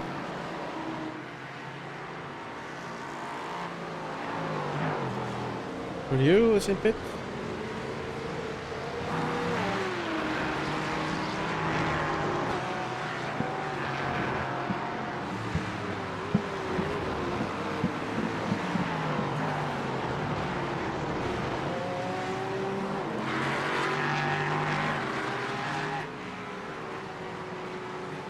We are about to enter the last 45 minutes. This 4-hour endurance race. First one in our Technogel Wishful series.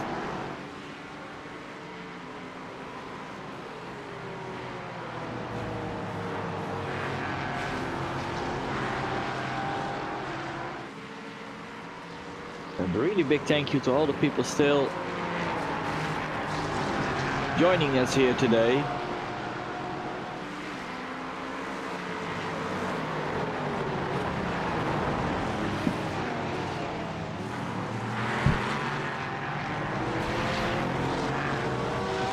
Oh, It Ricardo! looks like Ricardo Michalewski. Got a black flag as well. Oh no. Are we gonna get a shake-up? What happened?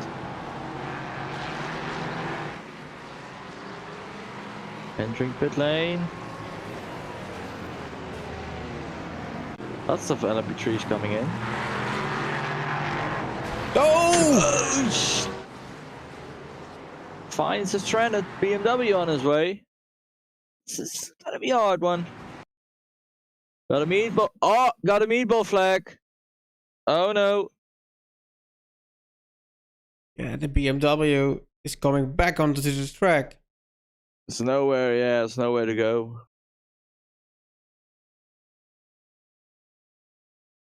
That's a Same nasty for- crash. That's a nasty one. That could be a lot of damage.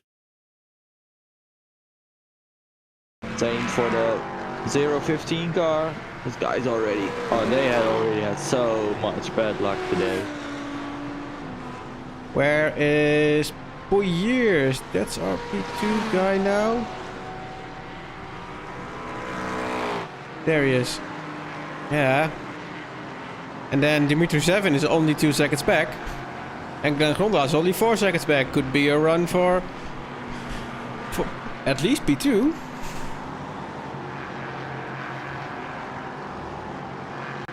Keep an eye out on Ricardo.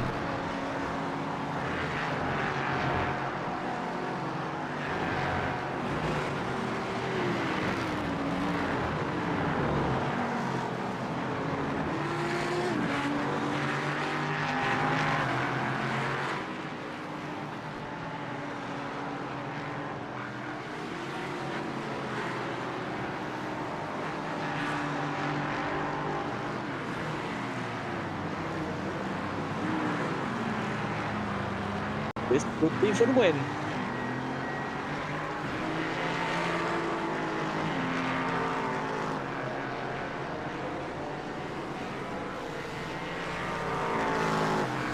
Thing.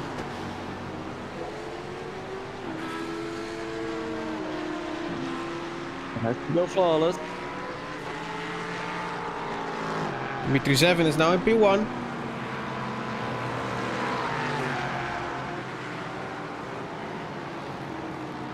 Oh, Michalewski is gonna be absolutely gutted. He was. I just talked to him. He was. Furious. No, just disappointed. Not even furious.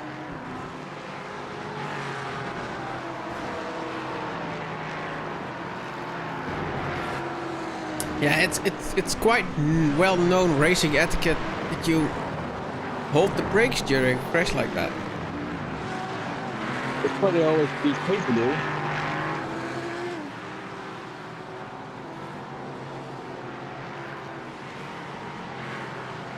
But Geherbos is also in pit lane. That's a regular. 42 minutes left.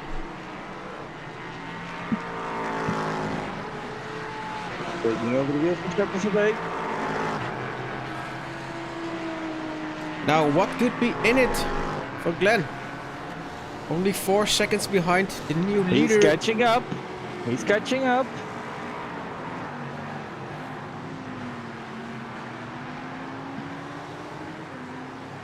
And remember, these guys still have to spin, I think.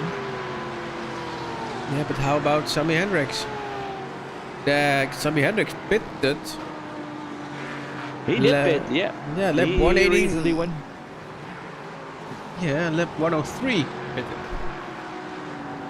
He's now at lap 145. And he's yet still to pit. Oh, boy, boy, man. That was a little too close to comfort.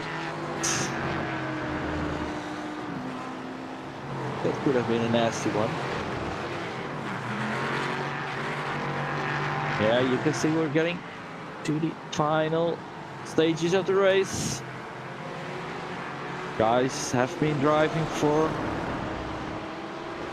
roughly 4 hours already, doing some practice, doing qualifying. The back And in guys, pit. Linden in pit. he's so low.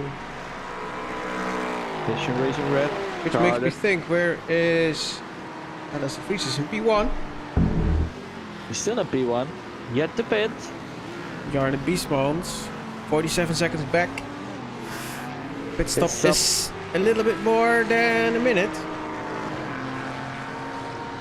Yeah, but those were the normal pit stops. Now we're getting to the pit stops where you can. Oh, But Nick back in the YouTube chat. The engine blew up. BMW 777. I want to see what happened there then. So I'm holding the camera. I can tell you what Is happened. it here? Just a big boom. No, I think it's done. They're done for the day.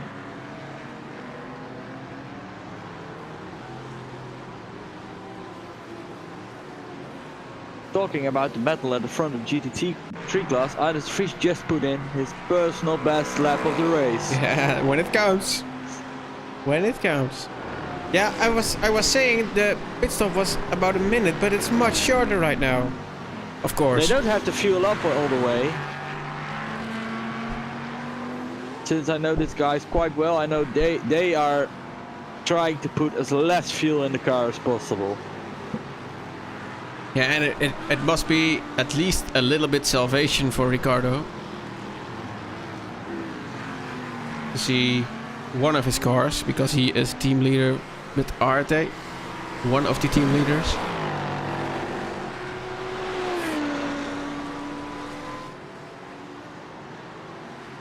Oh, Jimi Hendrix has a black flag.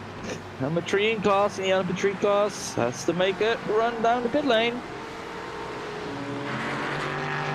So we've gone from the moment, let's say 10 minutes ago, where LP3 was actually kind of decided, and now I don't know who's gonna win it.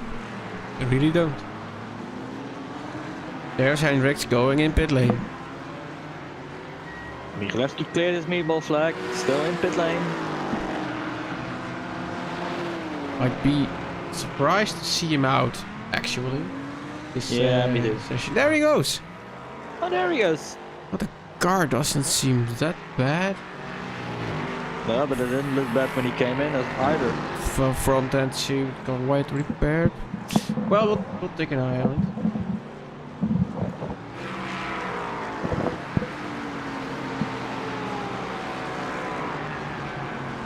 Sammy Hendricks still in pit.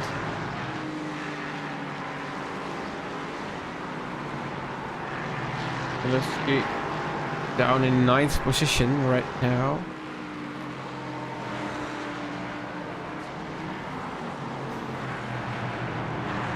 There's Jarne Biesmans. Alice de Vries is in pit lane.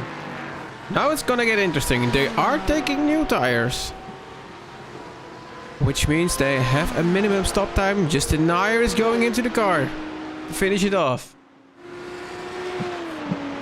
Yeah, they're only taking some of the tires.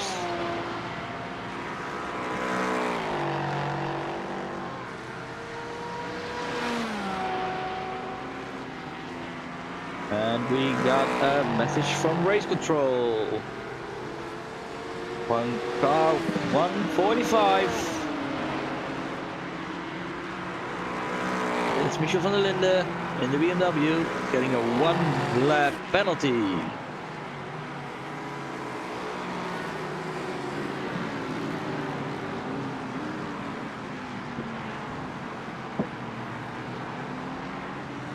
Unsafe rejoin.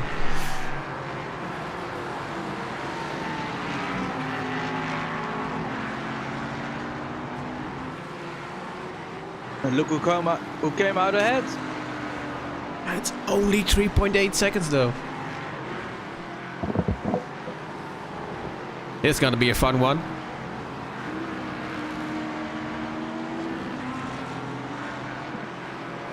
On another note, Valgaren is doing a tremendous job as well. 24 seconds up the road from Branco-Steeners. Managed to extend this gap over the last few laps.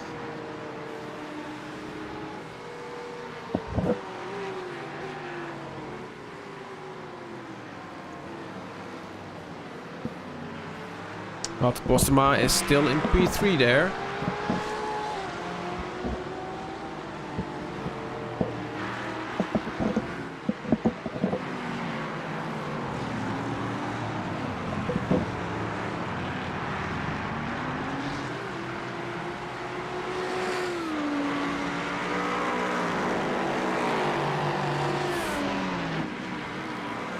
Just an iron taking advantage of its new tires.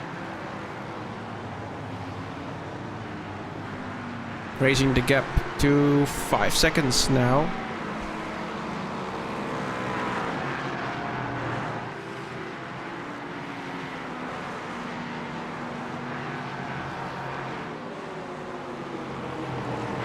There's a lot going on here.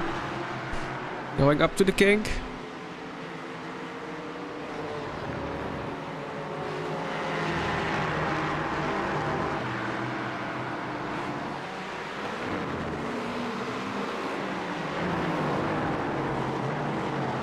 Last losing some time on Samen at the top of our LMP3 class.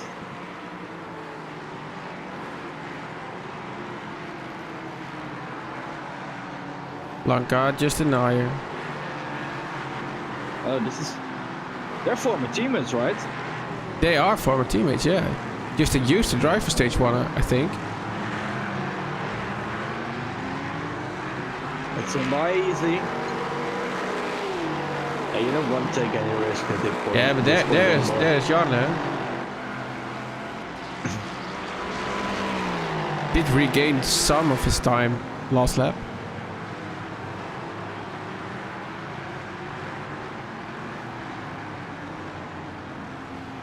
I think it's all gonna be traffic. Oh, Nair has a lot of cars in front of him. Most of them are LMP3s, so that's not a problem. Oh, 3 wide. That's quite risky, given the position he's in.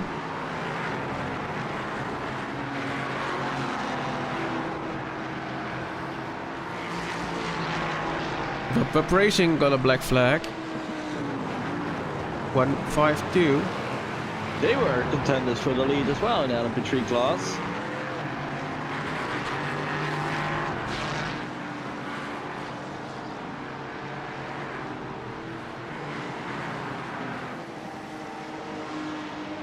On behalf of the organization, I want to say a big thank you for the donation we got.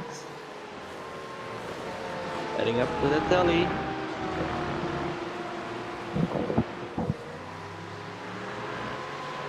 €2,870.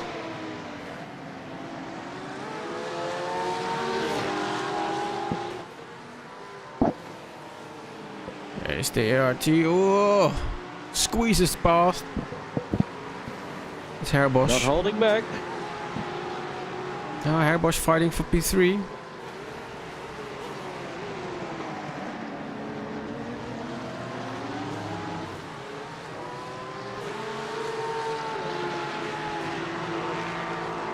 30 seconds down from this guy, Jarno Wiesmans. Still in between two 992s. Cup cars.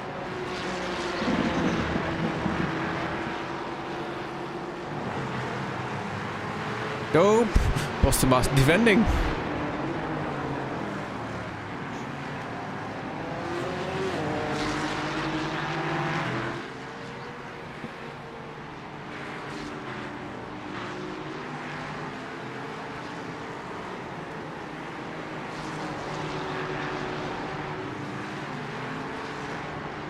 Now he gets the move done.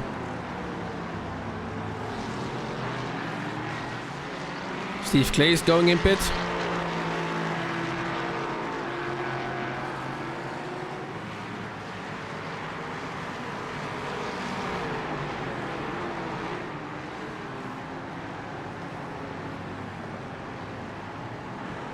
Gap is expanding. That lost Jarno some time. Oh, a little bit of contact. Kissem and Gondelaars.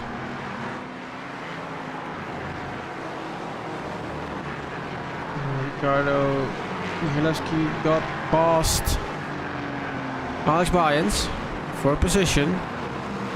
Next up, Jelle Verstraeten. Yeah, but that's gonna be 3 laps. Yeah, The 3 lap difference is maybe a little bit too big. trying to stay past. Reina and Chauffeur. Chauffeur going nice and wide to let the LMP3 cars by.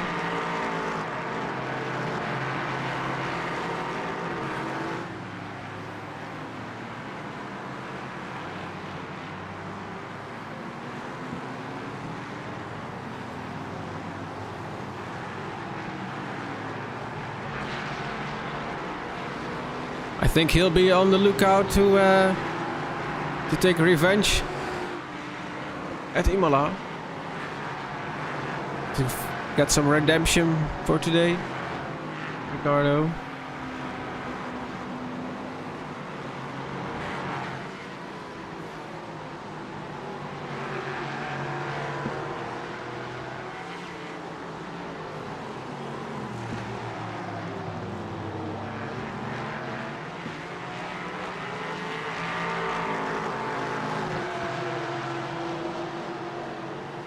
Lars cannot seem to pick up the pace and get any closer to Dimitri 7.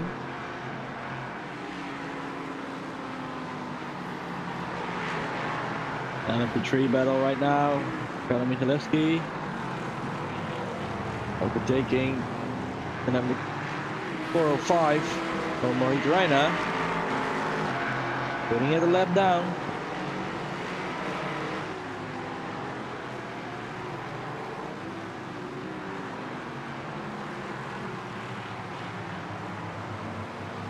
One at a time.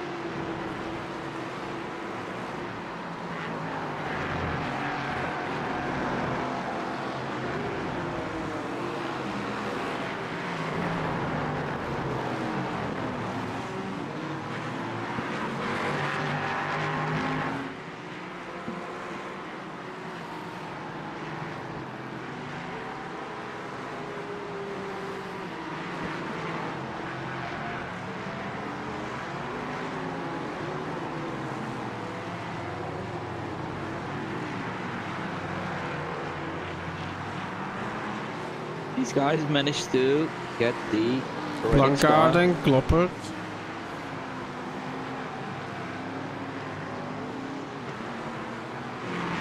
Sorry? No, I was talking about the Red X car in third. Now the LMP3 class. They came from a long way back. They managed to get back into the top 3. Yeah, they will be quite pleased with that, I suppose. There's basically a front bumper there on the Mercedes.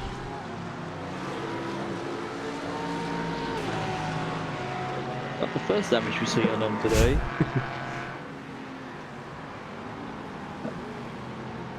Sammy Hendricks set a new personal best. And it looks like Aaron Hall collected another meatball flag. Indeed, he did.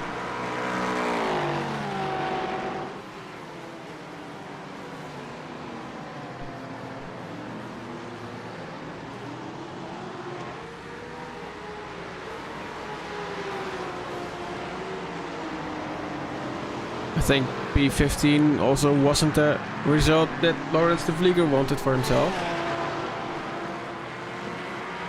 Sim Racing 2 got a black flag. Herbos. P4. And that sees Jeremy de Boever moving up to 3rd. Yeah. Taking the final podium spot here. It's a meatball. What happened there then? That's cars on the line. Set up the replay. Oh, it's Mildering. It's Mildering. Pushed it wide and then maybe the rejoin. It's not. No, just Just tap that by the yeah. LMP3 was enough to get him the meatball flag. Oh, that's a shame. Yeah, that car's all sorts of crooked. And here he is in pit lane.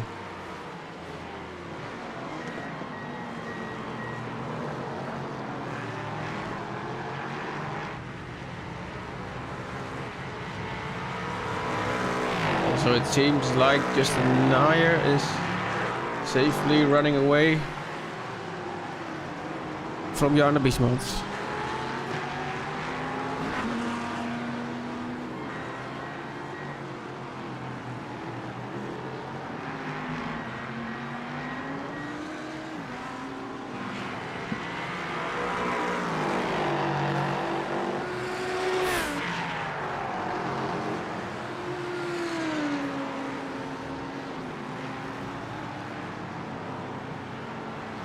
I think that the Herbos will have quite some damages to repair. Which could be another position for... Where he is.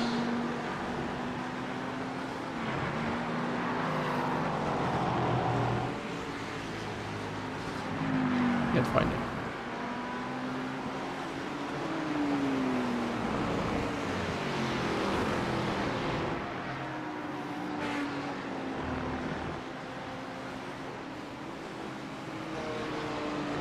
Guys already also had their fair share of bad luck.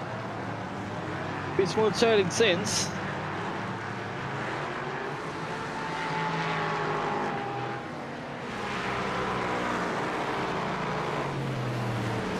Oh. This was the guy I was talking about. Arne Vaas for ASR esports team. Yeah, they are going to move up to 6.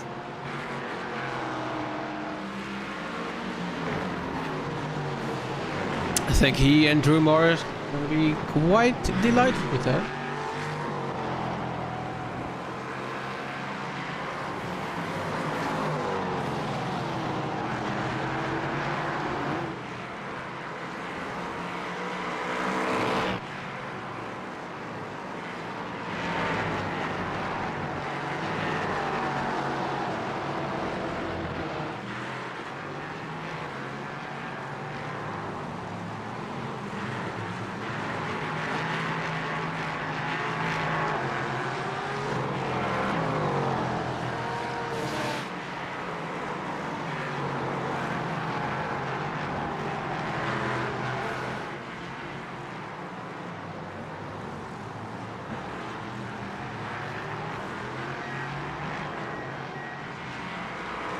car coming into the pit lane to serve another black flag.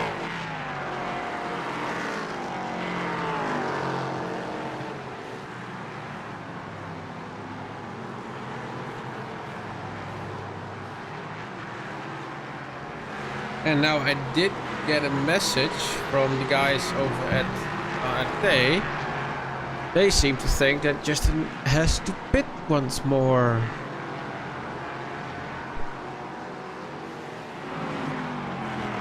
Ouch. How tight are the guys in the 77 car on fuel then?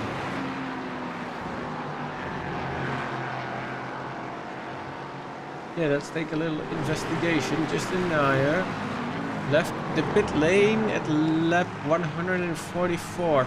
Currently on lap 154. So 10 laps in the stint. Jarno Biesmans left the pit lane at lap 136. So can't help to think that they must pit as well then. Or the RT team did not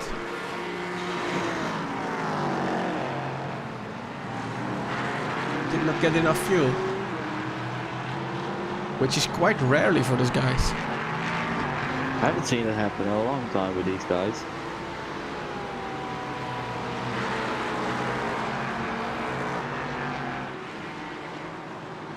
Surely it will just be a quick splash and dash, but still it might lose in the race.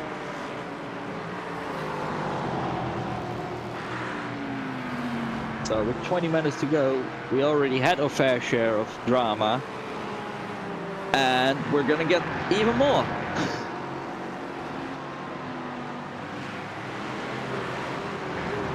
Oh, Cindy, I think our night bot is not liking all the exclamation marks and stuff.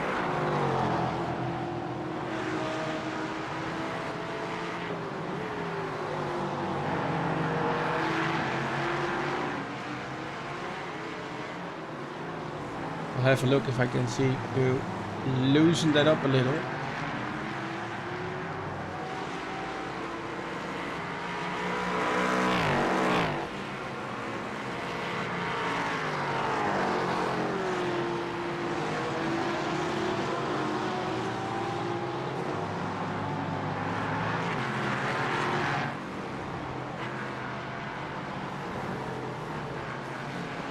Here we got our leader in the LF3 class.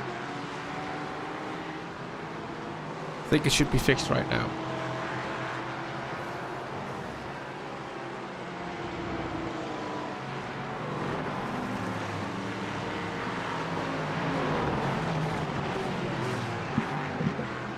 Oh, Dimitri! Having a little luck up. Ooh. That's the moment. Surely that's a slowdown, right? It's a slowdown and he cleared it.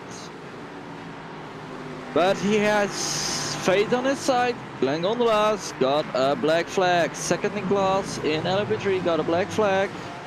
Has to come into the pits to serve his drive-through penalty. And does it immediately. Meanwhile, Rutger Herbosch still has a meatball flag, so the damage is not repaired as such.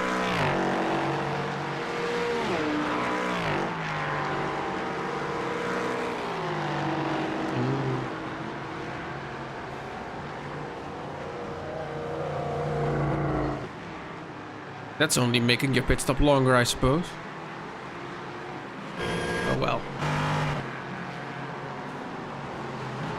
Okay, diving it on the inside. Okay, so he's left with a lot of what ifs. Well, I could tell you what if, quite simply. The last cleared his black flag. Meanwhile, Dorland has retaken the wheel. Guys moved up a lot as well. Yeah, I saw in their Discord chat they were quite happy when Boy took P13, but they're up into 11th place and they're now in P10 because Airbus is in pit. And also, remember Gorsen. those guys were dead last at the start of this race. Yeah. 5 minutes of repairs.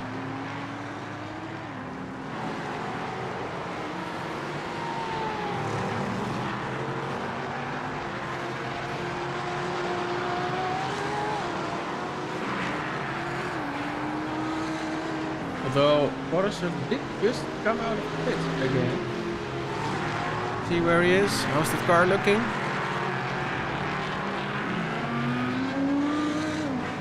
This is the other ANT car. This is not. Yeah, the one that- Gorsen just left pits.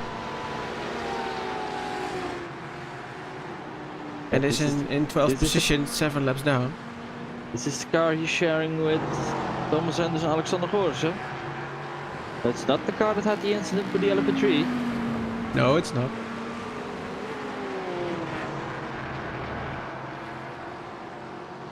Nair is in pit. Splash and dash. Let's see. Pit stop time 13.5 seconds. Handing over the lead to Janne Wiesmans. You got to be kidding me, right? No, I'm not.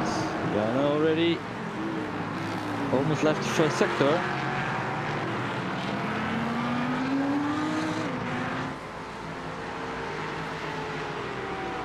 It went so well. For so long.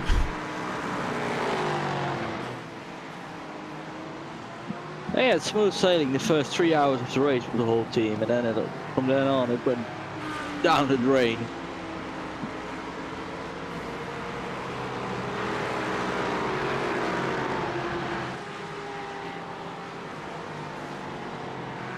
I think if he is in the discard, he'd have a little get into the kickoff.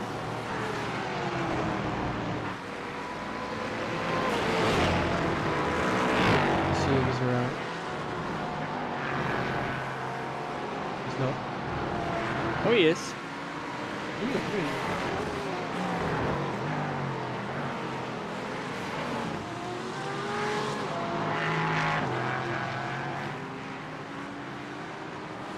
He's got the bit. Can you get him into the broadcast, please, Tillman? Yeah, I will.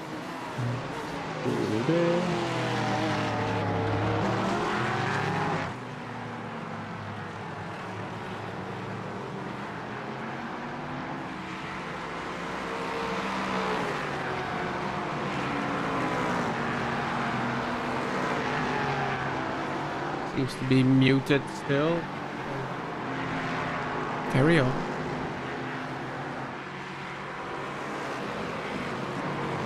We'll just wait for him to unmute. Yeah, sure.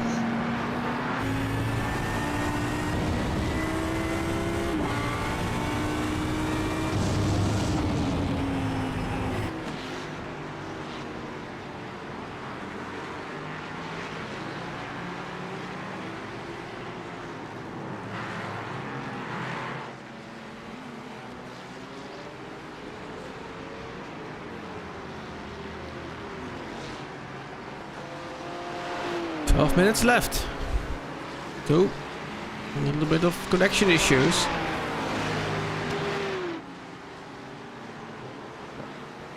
Jeroen has left the broadcast. Oh, I got a message from him.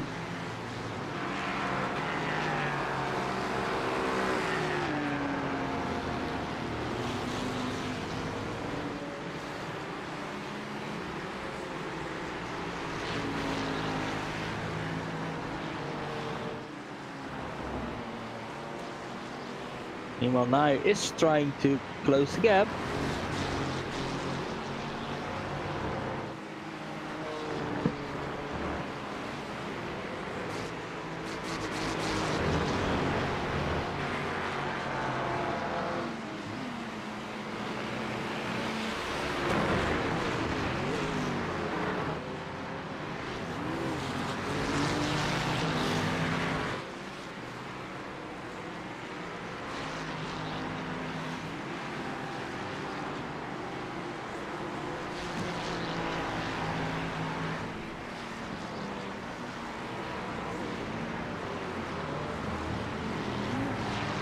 Could you please try your run again? I've gotten the culprit.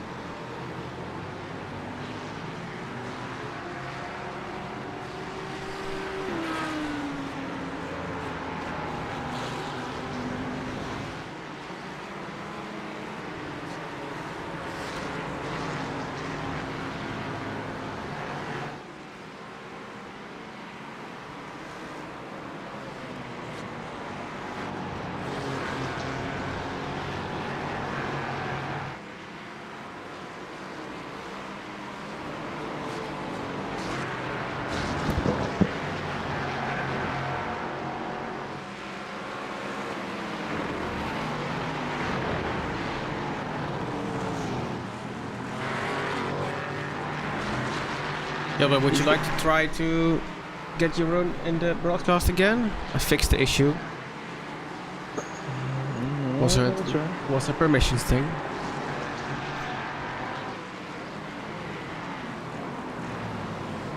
Where are you hiding? We'll find you. I found him. There he is.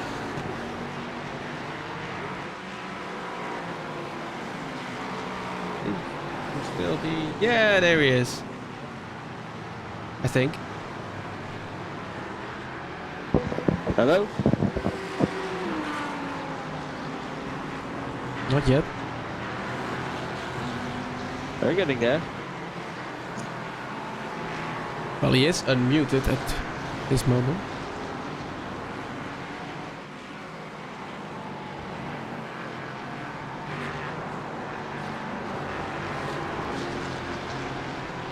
Let me just have a quick look again at the settings.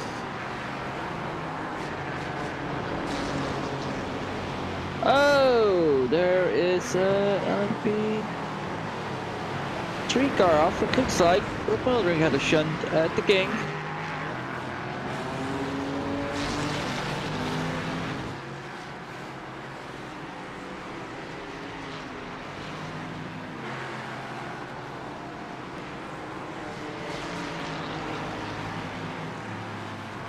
Better give it another try.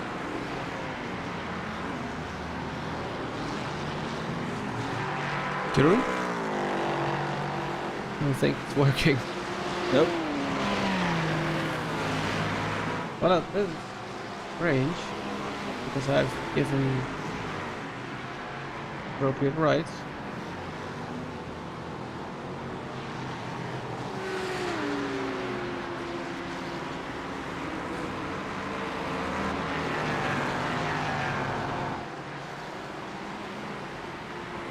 I think it's time to get back to the action again. They're number 41. Got a black flag. Yeah. 41. Oh, that's one of the RFT drivers, I think. Let's have a look. Oh, it's Gorison. Enter the pit lane here.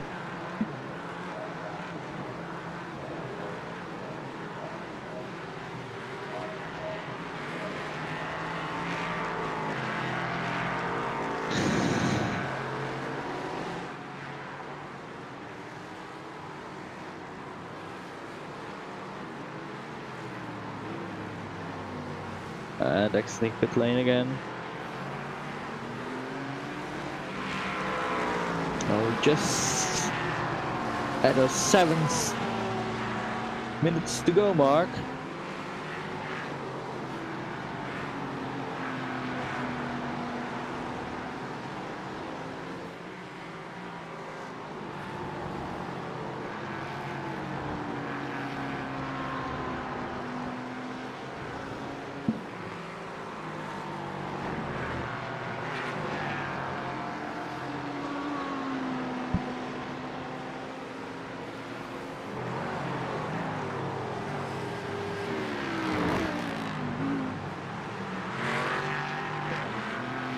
Now you close the gap to 10 seconds.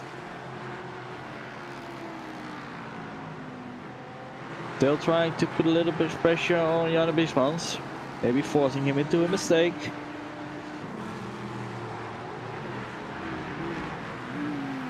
Especially with track limits and black flags being an issue today.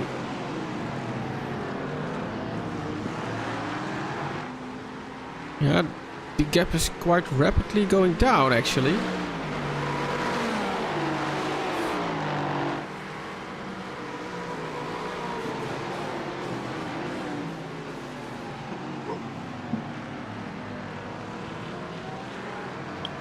Rob Mildring got a meatball flag. Meatball, then there must be something going on. Hello. Hello. Well, that took a bit.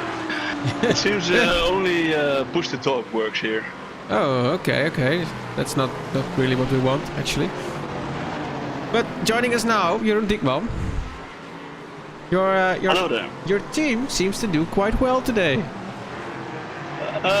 Yeah, well, unfortunately I had some bad luck because the stint after Jesper I should drive, but when he entered the pit my simulator crashed. Oh, so no. So he did another stint, and yeah, for the team effort I told to Janne that he could drive the other one to make sure it's safe and we finish this correctly in the right way. Yeah, because the HRT guys, they had to make a splash and dash right at the end. Well, we thought so. So actually we hoped, but for us it seemed like the pit stop before was just a regular pit stop for them.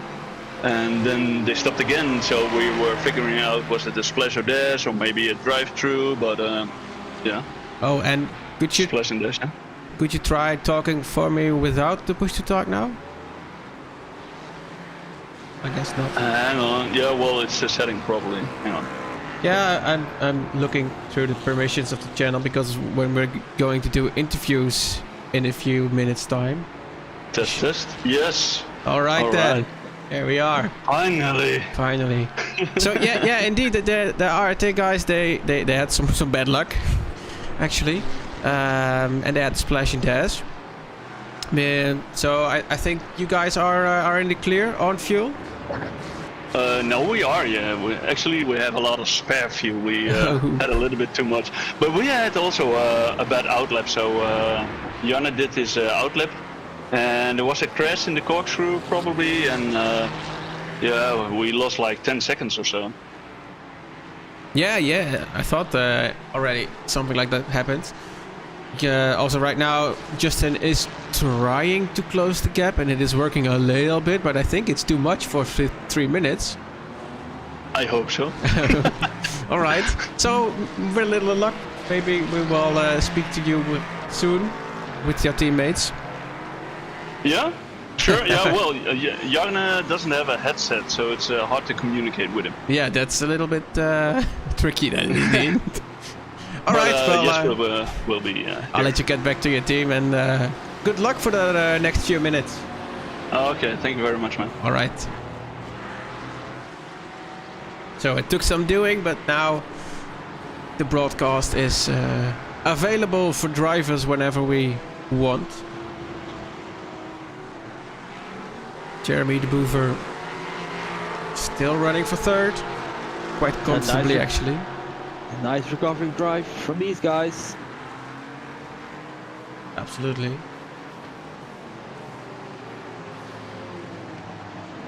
Yeah, Kian, you're quite right. The ASR esports guys are doing a tremendous job. Put your car all the way to 6th in the class.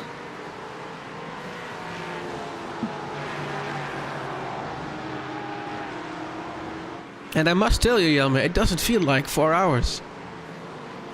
Oh, believe me, it does. Yeah, my clock didn't, my alarm didn't go at 3 AM last night. Yeah, so no, it's still fine. We had action all the way. Yeah, it actually it had a little bit of everything. Nice fights, some heartbreak as well. To be fair, some nice crashes too. Sure. Some nice overtakes we have seen. Cars going around the outside. Also, there has come in another donation, which brings up the total tally to 2,920 euros. So thank you for that.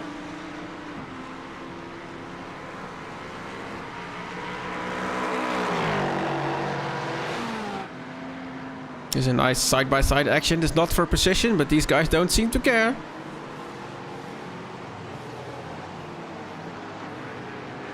For most guys, that's what it's all about. Just having a nice fight with the peoples. Electric. Even if they're all laps down, still trying to have a good fight, have fun. Electric Abyss is cheering on Dimitri Sevin. Bring it home. Flanders Racing Team Charlie got a slowdown penalty. And they cleared them. From the Lars is all set for P2 at this time. And there's our GT3 leader as well. Jarno Biespans.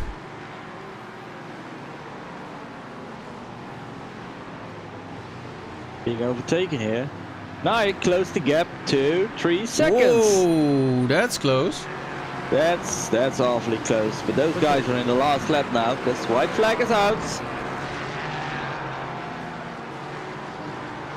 Yeah, Roman the Dimitri's lap time for Jarno Biespans is not that much slower. 2.5 Oh, this seconds. is- There he is. Checkered flag is out. Where is Dimitri Sevin? He's crossing the line. There we go. Race 1 from the Wishful 2024 series. Dimitri Sevin, Mercury Setup Shop, takes the win. Alongside Alexander Chalet. Did the first part of the race. There are our other class leaders. I'm not gonna miss out on them. Oh, 2 seconds. Yeah, we can join the Beachmans. Into the last sector, getting into the last corner. There's Nair, it's just not enough. Just not enough. For the GT3 class, it's Jarno Biespans together with his team Sim Racing BE ROI Management. Winners in the GT3 class. And they're happy about he's it. happy. Justin Nair does not seem to be just as happy. And when we go to Valgaren, which is not finished yet. Last Yet to finish indeed. sector. Last corner for him.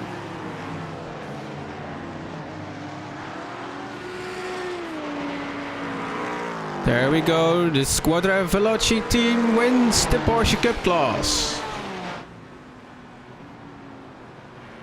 Roger Veloci, Jonathan Valgare and Thomas van der Bosse did a tremendous job all race long. There Kept it we out of go. trouble. There we have the full standings for the LMP3 class.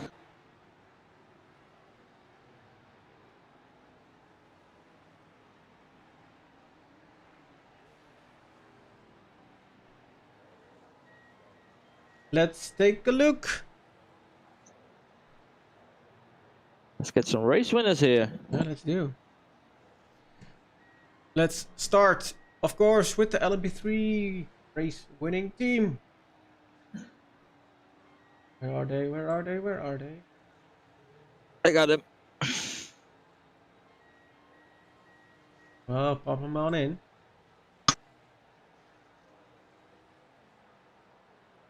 Alexander and Dimitri, welcome and congratulations. Thank you. Hello. So, tell us a little bit about your race, guys.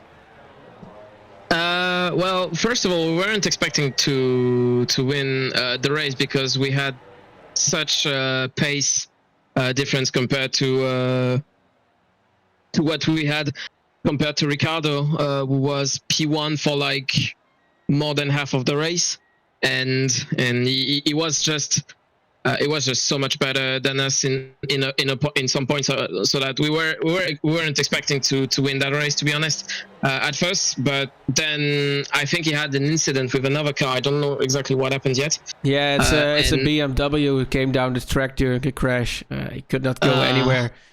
Yeah, that's one of those things. Yeah, that's the thing. We had one of those issues with another GT3 and Pat during the early stage of the race, where we had an incident with him because like there were a GT3 and Pat that were crashing into each other at the end of the lap, and we were just so close into it that we just turned into them because of this. And I feel kind of sorry. I mean, we feel sorry for the race because like it kind of ruined theirs, and there wasn't nothing we could have done on this, unfortunately. But yeah, it changed the outcome of the race pretty early on this, and we had a bit of luck on the position we had in the end. We were super tight on incidents because we were like 58x out of 60, and like we were so close to another drive-through. So it was a really stressful part of the race in the end, but what a result. I mean, that was amazing. Yeah, quite pleasant race to watch, and indeed a little bit of heartbreak for the ART guys, but yeah, definitely. At the end, you're on the top step, so I'd say keep it up. Next race, we're going to Imola. Yeah. How is your experience with the LMP3 on Imola? Your experience? I had on my part. I know Dimitri's was the first time for him to race the car, and so it was a first experience at all for him, and so it kind of finished well for him. So I'm really happy with that. But yeah, we have a bit of experience on Imola. We have the experience with the car on this, so it should be competitive. I know Pat's pace was amazing. He is really a killer in qualifying, and I know we will see Ricardo again. Like, he was super fast. Yeah. So it will be a really interesting league for us. At least there will be at least some competitiveness. So we're looking forward to it. All right, then I'd like to congratulate you, and I hope to see you next race, guys. Thank you. All right. Thanks for the broadcast, and yeah, see you in the next race. Yeah, it's our pleasure. And they're all gone. I think winners in GT3 class, Jelmer. Yeah, You run got it. 2 of them. Yeah, I think Jeroen and Jasper. Yes. Yeah, there we are again, guys. So, Hi guys. So race 1 here at Laguna Seca, GT3 class. You are the winners. Congratulations. Thanks. Thank you. What an awesome race, Jasper. Yes, it was a bit exciting. Normally it was only one stint for me, and then Jeroen was going to take over, but he had some computer problems, so I did the next one as well. And I think we had a little bit of a gap on Art Sim Racing 1. But then Jarne took over in the last stint, and on his outlap there was a big accident after the corkscrew, and we lost a lot of time there. So Art Sim Racing 1 could take P1 after their pit stop. And but I don't know what went wrong on their side, but at the end they had to come in for a splash and dash, I think. And then we were able to take P1 again. Yeah, the message reached us that somehow they did indeed took not enough fuel, so there was a splash and dash involved at the last minute. Yeah, so it was quite exciting because a few times they came very close, and they even got in front of us. But a little bit of luck at the end. Yeah, all in all, I think it was an amazing race to see. The car is really nice, by the way, so compliments for that. And I think Jeroen, you need to make a double stint at Imola, right? Yeah, I will start practicing soon. All right. All right, guys, congratulations. And I hope to see you next week. Next race, of course. Sure we are. Yeah, thank you. All We right. will. All right, congratulations. Thanks, man. Have a nice evening. Thank you. We will. Thank you. Bye-bye. All right, so I've already got a message from Stefan that we can get the P-Cup winner. And I'm gonna take them. There they are. Yes, guys, congratulations. Thank you. Thank you. P-Cup winners. Yeah, unexpected, but yeah. Yeah, that seems to be the story of the evening in LMP3 and kind of in GT3, but also with you, because Gordon Marshall was way up the road. But then again, it's the old saying: to finish first, you first have to finish, right? Yeah. Do you know what the problem was with that? No. We tried to look it up, but it was just gone. Crazy. Yeah, it's too bad for them, of course, but Bad for them. very good for us. I'll take it. We'll take Yeah, it. we had some damage right at the 50-minute mark somewhere, so we lost almost 2 seconds per lap. But in the end, we could make it stick. Yeah, we managed to keep it stick. Yeah. Yeah, quite a nice race to watch as well. I think. Crazy race. Yeah. I think just too many cars on the road. Yeah, It was. Let's say about chaos. 5 or 10 less, and it's okay. It's nice, but this was crazy mayhem sometimes. Yeah, And absolutely. it doesn't help that sometimes with the LMP3 drivers, their ambition outweighs their talent. So, kind of hot situation sometimes. Yeah. I think Imola will be another story actually. Yeah. There's just a little bit track. more room because Yeah. actually going lap 1 going into the corkscrew, I was kind of surprised I didn't have to throw a caution. Yeah. Everybody was, but yeah. Yeah. We've seen some heartbreak. We've seen some very nice racing, also from you. So I think all in all, it's been a successful evening. Absolutely. of course. We only got 18 incident points, so it's a Yeah, successful. I was checking at that, and I think it is the least of all. Yeah, Okay. I think it was 17. Or 17, yeah. So, Yeah, I think 17. I've We seen, were very careful. I've seen Yeah. 18 here. I've seen no. It's only the team from Jarno Biesmans and Jeroen. They got 15. Oh, great. Kudos to them. Ah, Very good driving. yeah. Yeah, it was So awesome. nice.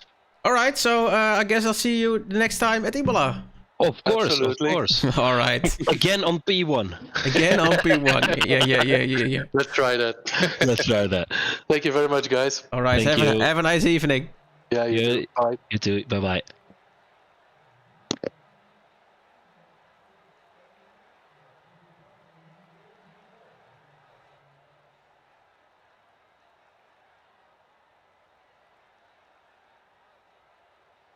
All right, Gilmer.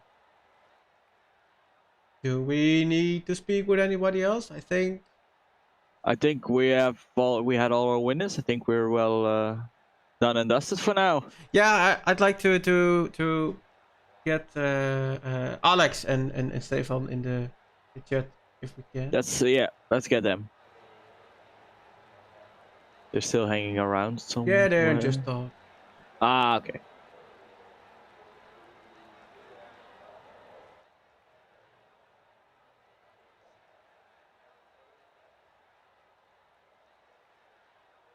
Misschien, ja. There we are again, guys. No, you take Alex and Dietrich. Yeah. We wanted Stefan as well, but this is cool too. So, race 1, Laguna Seca. A lot of events, a lot of nice racing, also a little bit of heartbreak, but I think that's included in a nice race. Tell me how it went. Yeah, it was hard. It was very hard. Oh, wait, I gonna close this team. Wait. Yeah, but you can put Stefan also. Wait, yeah, now it's okay. Yeah, tell me. Okay, so it was quite a hard race, also for you, I think. Yeah, 4 hours is long. It's very long. But yeah, we survived, and well, I think P8 or something. So yeah, nice. Yeah, looking at the standings right now, let me check. Yes, it's I think P8, P8. Yeah. Well, just behind I Ricardo. had, I had a few incidents with other cars. I think for race 2 that we have some points that we must review. So yeah. Yeah, indeed, we heard it from some contestants that for Laguna Seca it might be just a tad too much, but then again, next time at Imola it's a whole nother story. Yeah, Imola has nice straights and you can pass, but yeah, now some classes are blocking LMP3s, some classes are blocking pickups. So yeah, we see a lot of things on track. I was 4 hours on track, so I see a lot. Yeah, those are things that we must discuss with you guys and with Stefan. So yeah, Yes. I'm going not to make a point right now, but for race 2 we will change a little bit of rules. Yeah, So. I think going to the race, we will all see what has come out of that here on the Discord by Eagle. So that will be fine. Yeah. Stefan, moving on to you. Your race. Was eventful. Eventful, yeah, because I think in the beginning you could match the pace. For sure I had the pace to go with I think top 2, top 3. But then yeah, we got a bit blocked, and then I lost the car. I spun. We lost some time there. Then it was just before our first pit stop. Cost us a lot of time, and that dropped us back to I think P7, P8. Then my teammate Jelle, he fell on his back yesterday. He hurt his neck, so he wasn't in the best form. Oh. And then yeah, he spun as well. So some incidents happened. We had a lot of, I think, like everybody had a lot of problems with the traffic as well. Like Alex said, there were some. It was clear that there were a few drivers here that don't have much experience in multi-class racing, which is fine, but you have to learn from it, and that's why I gave a penalty to the 145. They were really dangerous all race long. We saw them spinning a lot, and the rejoins were almost every time on the edge. When you passed them, they were driving such strange lines. So it's not to blame the guys. They just have to learn multi-class racing. Yeah. And they got the penalty because the rejoin it took out the LMP3 leader, the overall leader, and it was really bad.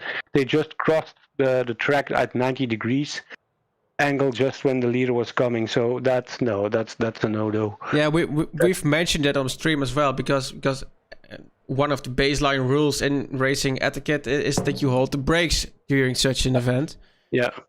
So yeah.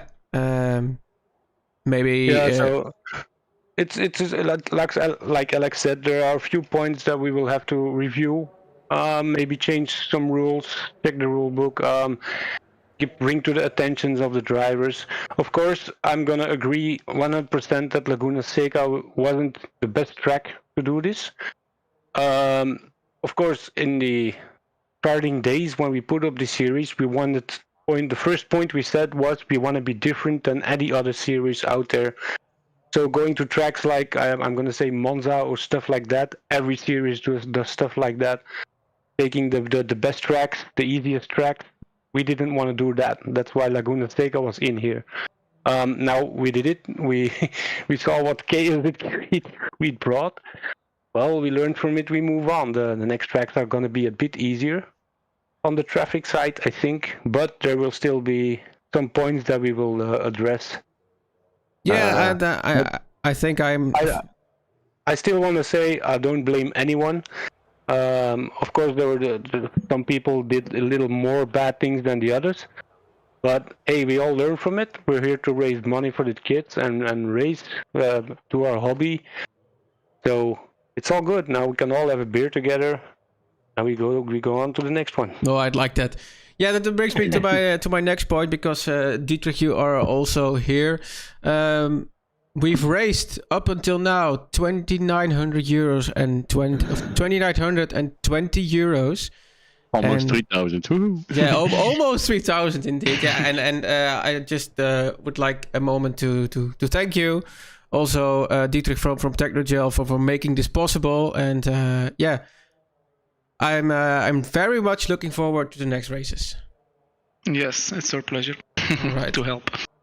Then I think it's time to put you back in the chat channel and for us to close up the stream, Jelmer. Yeah.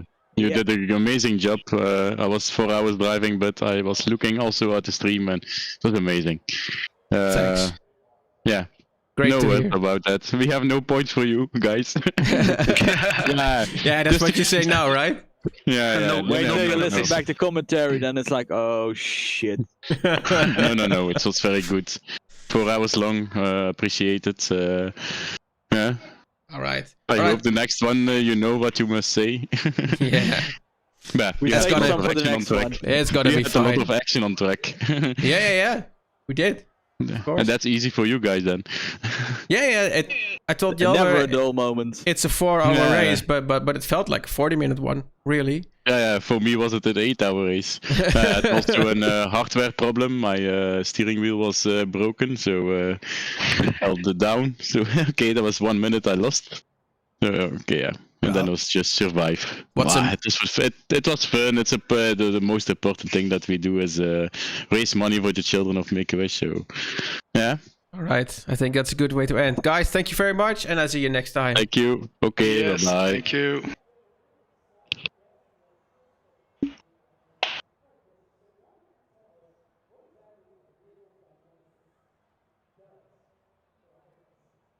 And there they all went.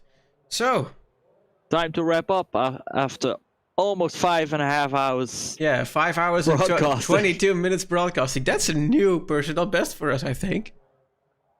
Yeah, it's doubling our last record, so Yeah. I we think still have an 8-hour race to come. So I think the biggest thanks we have to make is to the viewers, because there has been so many messages, there has been so many viewers. It's absolutely awesome. I've seen so many new subscribers. So if you haven't done it, I'd advise you to do it, because you don't want to miss the next race here in the Wishful 2024 series by Technogel. All to raise money, and I think that's a good way to end it. Jelmer, I'd like to thank you. I'd like to thank all the drivers, and I wish you a very, very nice evening.